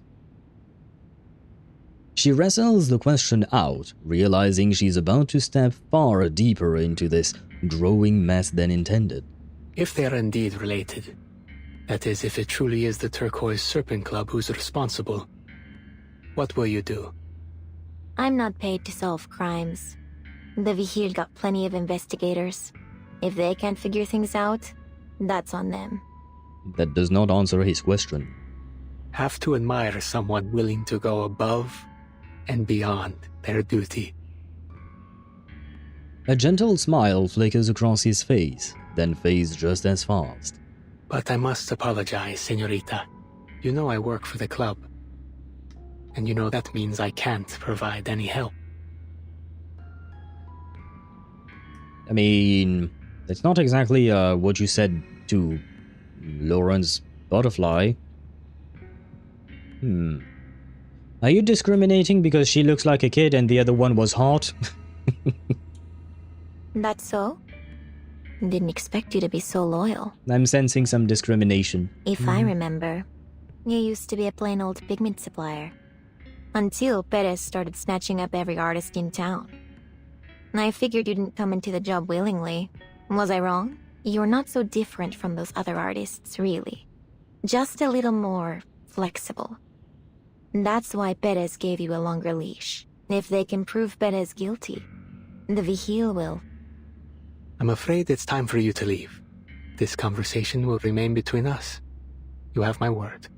Or maybe this conversation happened before he met Lorentz Butterfly? I don't know.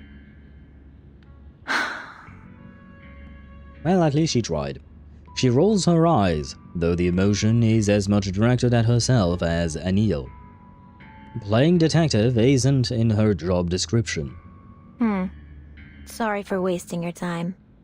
Hasta luego. Dia de los Muertos is coming. Please, take some decorations with you. I wouldn't have you leave empty-handed. Heh. Quite the salesman, huh? Still making deals even now. She takes the candle with a smirk and tosses 2 sharpodontes his way. 2 sharpodontes? Well, that's cheap as fuck. Given the hundreds of thousands of Sharpodontes we spend on building characters, honestly, 2 Sharpodontes is really, really not, not that much.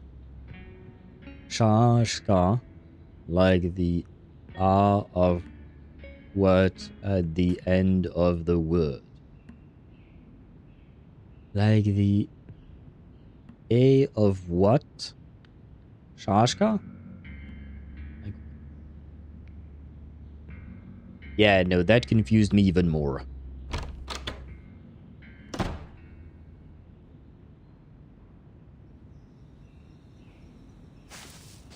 The little house in her dusty, long-forgotten cemetery, the quiet of her coffin, a familiar place to unwind after work. Usually. Tonight, however, she will find no such rest. Miss Ramona, you're back! How'd your investigation go? The guy you went to see, is he a friend or one of your informants? I knew there was something else going on. What are you still doing here? Well, she's got nothing better to do. When I said don't follow me, I didn't mean camp out at my place and jump me later. Oh, I know. It must have been one of your ghost buddies. I don't have ghost buddies. It's the symbols we found at the crime scene. An arrow, a bow, and a net. They're the symbols of a powerful smuggling ring, the Turquoise Serpent Club. I know a guy who I thought was being forced to work for him. I see. Then everything's going well then. Huh, lucky us. Don't get your gears all spun up. I have to admit, Latham is kind of useless. Adorably useless, but still useless, you know. It's literally one letter off from Shashaka. It's not as strong for the sword, but you did your best. Yeah, I'm still confused. I need to listen to it. Usually what I do is go for Google Translate and listen to that to have a an audible sound that I can mimic. It's usually easier for me to mimic what I hear rather than trying to read the what do you call that? The description of it. Here? Oh, yeah, no, I'm not going to focus on that now. We've kind of gone on a tangent with that. It was just supposed to be a small tangent, but now it has gone to too big of a proportion. He seems way too loyal for someone who's got a gun to his head.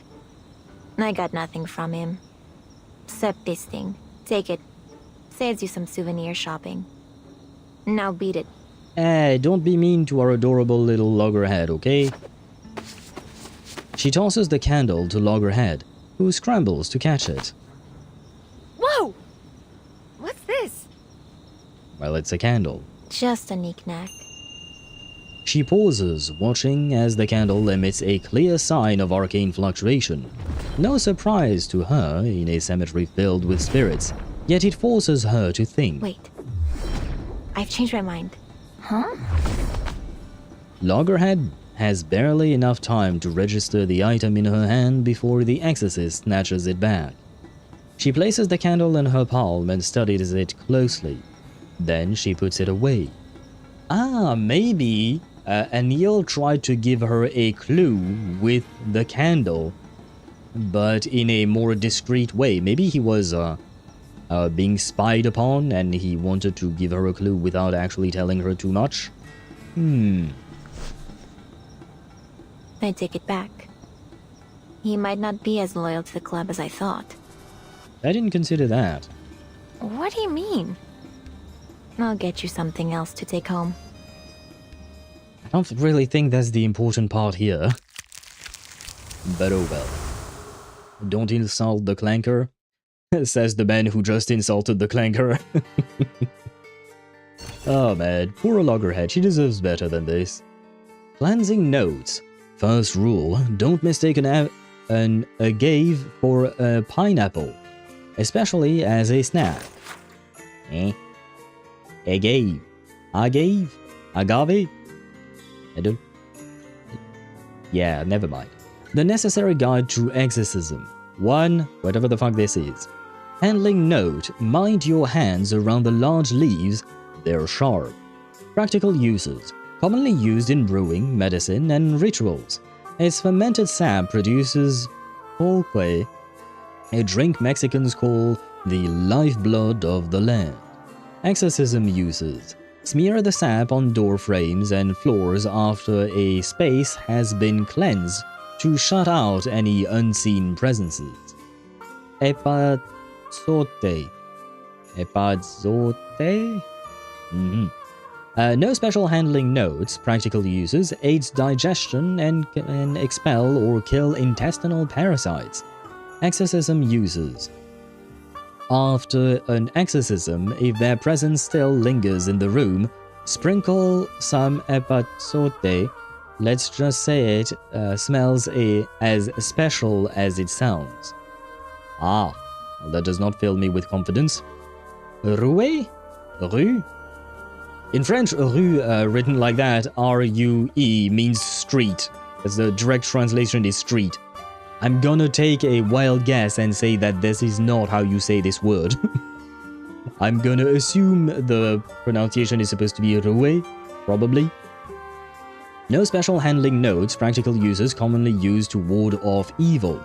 Can be worn on the body, brewed as tea, or sprinkled on the ground. Exorcism uses, the final step of an exorcism. It helps with sealing against future incursions. How many of these are there? Okay, 4. Well, 4 more. I heard re. It would be rue. Just like brume, it's an U. It's an U sound that people seem to have so much trouble saying. Agave, main ingredient for tequila. Oh, I did not know that. I'm not a huge fan of tequila. It's not bad per se, but sometimes for some reason it gives me a headache. There are some alcohols like that just give me a headache no matter what I do. Like whiskey, rum, I'm okay with. Sometimes vodka can give me a headache as well. Sometimes. Champagne as well. Sometimes. Rarely, but it can. And tequila as well. So I don't drink that too often. But there was that one birthday I went to and we drank some strong tequila that was actually brought from Mexico.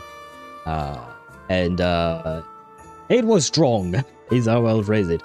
Personally, not exactly a fan, but I was happy to be able to try it because, well, it's not like I have an opportunity to go to Mexico all that often.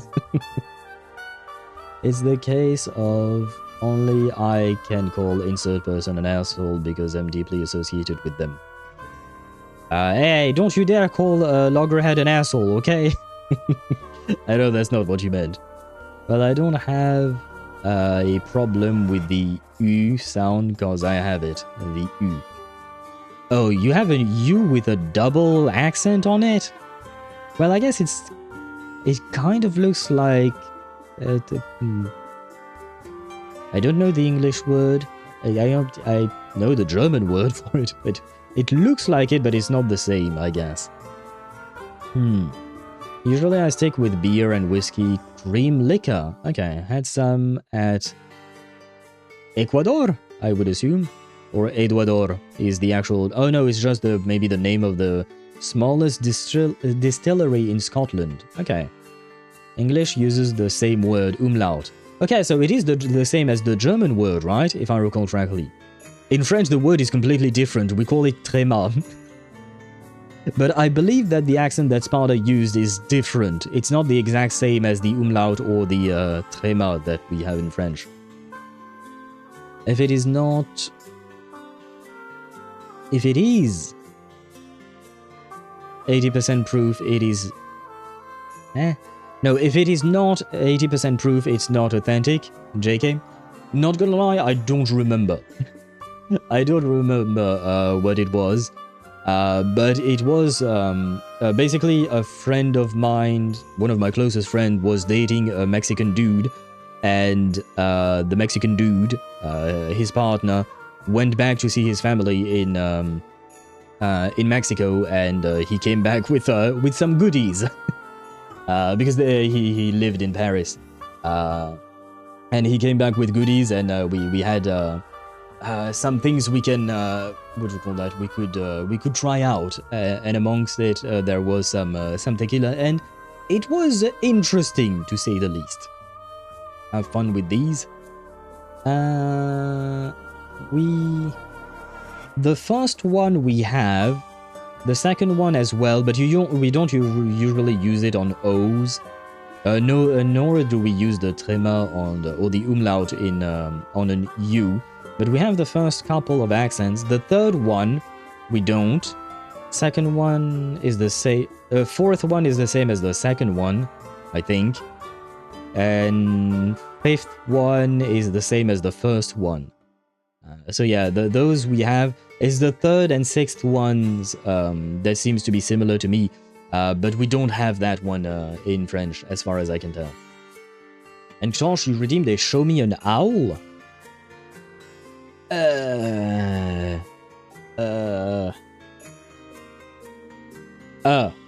Is how I'll phrase it. Because I genuinely do not remember which one I've shown or not.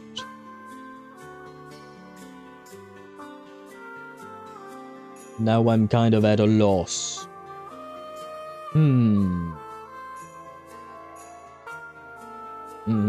Ah, you know what? There is one I can show that I have not for sure. Yes, because I have not even unboxed it. Wait. Well, we can have an unboxing stream for a quick second there. This is a what do you call that? This is a box.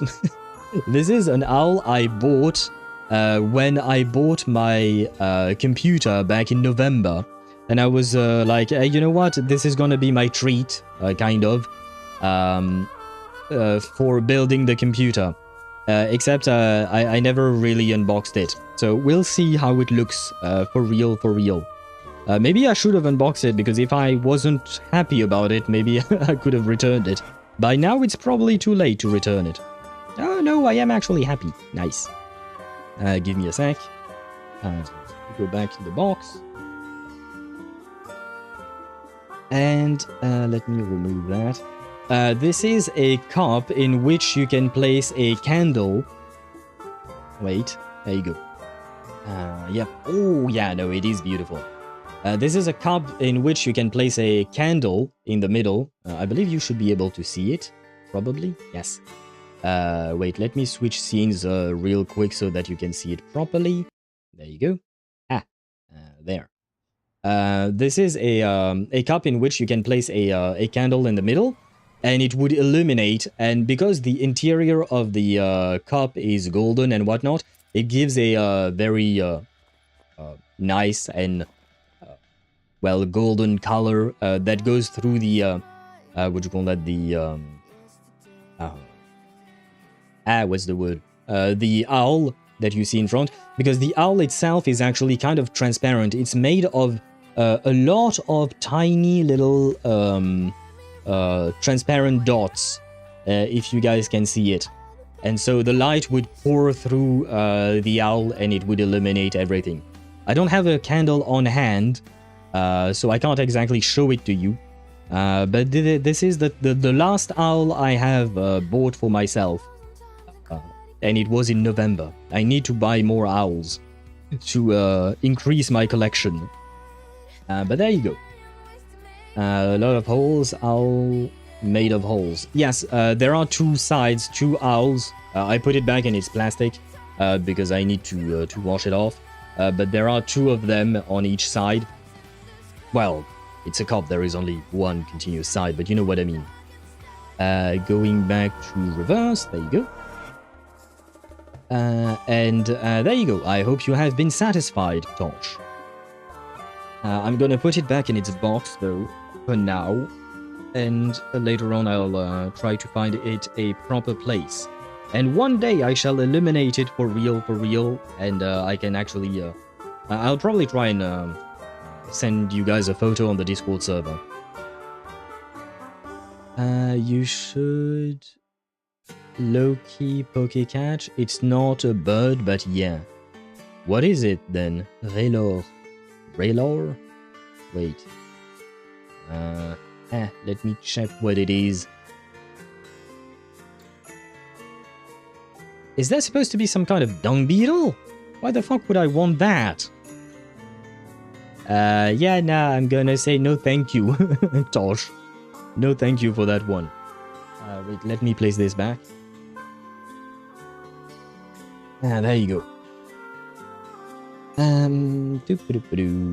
Where are we?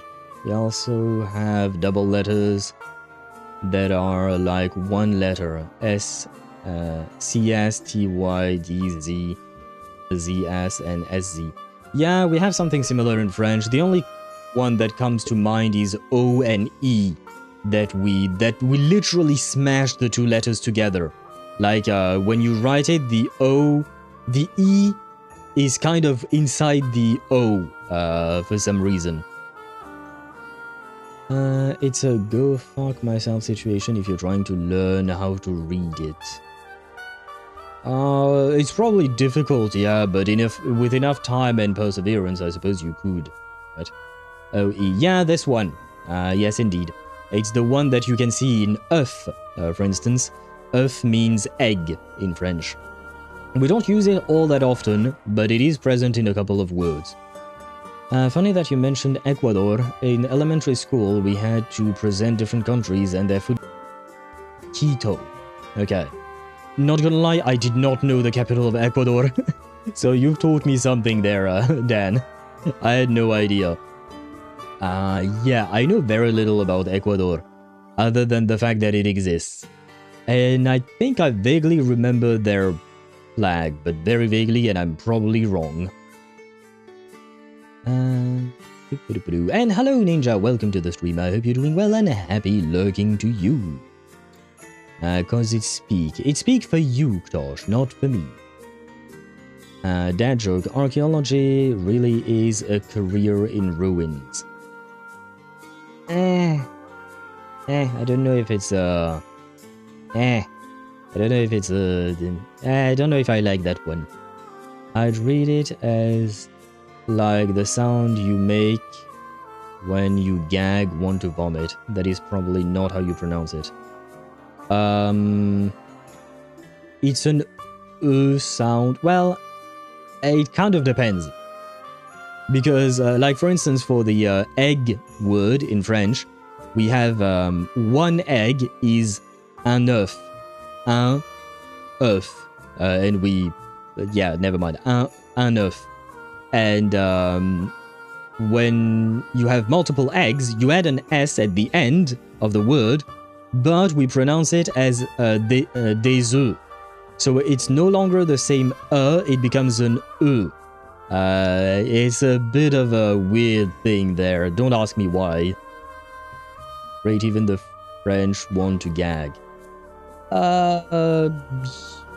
Sometimes yes. Sometimes yes. Depends on what we're talking about specifically.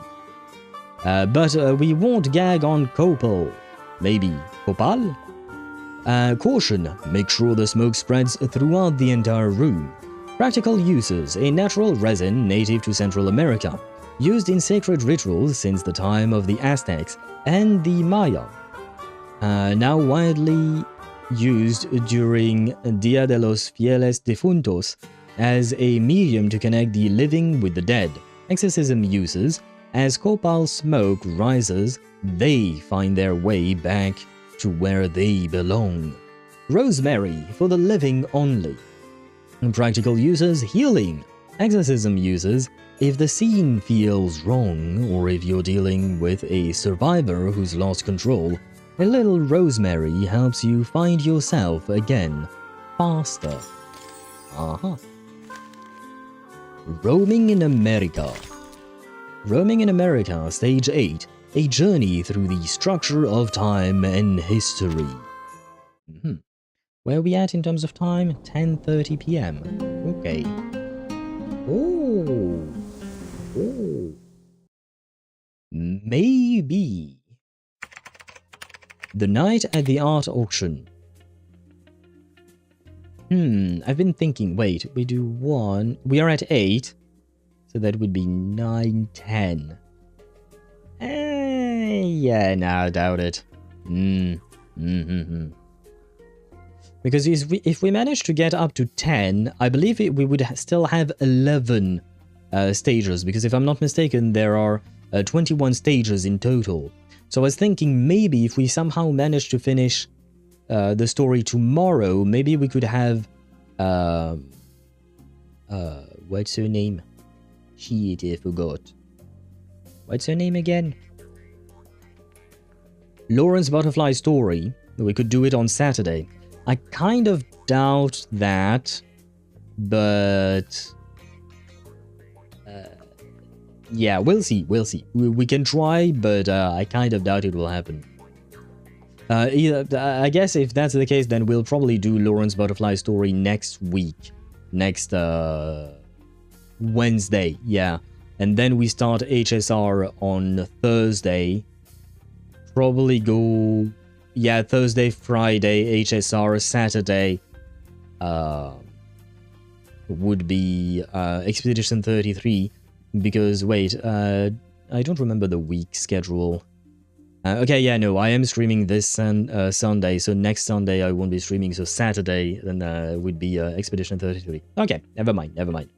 It's already 12:15, 15 minutes past their agreed meeting time.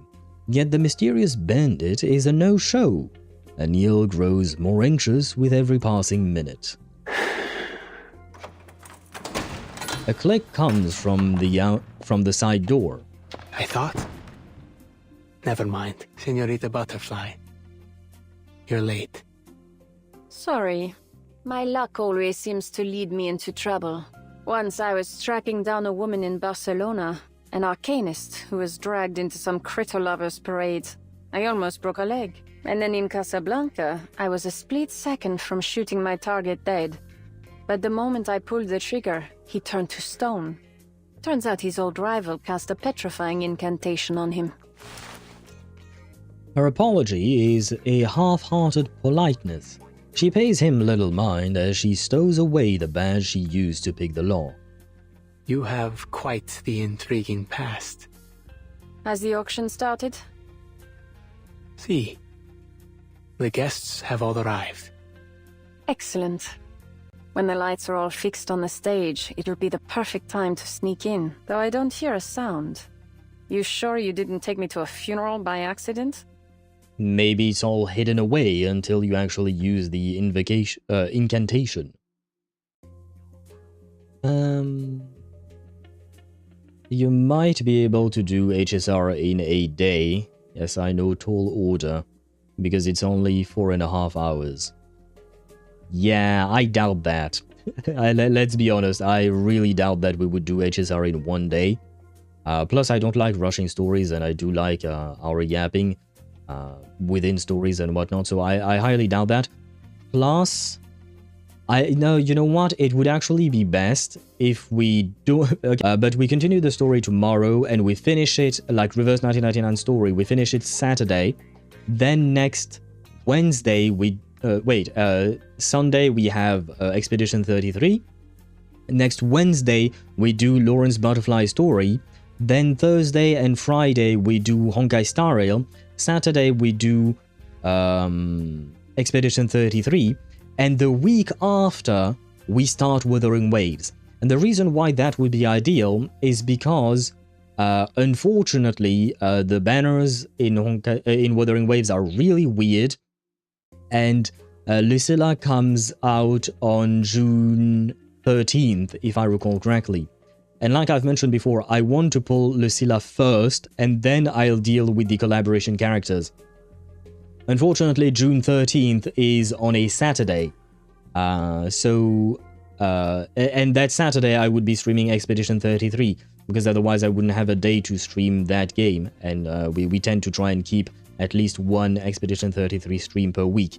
So, yeah, it would be ideal to start Wuthering Waves afterwards.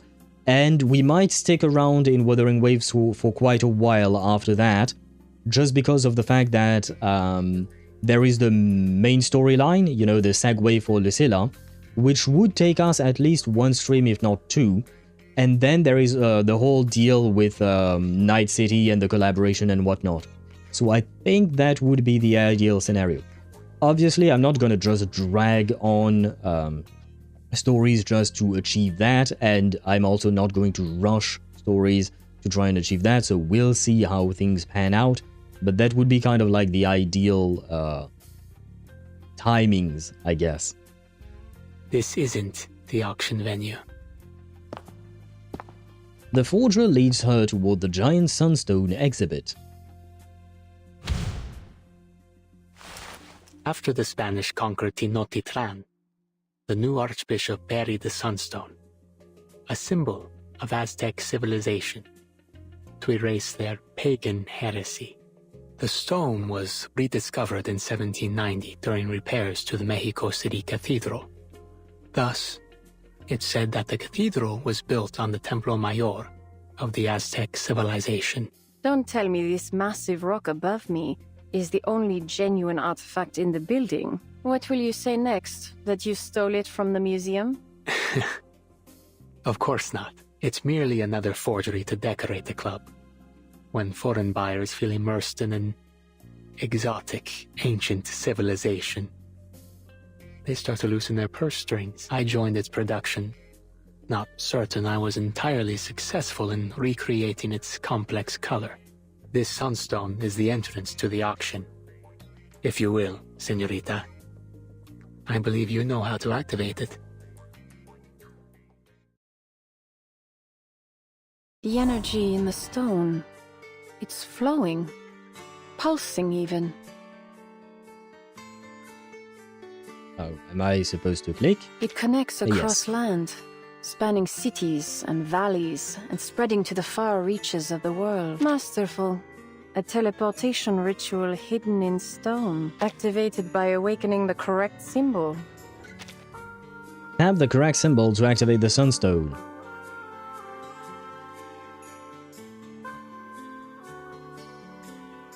I think the symbol they kept mentioning was this one, but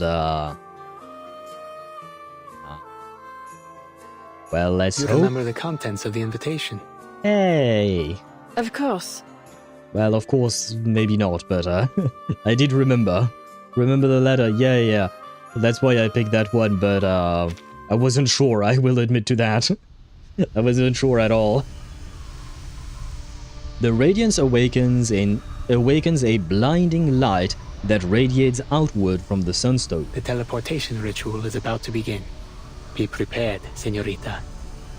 You may experience some side effects from the process. Time to see what this auction's all about. What kind of side effects, by the way? You know, usually it's important to note those kinds of things beforehand. Past the witching hour, in the dark of the cemetery, a candle is lit. A pair of still eyes gaze deeply into the little flame, which has turned green. The auction should have started a while ago. Is it me or the masking on the flame is screwed up? You can clearly see the line where it's cut off. Yeah, I guess they used a flame file, video file, but they kind of messed up the masking effect to only cut off some of the flame. Well, sometimes it do be happening.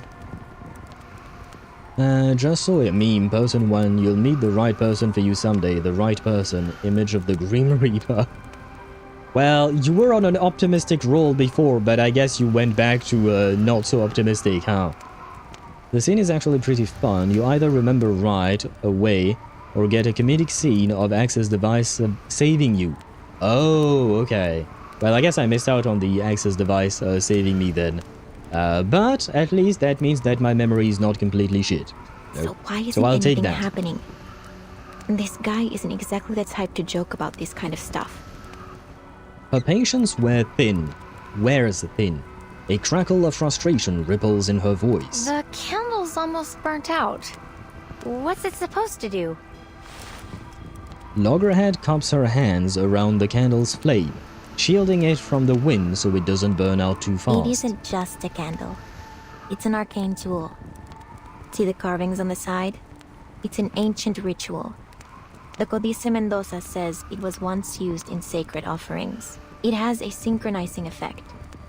When a specific ritual starts elsewhere, lighting this candle will replicate it here, but we've only got one chance. The candle has nearly melted away. The flame falters. Hope seems lost until the dying flame gives out, and in its place an arcane array appears as a gale force wind sweeps down around them. Brace yourself. It's happening. The wind howls, swallowing her body and her voice. The Foundation really needs to start selling their teleport discs in these new eras.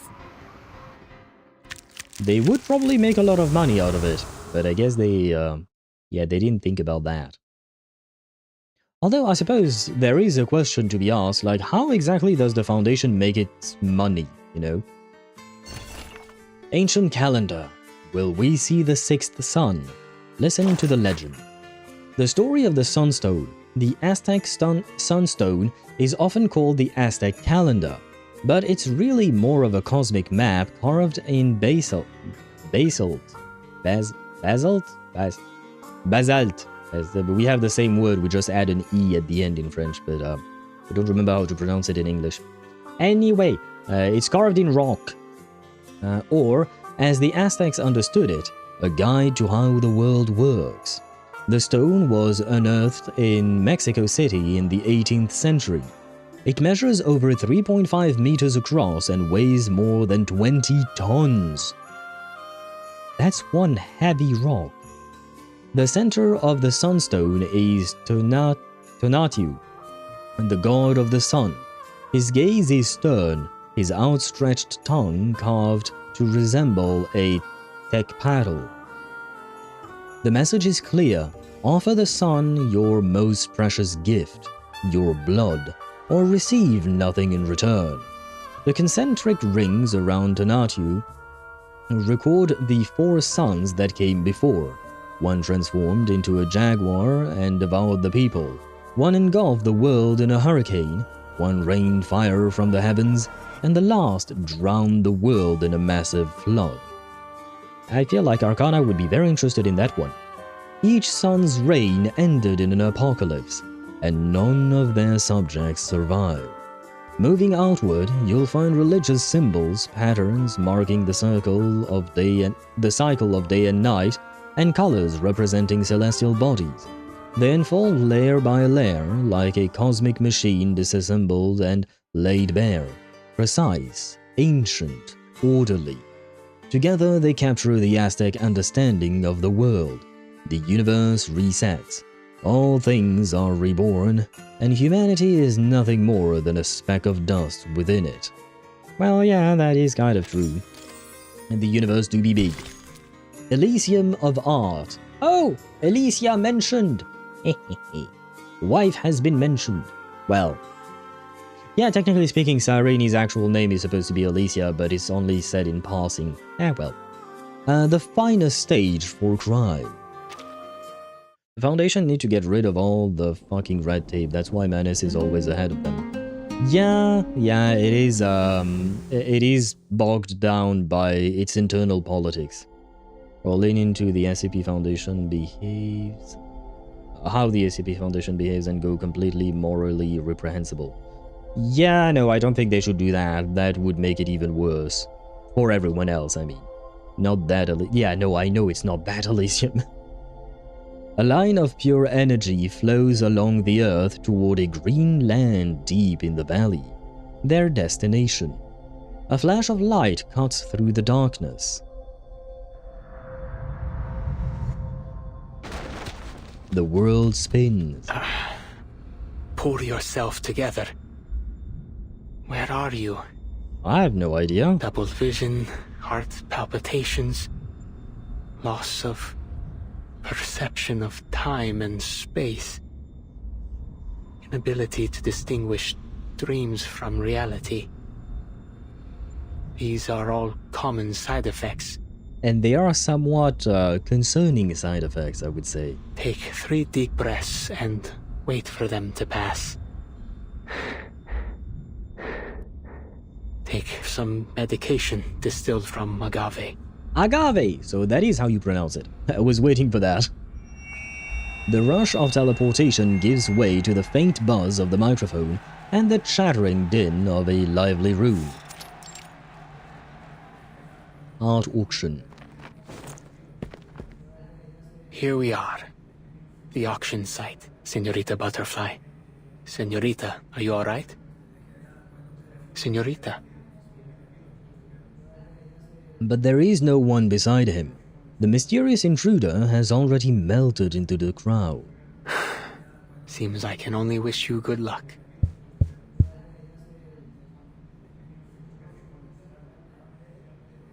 Is that Cristoforo? He has a hat with a plume on it. Although Cristoforo's hat is different, but still.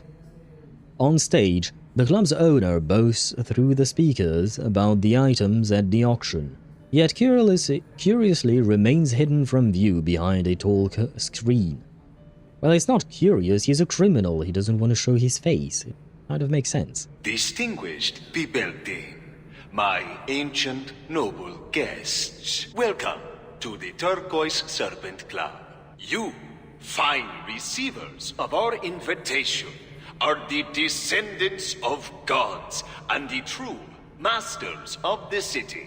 And so, tonight, we will have a feast of the arts for arcanists only.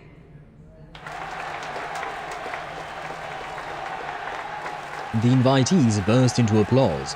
Arcanist smugglers, gangsters, and government officials alike rub elbows on the club's dance floor. Masters of the city, huh? I like the sound of that. This guy knows what he's doing. Must have some good stuff to sell. Yeah, he's just buttering you up so that you sell more, you buy more from him. It's said that there's nothing he can't find or do within the confines of the city. You have any idea of the money this guy made smuggling alchemical materials? Enough to make the people living in the Palacio de Iturbide jealous. I'll say that. Everyone here wants a slice of his pie. The club thanks you all for our many pleasant dealings over the years. In good faith for our future cooperation, I have prepared a series of arcane artworks for your perusal, all as true as gold. For the fine ladies and gentlemen who are not interested in art, allow me to tell you a little secret. These paintings are only a ticket to the second half of our event. Buy one piece, and you've won yourself a chance for deeper collaboration, and even the opportunity to have a face-to-face chat with yours truly. Uh-huh. Not gonna lie, I wouldn't exactly be interested in having a face-to-face with you. Well, I guess maybe just so that we can ask you questions. Yeah, I retract my statement. The SCP Foundation would have wiped out Manus already just with what St. Pavlov has access to. They are that bad. The SCP guys literally use people sentenced to death as guinea pigs for experiments, and that is the least reprehensible thing the SCP Foundation does. Yeah, no, we don't need a second version of Manus Vindictae, because basically the way you're describing the SCP Foundation, it's basically the same thing as Manus Vindictae, but, you know, in this case, we would be using them to fight on our behalf or fight on our side. Yeah, the Foundation is already bad enough. I don't think we need something even worse than the Foundation to fight against something that is somewhat similar but different, aka Manus Vindictae. That's just making the world even a shittier place for everyone. But perhaps I should not say face. I must maintain some of my allure.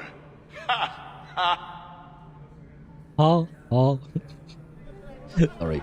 The audience laughs politely on cue. Now, to introduce our fabulous art pieces, please welcome the rising star of Cubism, a prodigy returning from his studies in France, the greatest painter of the Turquoise Serpent Club. I give you Muriel. Wait, he studied in France. Hey, we like Muriel. Wait.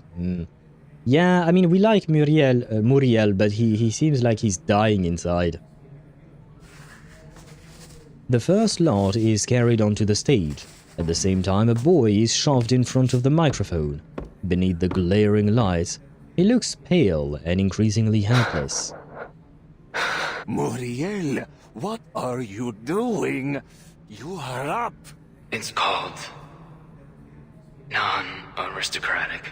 The title of this painting is non-aristocratic. He turns toward the auction table timidly. He attempts to gather his thoughts, causing his words to sputter out in broken fragments. It's inspired by an artist I greatly admire.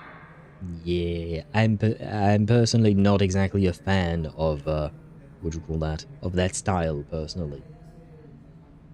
The SCP Foundation is Manus squared by Manus, but at least they work for the safety of humanity. Yeah, but no. So you're basically asking for a worse organization to take care of our enemy, but that will just still make the world a shittier place regardless. No thank you. You can keep your SCP Foundation where you found it. Las obras que existen solo sobre caballetes. Y todo arte amado por los intelectuales son propiedad privada de la aristocracia. Art belongs to the public. Unfortunately, I was unable to achieve this during my time in the club. Perhaps that's why I captured Maria, my tutor and friend, as she created this statue. The fuck is he talking about? Who is Maria? Do you see this, Teresita? I know you're here. He darts his eyes around the room, but no one seems to be paying any attention to his rambling. The audience is swept up in the exciting news of this opportunity for cooperation. You heard that? This is a chance to work with him. If we get distributorship, we're in the big bucks. Hey, Diablo! No, everyone wants a lousy artwork. We need to get one, no matter what. Uriel seems even rougher than the last time I saw him. Sorry, Senor Perez. I don't recall what comes next. You idiot! I told you to concoct an interesting story, then describe all the expensive materials you used and what arcane skills were involved. I mean, concocting an interesting story might not be his type of thing. I mean, he's a painter, not a writer. Being a painter does not mean that you're automatically good at writing shit. You can be, it's not mutually exclusive, but it's also not mutually assured, I guess, is what I'm trying to say. I mean, they do revive humanity when it does happen to get wiped out in that universe, but they are not good people. Yeah, so that's my question. Why on earth would you invite worse people in a world that is already filled with bad people? Like, yeah, sure. They, what do you call that? They, revive, humanity when it is wiped out, but how about not letting it being wiped out in the first place or something like that, you know?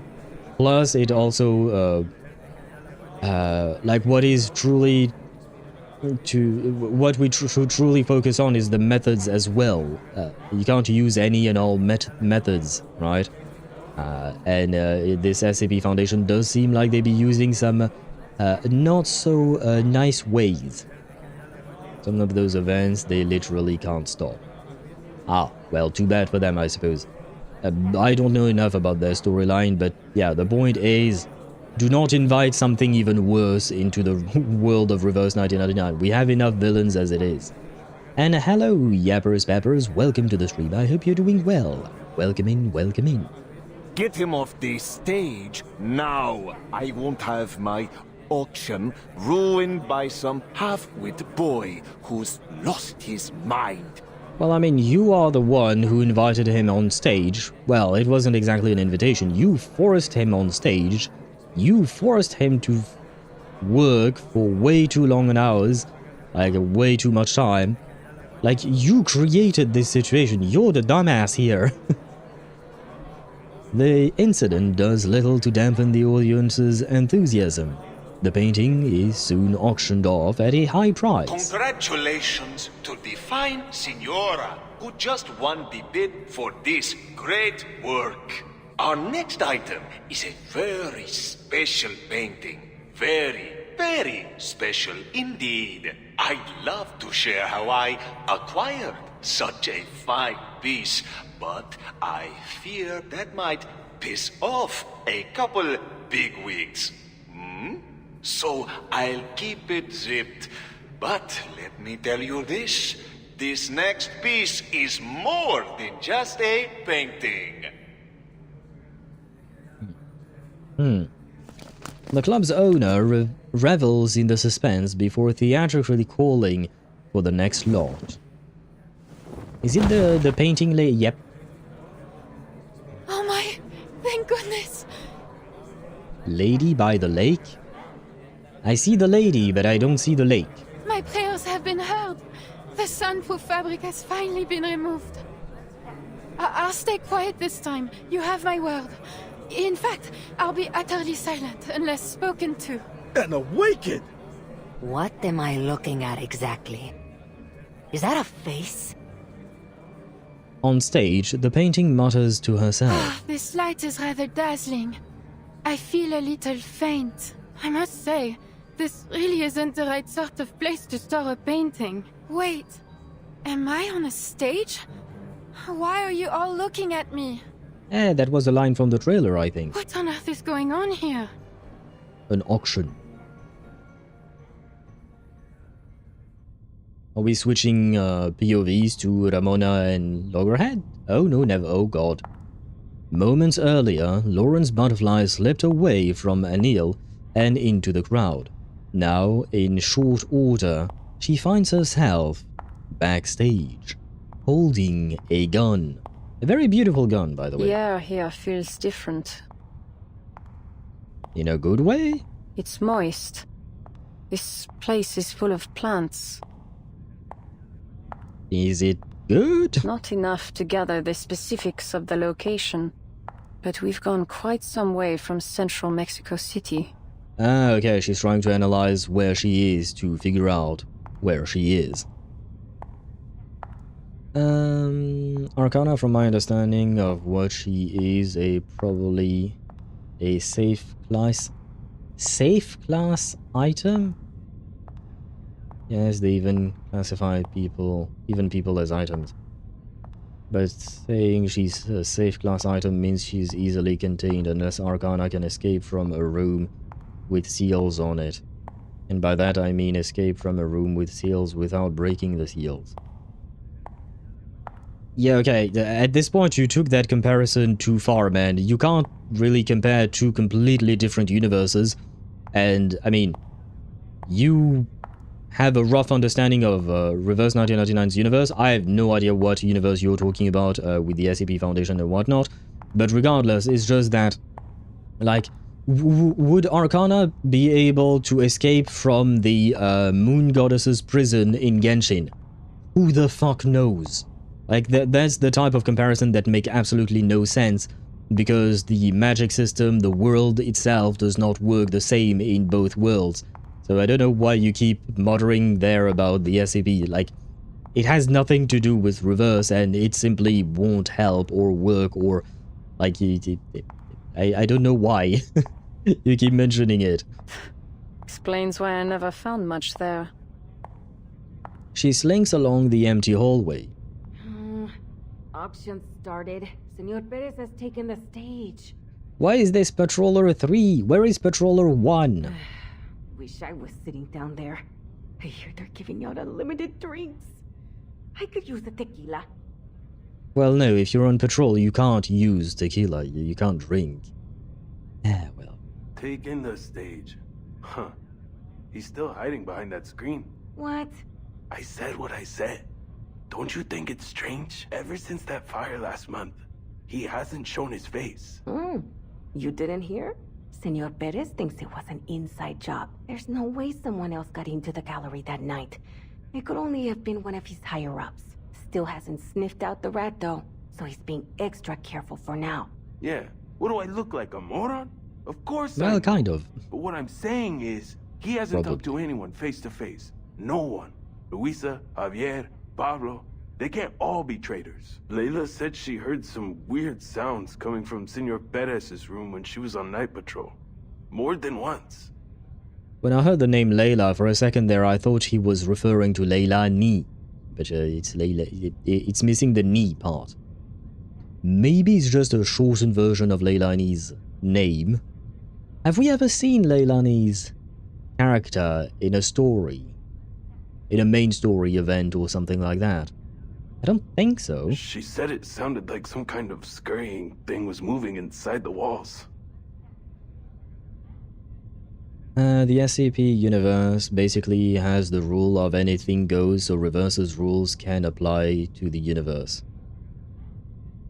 But I mean, if anything goes, that means there are no rules. Which means there is no point in... Like, you're just comparing two blobs that have no shape or form and indistinct sizes. And, like, you know nothing about, like, what those blobs looks like. You just know there are two blobs. And you're trying to compare the two. Like, to me, it makes no sense. A monster in the walls? I'll bet he got burned bad in that fire and doesn't want anyone to see. Hey, I dare you to sneak backstage and find... You crazy? I'm staying put right here. There's no bet worth risking my neck. And find out. My bad. I didn't mean to cut off Patroller 4, I think it was. Is it Patroller 4? Yes. See, if it had been Patroller 1, I wouldn't have cut her off. I could do you both a favor. Find out what happened to him. Screenshot time. Wait, there you go. And she do be pretty. She do be pretty. And she should have stopped the sentence here. I could do you both. She didn't need to continue with the sentence. Yeah, you know what? I'll bonk myself for that one. I kind of deserve it. Plus, there are some ads, so I will wait for the ads to go away on Twitch before continuing, because this seems somewhat important, I would say. Like, maybe it will reveal more about her as a character, as a person. I was about to do that. Yeah, I knew I deserved that bonk, but come on, you can't tell me you didn't think of that. Well, you probably can tell me you didn't think of that, but I did. Leilani had a very short appearance in an early chapter, chapter 3 or 4, I think, when Matilda was following Sonetto and got stuffed into a garbage bag. I do remember Matilda being stuffed into a garbage bag and fighting her, especially because that mini-boss has appeared over and over again, you know, in endgame content. But I do remember that. But I have to admit, Leilani herself... I remember using her at some point, in-game, I mean in gameplay, but I have to admit I do not remember her appearance from back then. Also, Butterfly, I take you up on that. Yeah, I think that very few people who are interested in women would refuse an offer from Lorentz Butterfly, probably. Did Matilda get a nickname for her garbage bagification? No, not as far as I remember. I don't think so, at least. On this scene shot, all I can think about is the song "Shot Through the Heart." I don't think I remember that name for a song. But I mean, I guess the what do you call that? The name of the song speaks for itself. Oh, it's a Bon Jovi song. Oh, do I know that song? Wait. Come on, you can do it.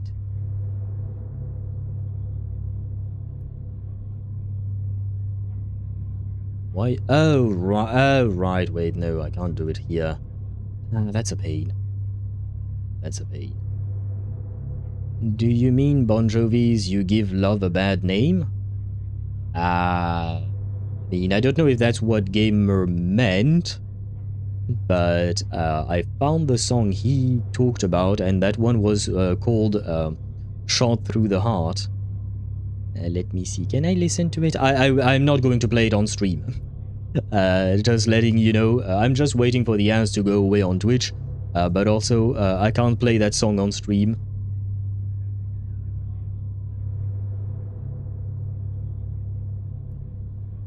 Oh yeah, I know that song. Okay, I just didn't remember the what do you call that? I just didn't remember the name of it. And then oh, apparently Dan's right. Give love a bad name. Let me see. Out of curiosity. Come on, load up YouTube. You slow, I know, but do your thing, please. YouTube really do be slow. Come on, YouTube.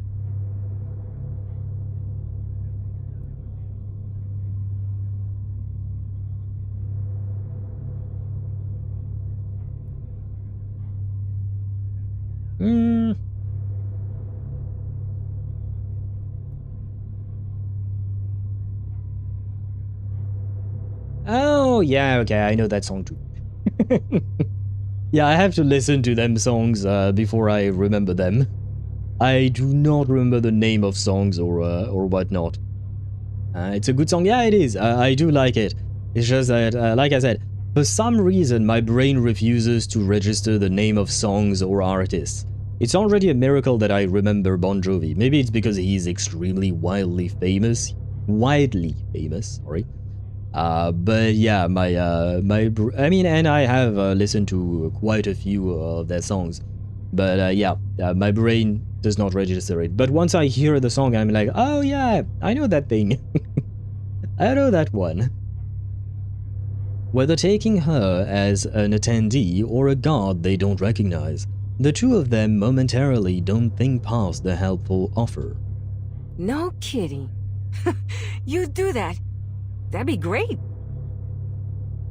They're not exactly, smart, are they? You should really be calling him Senor Perez here in the club, though. Wait, who are you? Finally. Fight? Fight. Yeah. I don't want... No, go away, assist. I have my own. Ah. Go away, I have my own. You know what, I will pair you with my wife. And you know what, you need plant apparently. So why not, let's try this out. Combat, science. They're not very They both bright, take are lives. they? The only difference is who pulls the Were trigger. you trying to make a pun out of that? Unsure. Oh right, I forgot this system. Invert. And me. Fuck me. You know what? Get this. And get A this. new Why not? toy. Would you care to lie down? Sensitive to initial conditions. Oh wait, I know what to do. Wait! Wait! I know, yeah, but sure, go away. Give me Ah, cool, we got the buff. But wait. What did I want to do?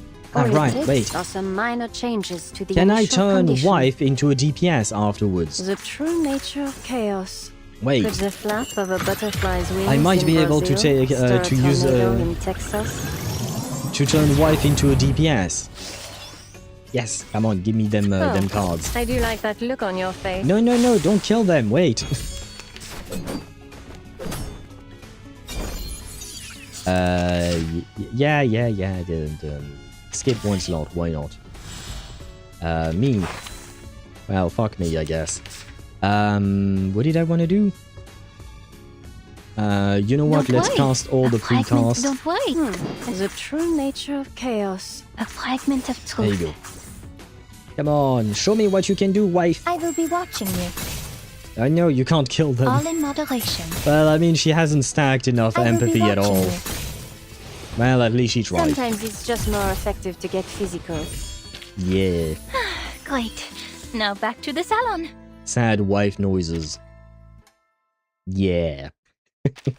So I can't turn Kikanya into a main DPS, I guess. Well, I would need to stack more empathy, so I would need to take more damage, stack more empathy, then maybe use a 3-star card, her attack card, and then, use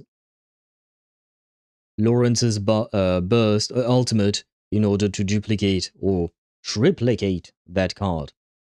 Ah, well. I will have to try things, probably. No pun, genuine question. Oh, well, I have an answer to that question. The answer is no, they are not right. Would be funny if you could play 2 butterflies in this case. I mean, technically, you are, since you are using Kekania's garment. True that! That is a good point. I forgot about that, but yeah, her garment is butterfly-themed, and you can even see it in her ultimate and whatnot. Can't you use Kekania's Genesis damage gimmick of using AoE attacks every time the team gets healed? Yes. Does Lorentz Butterfly actually buff Genesis damage?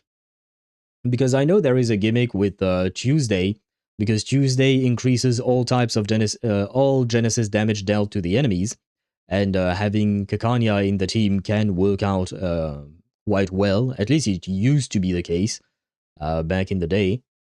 Nowadays, I don't know if it's as viable as it once was. But yeah, I don't know if Genesis damage is useful specifically for Lorentz Butterfly. Damn, if you gain empathy from being damaged, then I'm super empathetic. Well, yeah, and then you can use that to nuke the enemy, to nuke your enemies with your empathy. That's basically what Kekania does. Don't worry, mis amigos. I'll figure it all out for you. A shame, really. The two patrollers she put down can't exactly say thank you. She steps over her new friends and heads toward the club's backstage.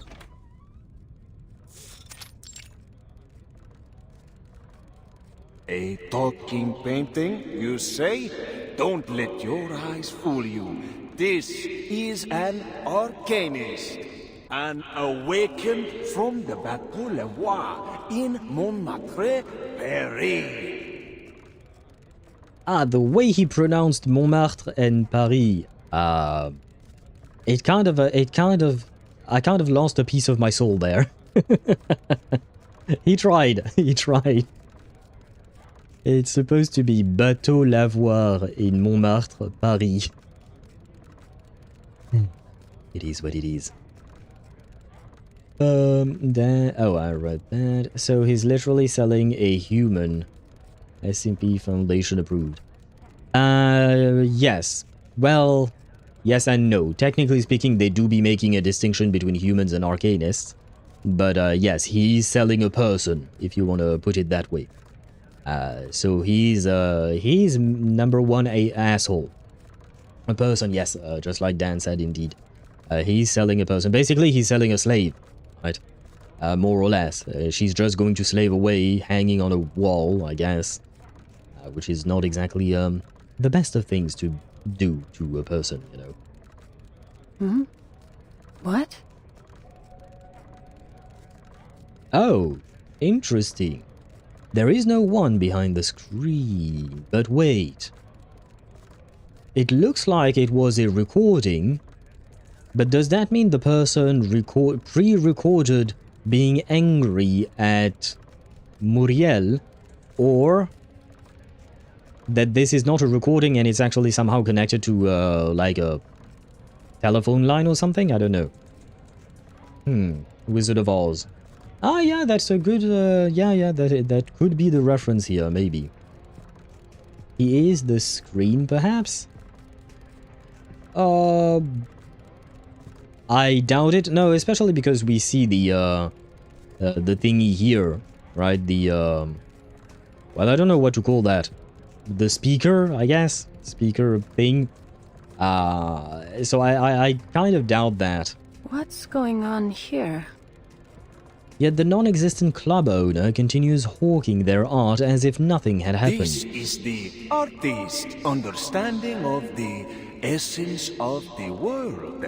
A reconstruction of reality. The beauty of an unconventional brushstroke. And perhaps what may interest you much more.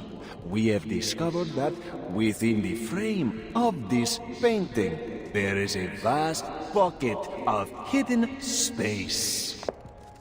Lorentz Butterfly scans the room, finding a small, unremarkable machine off to the side.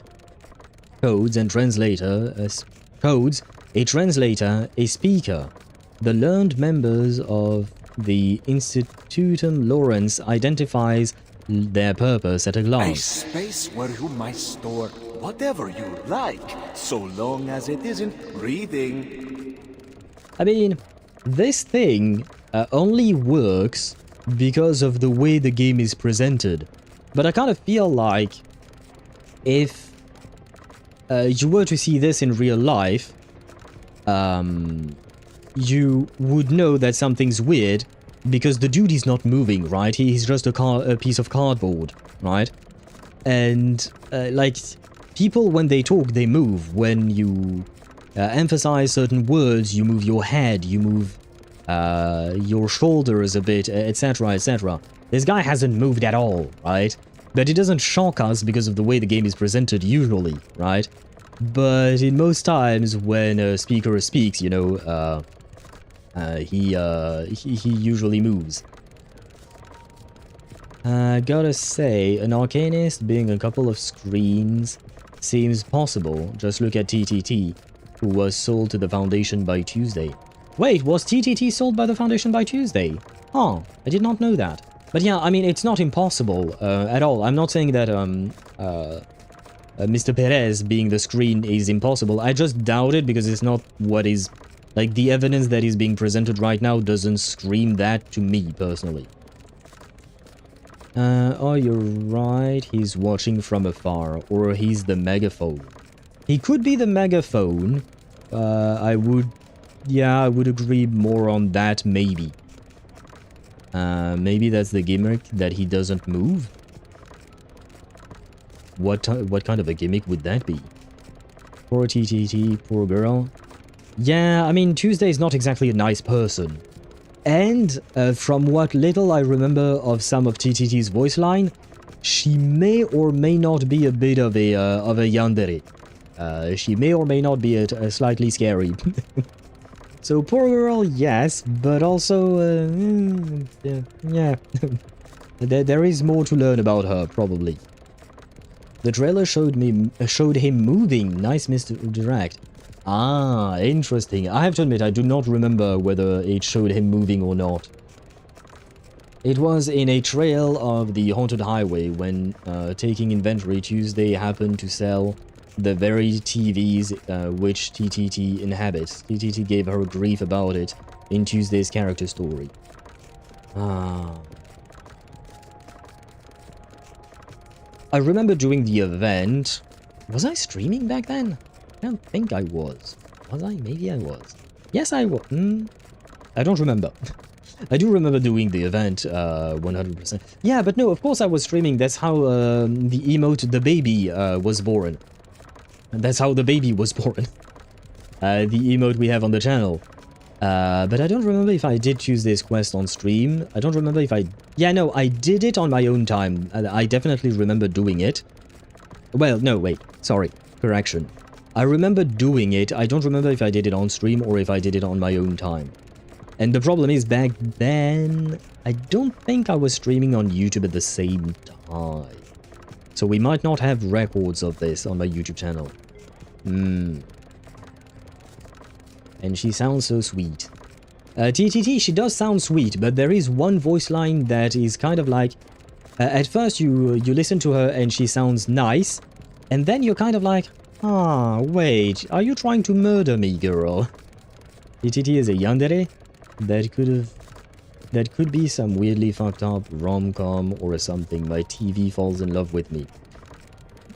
I could see that. I could see that 100%, Sparta. Conspicuous arcane materials, controlled items, or even your rival's severed head. Why would you keep your rival's severed hand? A head. Or hand. Or any kind of body part. A trophy, I guess? Yeah, you have some weird fetishes, man. The greatest of all secret safes, not simply behind the painting, but rather inside the painting. You know that he's talking about a person who sounds like a woman, right? But he's talking about a person, and apparently inside that person, there is space. And he's not exactly asking for consent, right? So it kind of sounds like he wants to enter the person without consent. I will not be using the proper word for it, but I think we all know what I'm thinking of. Not great. To be there would be an understatement. No, not great at all.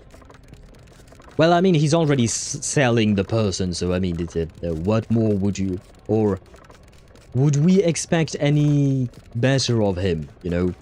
Still, not a fan. Can I take TTT home with me? You can try and buy it back from the Foundation? The TVs that TTT actually lives inside? Maybe? In canon, TTT is the internet personified. In that 100 Gorillas versus Arcanist video, I mentioned TTT ended up in a draw. Her TVs perished. She stayed unharmed because she can flee to other attack.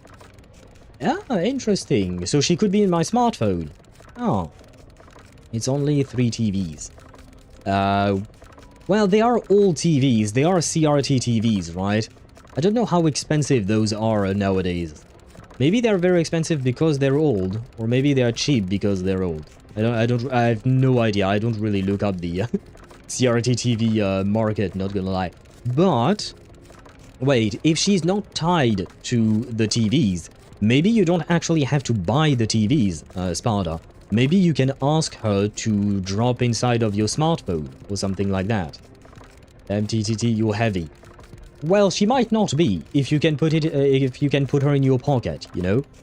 It kind of reminds me of well, I forgot her name, but I have an AI assistant thing on my phone. It comes with all Red Magic phones. I don't use it because I don't really have a use for it. But there is an AI thingy, kind of. It's not exactly AI, but it's more of a virtual assistant, and she's an anime girl. You can even change her VTuber skin, kind of her outfit. And I guess you could have that, but as TTT instead of whatever the name is that I'm looking that way because my phone is that way. But yeah, maybe you could use TTT instead. She's an active journalist. If you give her the right story, she stays. Ah, there you go, Sparta. Maybe you can convince her through stories. Her TVs can literally jump though. Whenever I pull her from the lake, well, fish her out. Maybe she has some kind of control over the TV even though she's not actually tied to them. You know what I mean? Like, she can still control them to some extent. An audio production machine, a cupboard, and... A faint noise emerged from the pile of notes. Are you gonna tell me that Mr. Perez is the Mao? Who is this woman? Well, that's gonna be very disappointing. If it does turn out that Mr. Perez is this little thing. Mouse, squirrel, I don't really know what it is, but yeah. So wait, what was the name of that mouse in or that rat in Ratatouille? Remy? Or is that the name of the chef? I don't... Oh god, my bad. I don't really remember because I've never watched Ratatouille. But is it some kind of Ratatouille situation? Remy, okay. Well, hi there. And how did she get back here? Por Dios, get her out of here! Huh. Seems I've found the real Senor Perez. My disappointment is immeasurable and my day is ruined. Well. It would be so easy to... What the fuck is wrong with you? We don't need to murder Mr. Perez. We have questions to ask first. Then maybe we can get to the murdering.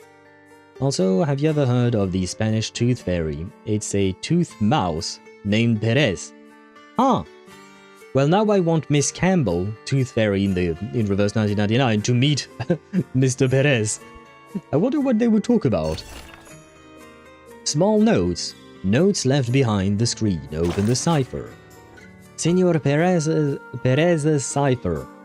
He's done for. Move. Got it. Your life ain't worth a cat's shit. I'm assuming.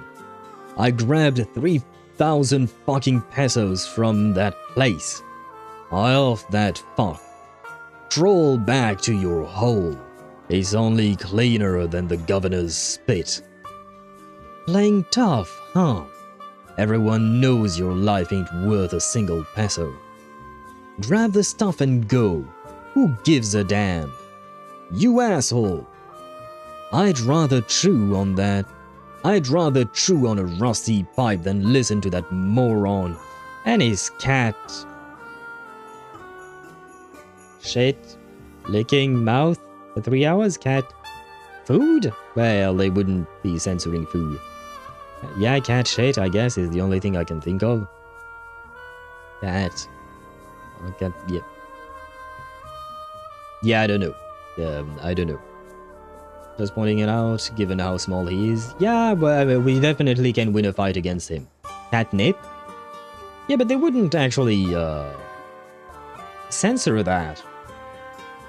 If it's talking about actual catnip, you know, the herbs and whatnot. Yeah, I'm confused.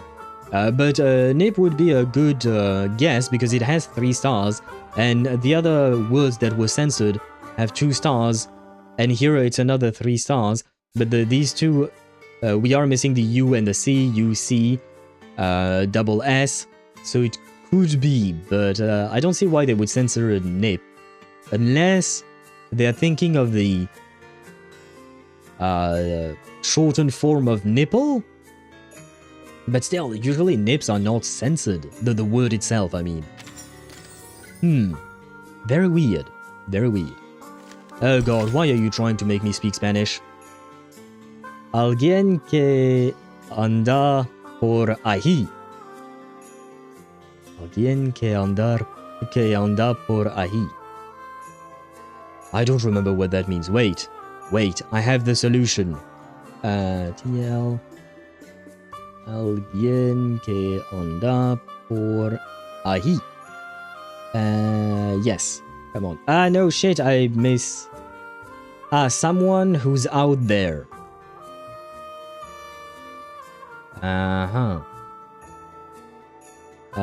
It's TL, Dan, and not TR, but I kind of miswrote it. I forgot the E in Alguien, but I guess it should still be the proper translation, I think. Thank you. Someone who is out there. Okay, yeah, no, it is the translation, I suppose. Someone that's around here. Thank you, Gamer. Gamer does speak Spanish, if I'm not mistaken, right? So thank you very much. Okay, someone who's out there. Who the fuck is out there, though? 35 pulls on Kiperina, fuck my life. What do you say, fuck my life? You're halfway through Pity. Mexican here, yeah. I mean, I guess this is related to your background, right, gamer? This whole thing takes place in Mexico.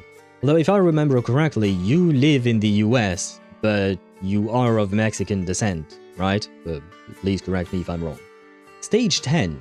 Dreams are tilting towards this shore. Years ago on the subreddit, someone made an edit of TTT outside of her TVs. Everyone was freaking out. It was glorious. She does look very cute, I will say.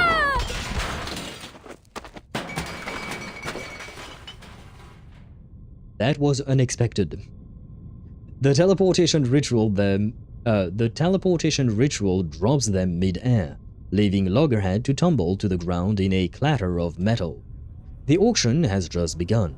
Impassioned words from behind the screen heat up the atmosphere, drawing every eye to the stage. Spada_4 on Twitch says, Dan, can I see that? Or send it to Owl. Oh, Dan, if you could share that with, what do you call that?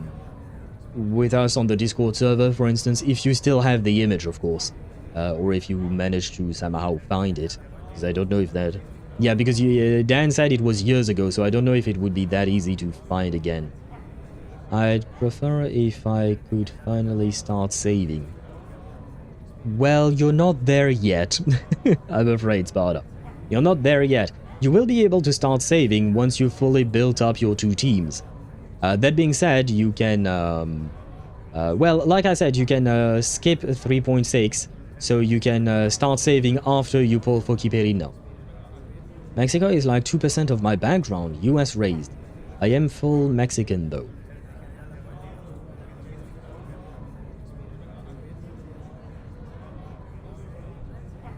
Does that mean like maybe you traveled around Mexico, the country, so you are full Mexican, but you were raised in the US?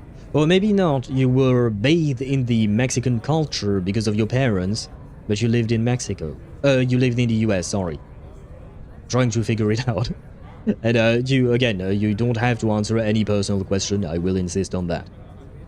You can if you want to, obviously, but please do not feel pressured to answer any personal question. Born there, but raised over here. Okay, so you were born in Mexico, and I'm guessing you moved to the US at a very young age, probably?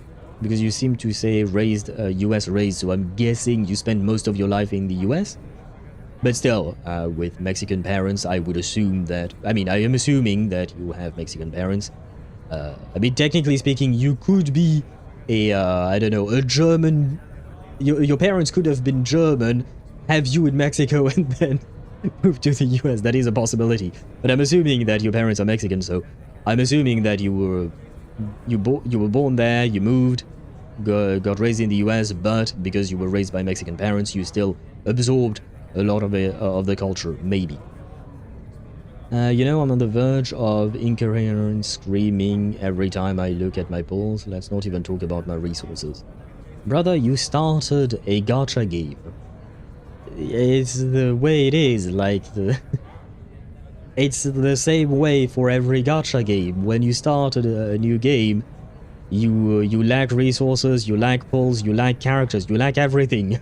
So you have to be patient, and at some point you will reach a point where you will feel a bit more comfortable. So my only connection I have is that it's my birthplace. I was brought over when I was just about 1 year old. Okay, so you don't exactly remember much about Mexico itself. I would assume at about 1 year old. It was not even remotely as bad with the rest. Maybe it's just because you have grown more impatient with time. But like, for me, I never saw it as bad, whether it was in Reverse or in any of the other games that I played. I just like, yeah, it took a few months, and I get to endgame within a few months. Genshin, it took more, I would say.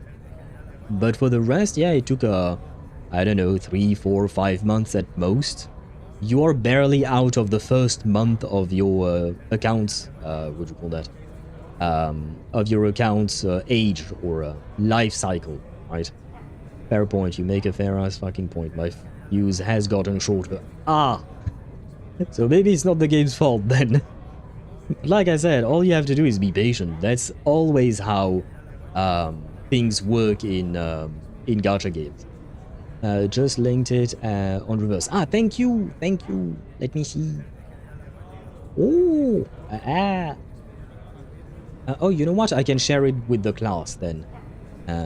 She does look cute. I will say she does look relatively young compared to what I remember, because I have to admit I do not see TTT all that often.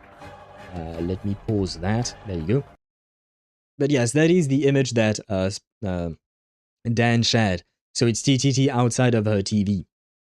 She does look cute, but she does look younger than what I remember, honestly. No, we don't scroll down the comments, we don't look at that. But yeah, very cute TTT. And hopefully she's not actually too much of a yandere like I vaguely remember her being. Hopefully. But I hope you enjoyed, and the link is on the Discord server. Wrong button. There, I can close this. And thank you, Dan, for finding the image and linking it to us. She's a cute lady. She's very cute. I've always found her quite cute and quite adorable. She deserves head pats. She is very head patable, just like Cecilia. Except Cecilia is dumb as bricks, but you know what I mean. The auction has just begun. Impassioned words from behind the screen heat up the atmosphere, drawing every eye to the... Yeah, I kind of read that before. My bad. Get up and quit quivering. Oh, right. We need to look like regular guests here. So, we take a seat, cheer and clap with the others, raise a paddle to bid some small amount that nothing will ever sell for. That way, we won't catch too much attention. Just do enough to slip by. Reminds me of a movie from 1928. Well, I mean, if you say that when you're surrounded by other people... You know, do I even need to say more? Shut it. Just shut it. I swear, if you bring up another movie plot, I will sock you. Hey, don't you dare harm our dear Loggerhead. She already has enough brain damage. She only intended to get the camera-headed girl's nerves in check, but her sharp words catch the attention of a guest nearby. Señoritas, but have you never attended an auction before? He looks cute. No. I mean, we kind of know what's going on, but... Don't you worry yourself over us, Señora. Oh, don't get me wrong. I mean no offense. Actually, this is my first time too. Have you guys ever been to an auction? Like in real life? I've never been to an auction myself. I don't have that kind of cash to buy shit at an auction. But has anyone ever been to an auction? Do auctions really exist? I'm just kidding, I know they do exist. But I have never been to one myself. So it would be my first time as well. Not an auction that went for this exorbitant prices. Okay, so you have been to an auction. Yeah, I mean, it makes sense, like, I mean, unless you're rich, extremely rich, and you've been hiding it all along, I would have assumed that you might not have been to an auction where they probably place millions of sharp donkeys there. Didn't bid, but I have seen it. Okay. I don't really get why go to auctions, honestly. Why not? Maybe there is some kind of a hype about it. I don't know. My only extended stay there was when I had to renew my visa and waited for them to approve my mom before coming back, so about like a year and a half. So I was observing cultures and traditions, sadly not a whole lot stuck. But once I came back, I was heading into preparatory school, high school, so there wasn't much time to make sure that it stuck with me.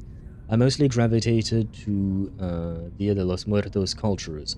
Okay, interesting. Oh, yeah, I suppose, I mean, a year and a half is still a decent amount of time, you know, in a place, but if you just go back to a completely different place that you used to live already in, and are more, like, the culture of that place might be more ingrained into you first, yeah, it might be easier to kind of forget, I suppose. Not forget exactly, but, you know, not have it at the forefront of your mind all the time. Traditions, not cultures. Okay, yeah, that makes a bit more sense for the Dia de los Muertos. I see. Thank you for sharing this with us. I do find it very interesting to see how others have lived their lives. Like, for me personally, I was born in France, I was raised in France, and I've ever lived only in France. So it's not as exciting. I have been to Sri Lanka to visit family, but it was at most 2 months during a summer vacation or something like that, you know. So not that much. So I have not been ingrained with Sri Lankan culture. I do know a fair bit about it, but yeah, it's really not the main thing that, the main culture that has permeated throughout my entire life. Do estate sales count? I believe that even in estate sales, sometimes they do make auctions, right? They do be doing auctions for estate sales, right? I think. An auction is basically just the adult version of kids screaming, mine, mine, mine. You're not wrong about that. It kind of reminds me of the seagulls, you know, in Finding Nemo. No, but they're strangely popular on German TV. Really? Interesting. Huh. It's not exactly an auction, but I know of a French TV show that is somewhat related. Basically, a person has an antique item, they go on the show, and there is a panel of like 4 judges. Well, first there is an appraiser who will give that person an estimate for the pricing of their item. Then they go on the actual show, and there is a panel, and then the panel will bid. So it's kind of like an auction. Kind of. Well, I mean, it is sort of an auction, but it is one person at a time, one item. It's not the exact, like, standard definition of an auction. It's literally the meme from the Ice Age with the birds going mine. Wait, they were also in the Ice Age? Because I'm thinking of the birds in, the seagulls in Finding Nemo. Were they also in the Ice Age? Oh. Was born in France, raised in France, and I will die in France. There, I finished the sentence for you. Most likely, yes. I have no plans in living in any other country in the world. I do like France as a country. In my opinion, it is not perfect by any stretch of the imagination, but it is a good country to live in. And yappers be yapping, maybe? Or popping. Pop, because I know that the emote is called pop, but, are you yapping or popping? I'm not sure. Same thing, basically. Oh, for you mean, in, Hungary, right? Those were dodos arguing about a melon in the first Ice Age film. Oh damn, that's some memory there at hand. Thank you for correcting us on that. Okay, so it was dodos in the Ice Age. So there was some kind of reference. I mean, to be fair to Sparta, he did say, he just said birds, and dodos were a type of birds, right? But okay, I see. Yeah, for me, I was just thinking of the seagulls in Finding Nemo. They do be dumb as fuck. I don't remember the dodos scene in Ice Age. Even though I feel like... Oh yeah, no, I've seen Nemo, Finding Nemo long after, probably. Not so brushed up on the rules myself, let alone the Argos. The woman turns to them with a gentle smile. She fidgets with her handkerchief, looking a little lost. Then what brings a lady like you here? You were invited like everyone else, right? You must know you're on gang turf. Si, señorita, that I do know. However, I have my reasons for coming. I feel like everyone has their reasons for coming. Camila, my daughter, suffers from a rare disease. Her body rejects its own arcane power. Her blood is escaping her body. There's nothing we can do to stop it. Yeah, okay, that is very concerning indeed. I have visited every arcane doctor in the city, and not one of them has a clue. They take it as a horrible and unbreakable curse. My dear Camila, there's not much time left for her. Well, gentle guest, I wish you to find a cure for your daughter, or something to alleviate the symptoms. High school here did help with the option of Spanish classes. However, learning Spanish in America would have had me backwards, like having English classes in Mexico. Also, my mother's aunt taught me how to read and write proficiently, though me picking French classes instead overwrote most of my Spanish comprehension, and I ended up mixing them. So I cannot tell you with confidence where accents go outside of the tilde over the N. Yeah, the tilde over the N, you can hear it, right? Yeah, you can hear it. Whereas the accent, I mean, I suppose you can hear the accents in the way some Spanish words are pronounced, but sometimes you hear like an emphasis, but there is actually no accent, as far as I can remember. And a lot of times there is an accent where the emphasis is placed on the word, right? But yeah, confusing French and Spanish, I can see that happening. I can understand that because I've learned both. Well, I've learned French from a young age, and later on I learned Spanish. And there are a lot of similarities between the two of the two languages. For me personally, since French was one of my native tongues, native languages, it was easy to distinguish. But if it is not, I can see how you would get confused between the two. Dodos, despite being extinct, are smarter than some humans. Have you tried shoving more blood in her? To at least keep her alive, I don't know. I would assume yes. I would assume yes, they tried something like that. Usually when someone loses blood, you give them more blood. I mean, they are physically very adjacent geographically. Yes, there is that too, I suppose. I mean, French and German are also... France and Germany are also close geographically, but the languages are really not similar. So I don't think the geographical location is all that important in relation to the language itself. Didn't know that until I just looked it up. Argo is a secret code within a certain social group, profession, or subculture, e.g. this crime syndicate. Yeah, I guess another equivalent for Argo would be lingo, right? Kind of. At least that's how we use it in French. We have the exact same word in French. Argot in French would mean a very specific type of lingo that is used within a domain, and it can also mean like the way the youth speaks. So sometimes you could say like young people speak using argot, but I don't know how to use that word in English. But yeah, it's a particular way of speaking. But I guess maybe it comes, maybe in French it also comes from a kind of secret code within certain social groups. Because like, I feel like the definition nowadays would not exactly be a secret code. At least not in French, as far as I can tell. Or at the very least, that's not how it's commonly used. But it is interesting that maybe like that would be the root of the word, and then it took a life of its own as the language evolved and all that.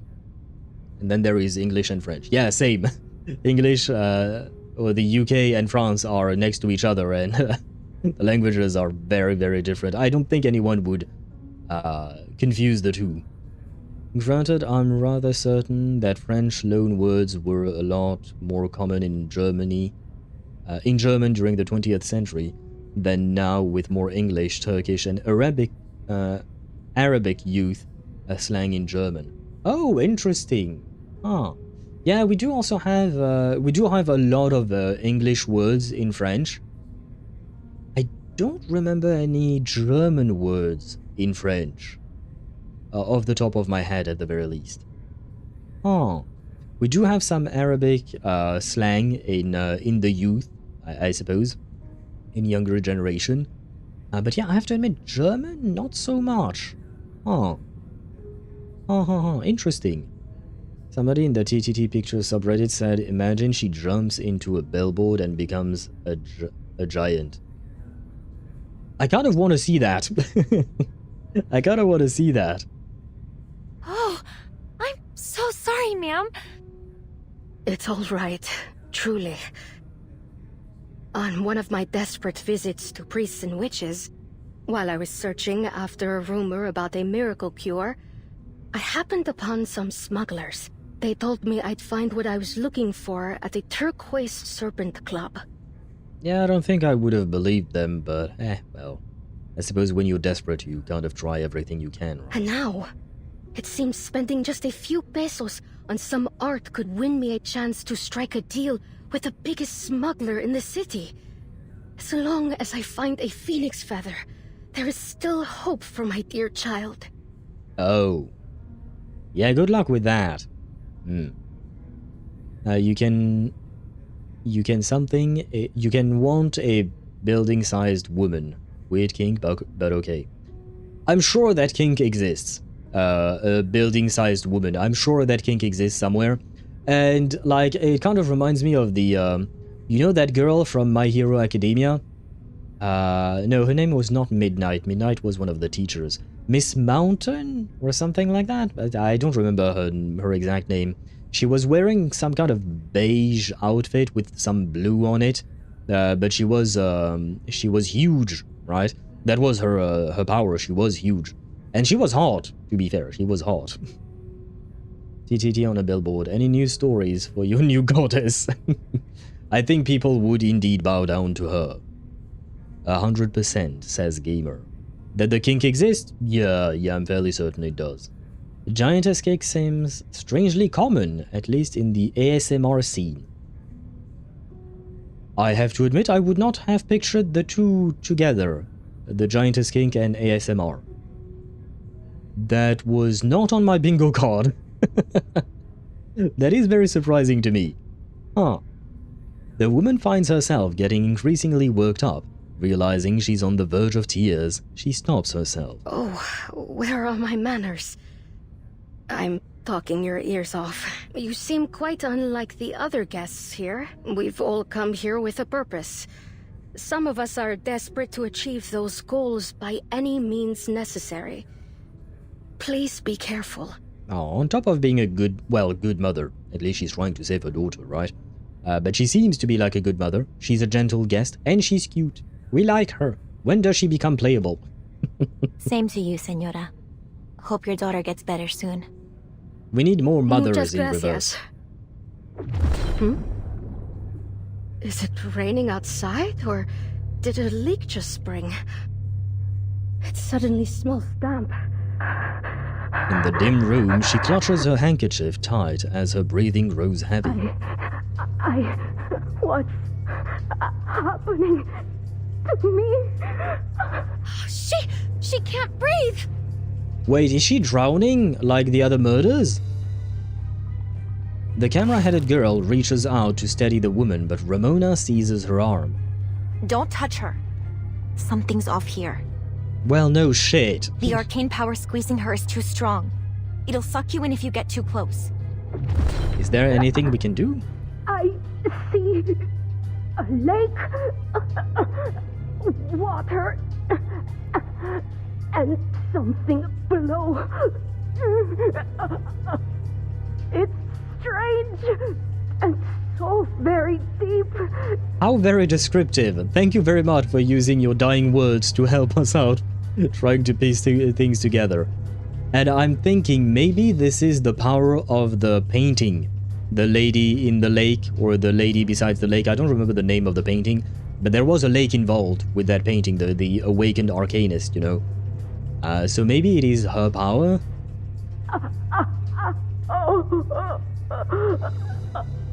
Camila. Yeah, I'm afraid Camilla is just as dead as you are, huh?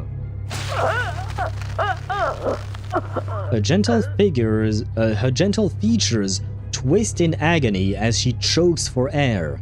Rough gasps escape her throat like a broken bellows.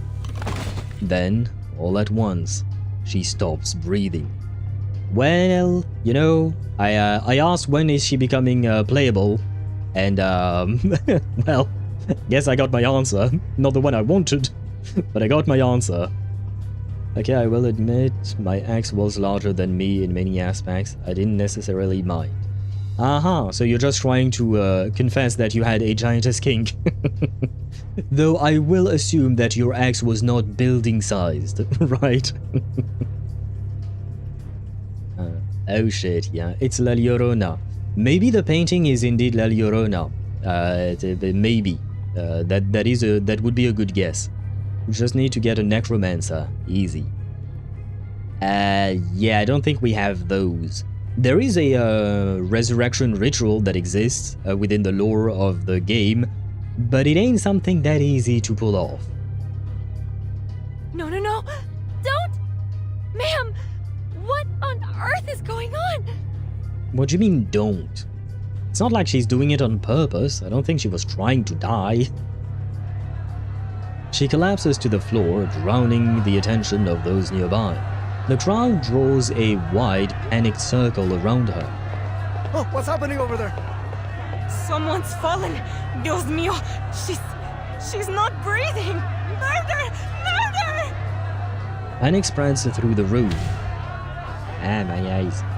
Soon enough, every eye in the room turns toward the exorcist and the camera-headed girl. Drowned without a drop of water.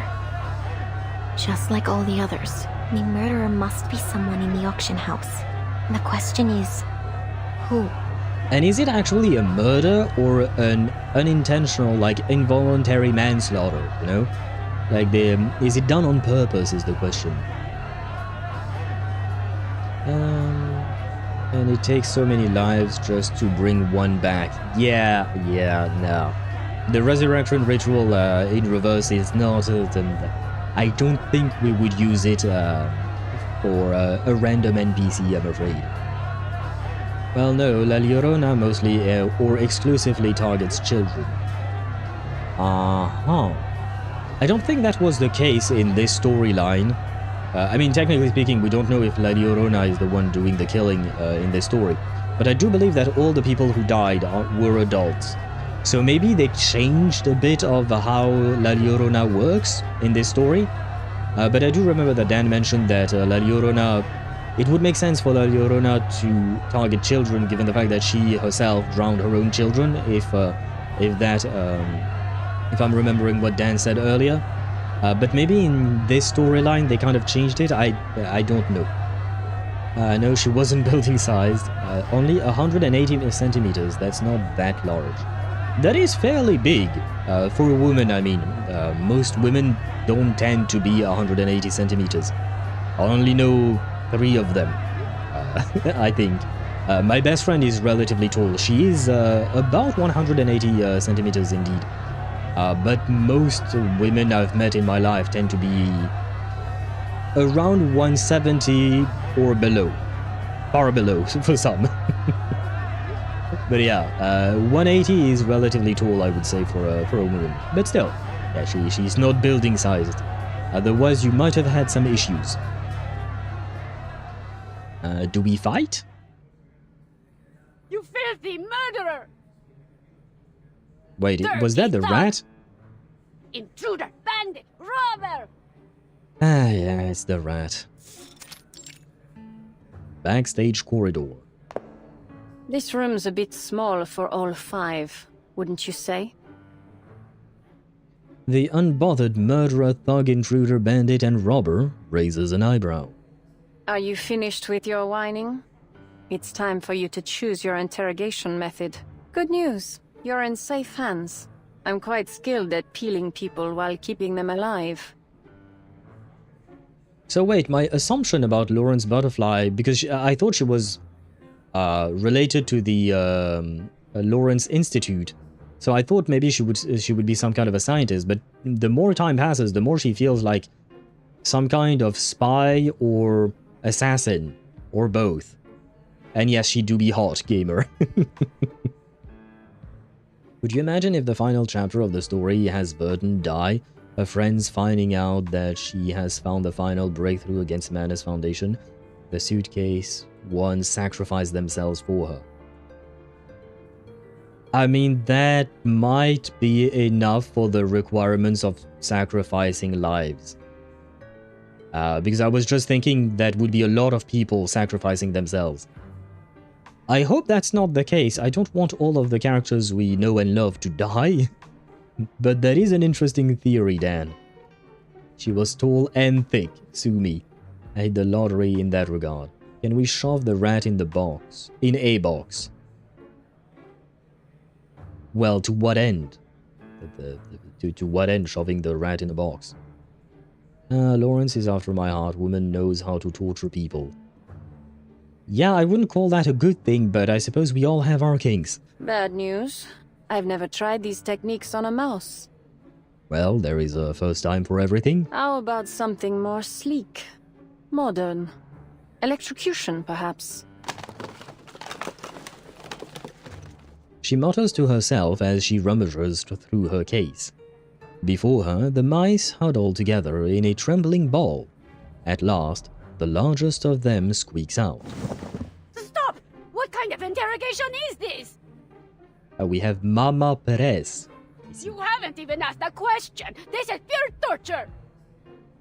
Given your connection to the murders in the city, I think the means justify the ends. I would kind of disagree, because we don't know the exact connection that they have to the murders in the city. But you do you, girl, to justify your behavior. You think I know which ones you're talking about? The club makes trouble disappear every week. Right, I forgot about that. Never mind, they do be murdering people. But that's just how things go in this business.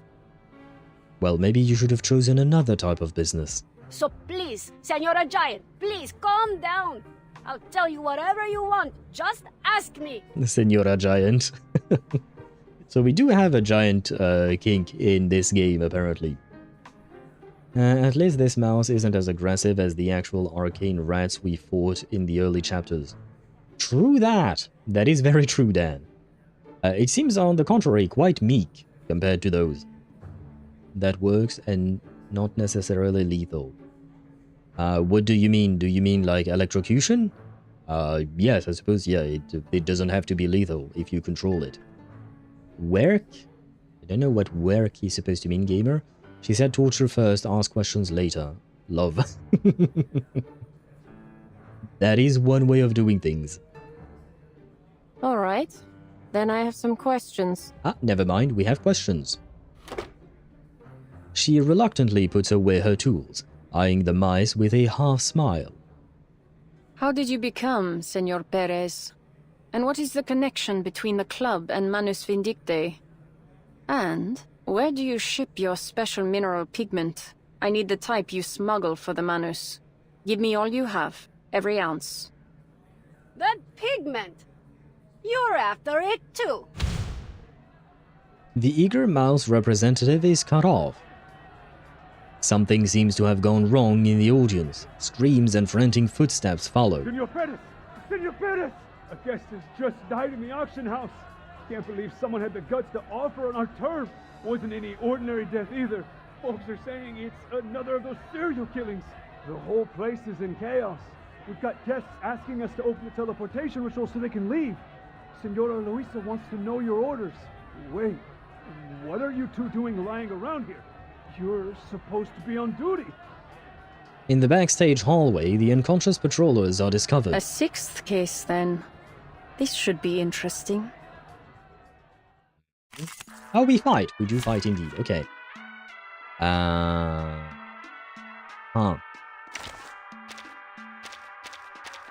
We'll go... I mean, Loggerhead is technically present. So, there you go. We have a team. A team of all times. Dolly this time?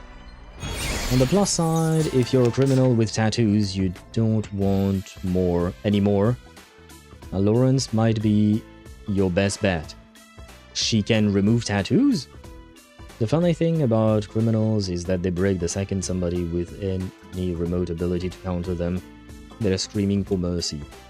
Well, some of them probably, others not so much. It depends on the person, right? This is our chance to gain control. But how can we make our game a little more fun? I don't know, girl. A fragment of truth.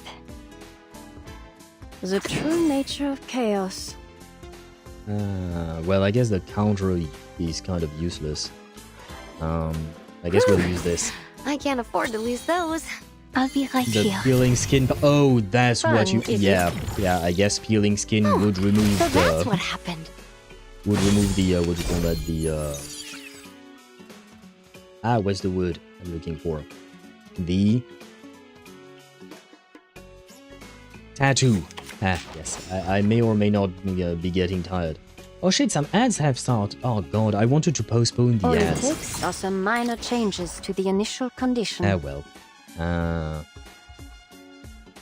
Did I? The true nature sure. of chaos. Could the flap of a butterfly's wings in Brazil stir a tornado in Texas? Well, at least one of them should die. Sometimes it's just more effective to get physical. And I believe that now all of them will die. A new toy. Wait. Let me buff you again. Don't worry. It's been proven. The true. A new toy. The true nature of chaos. Yeah, I think they're dead, most likely.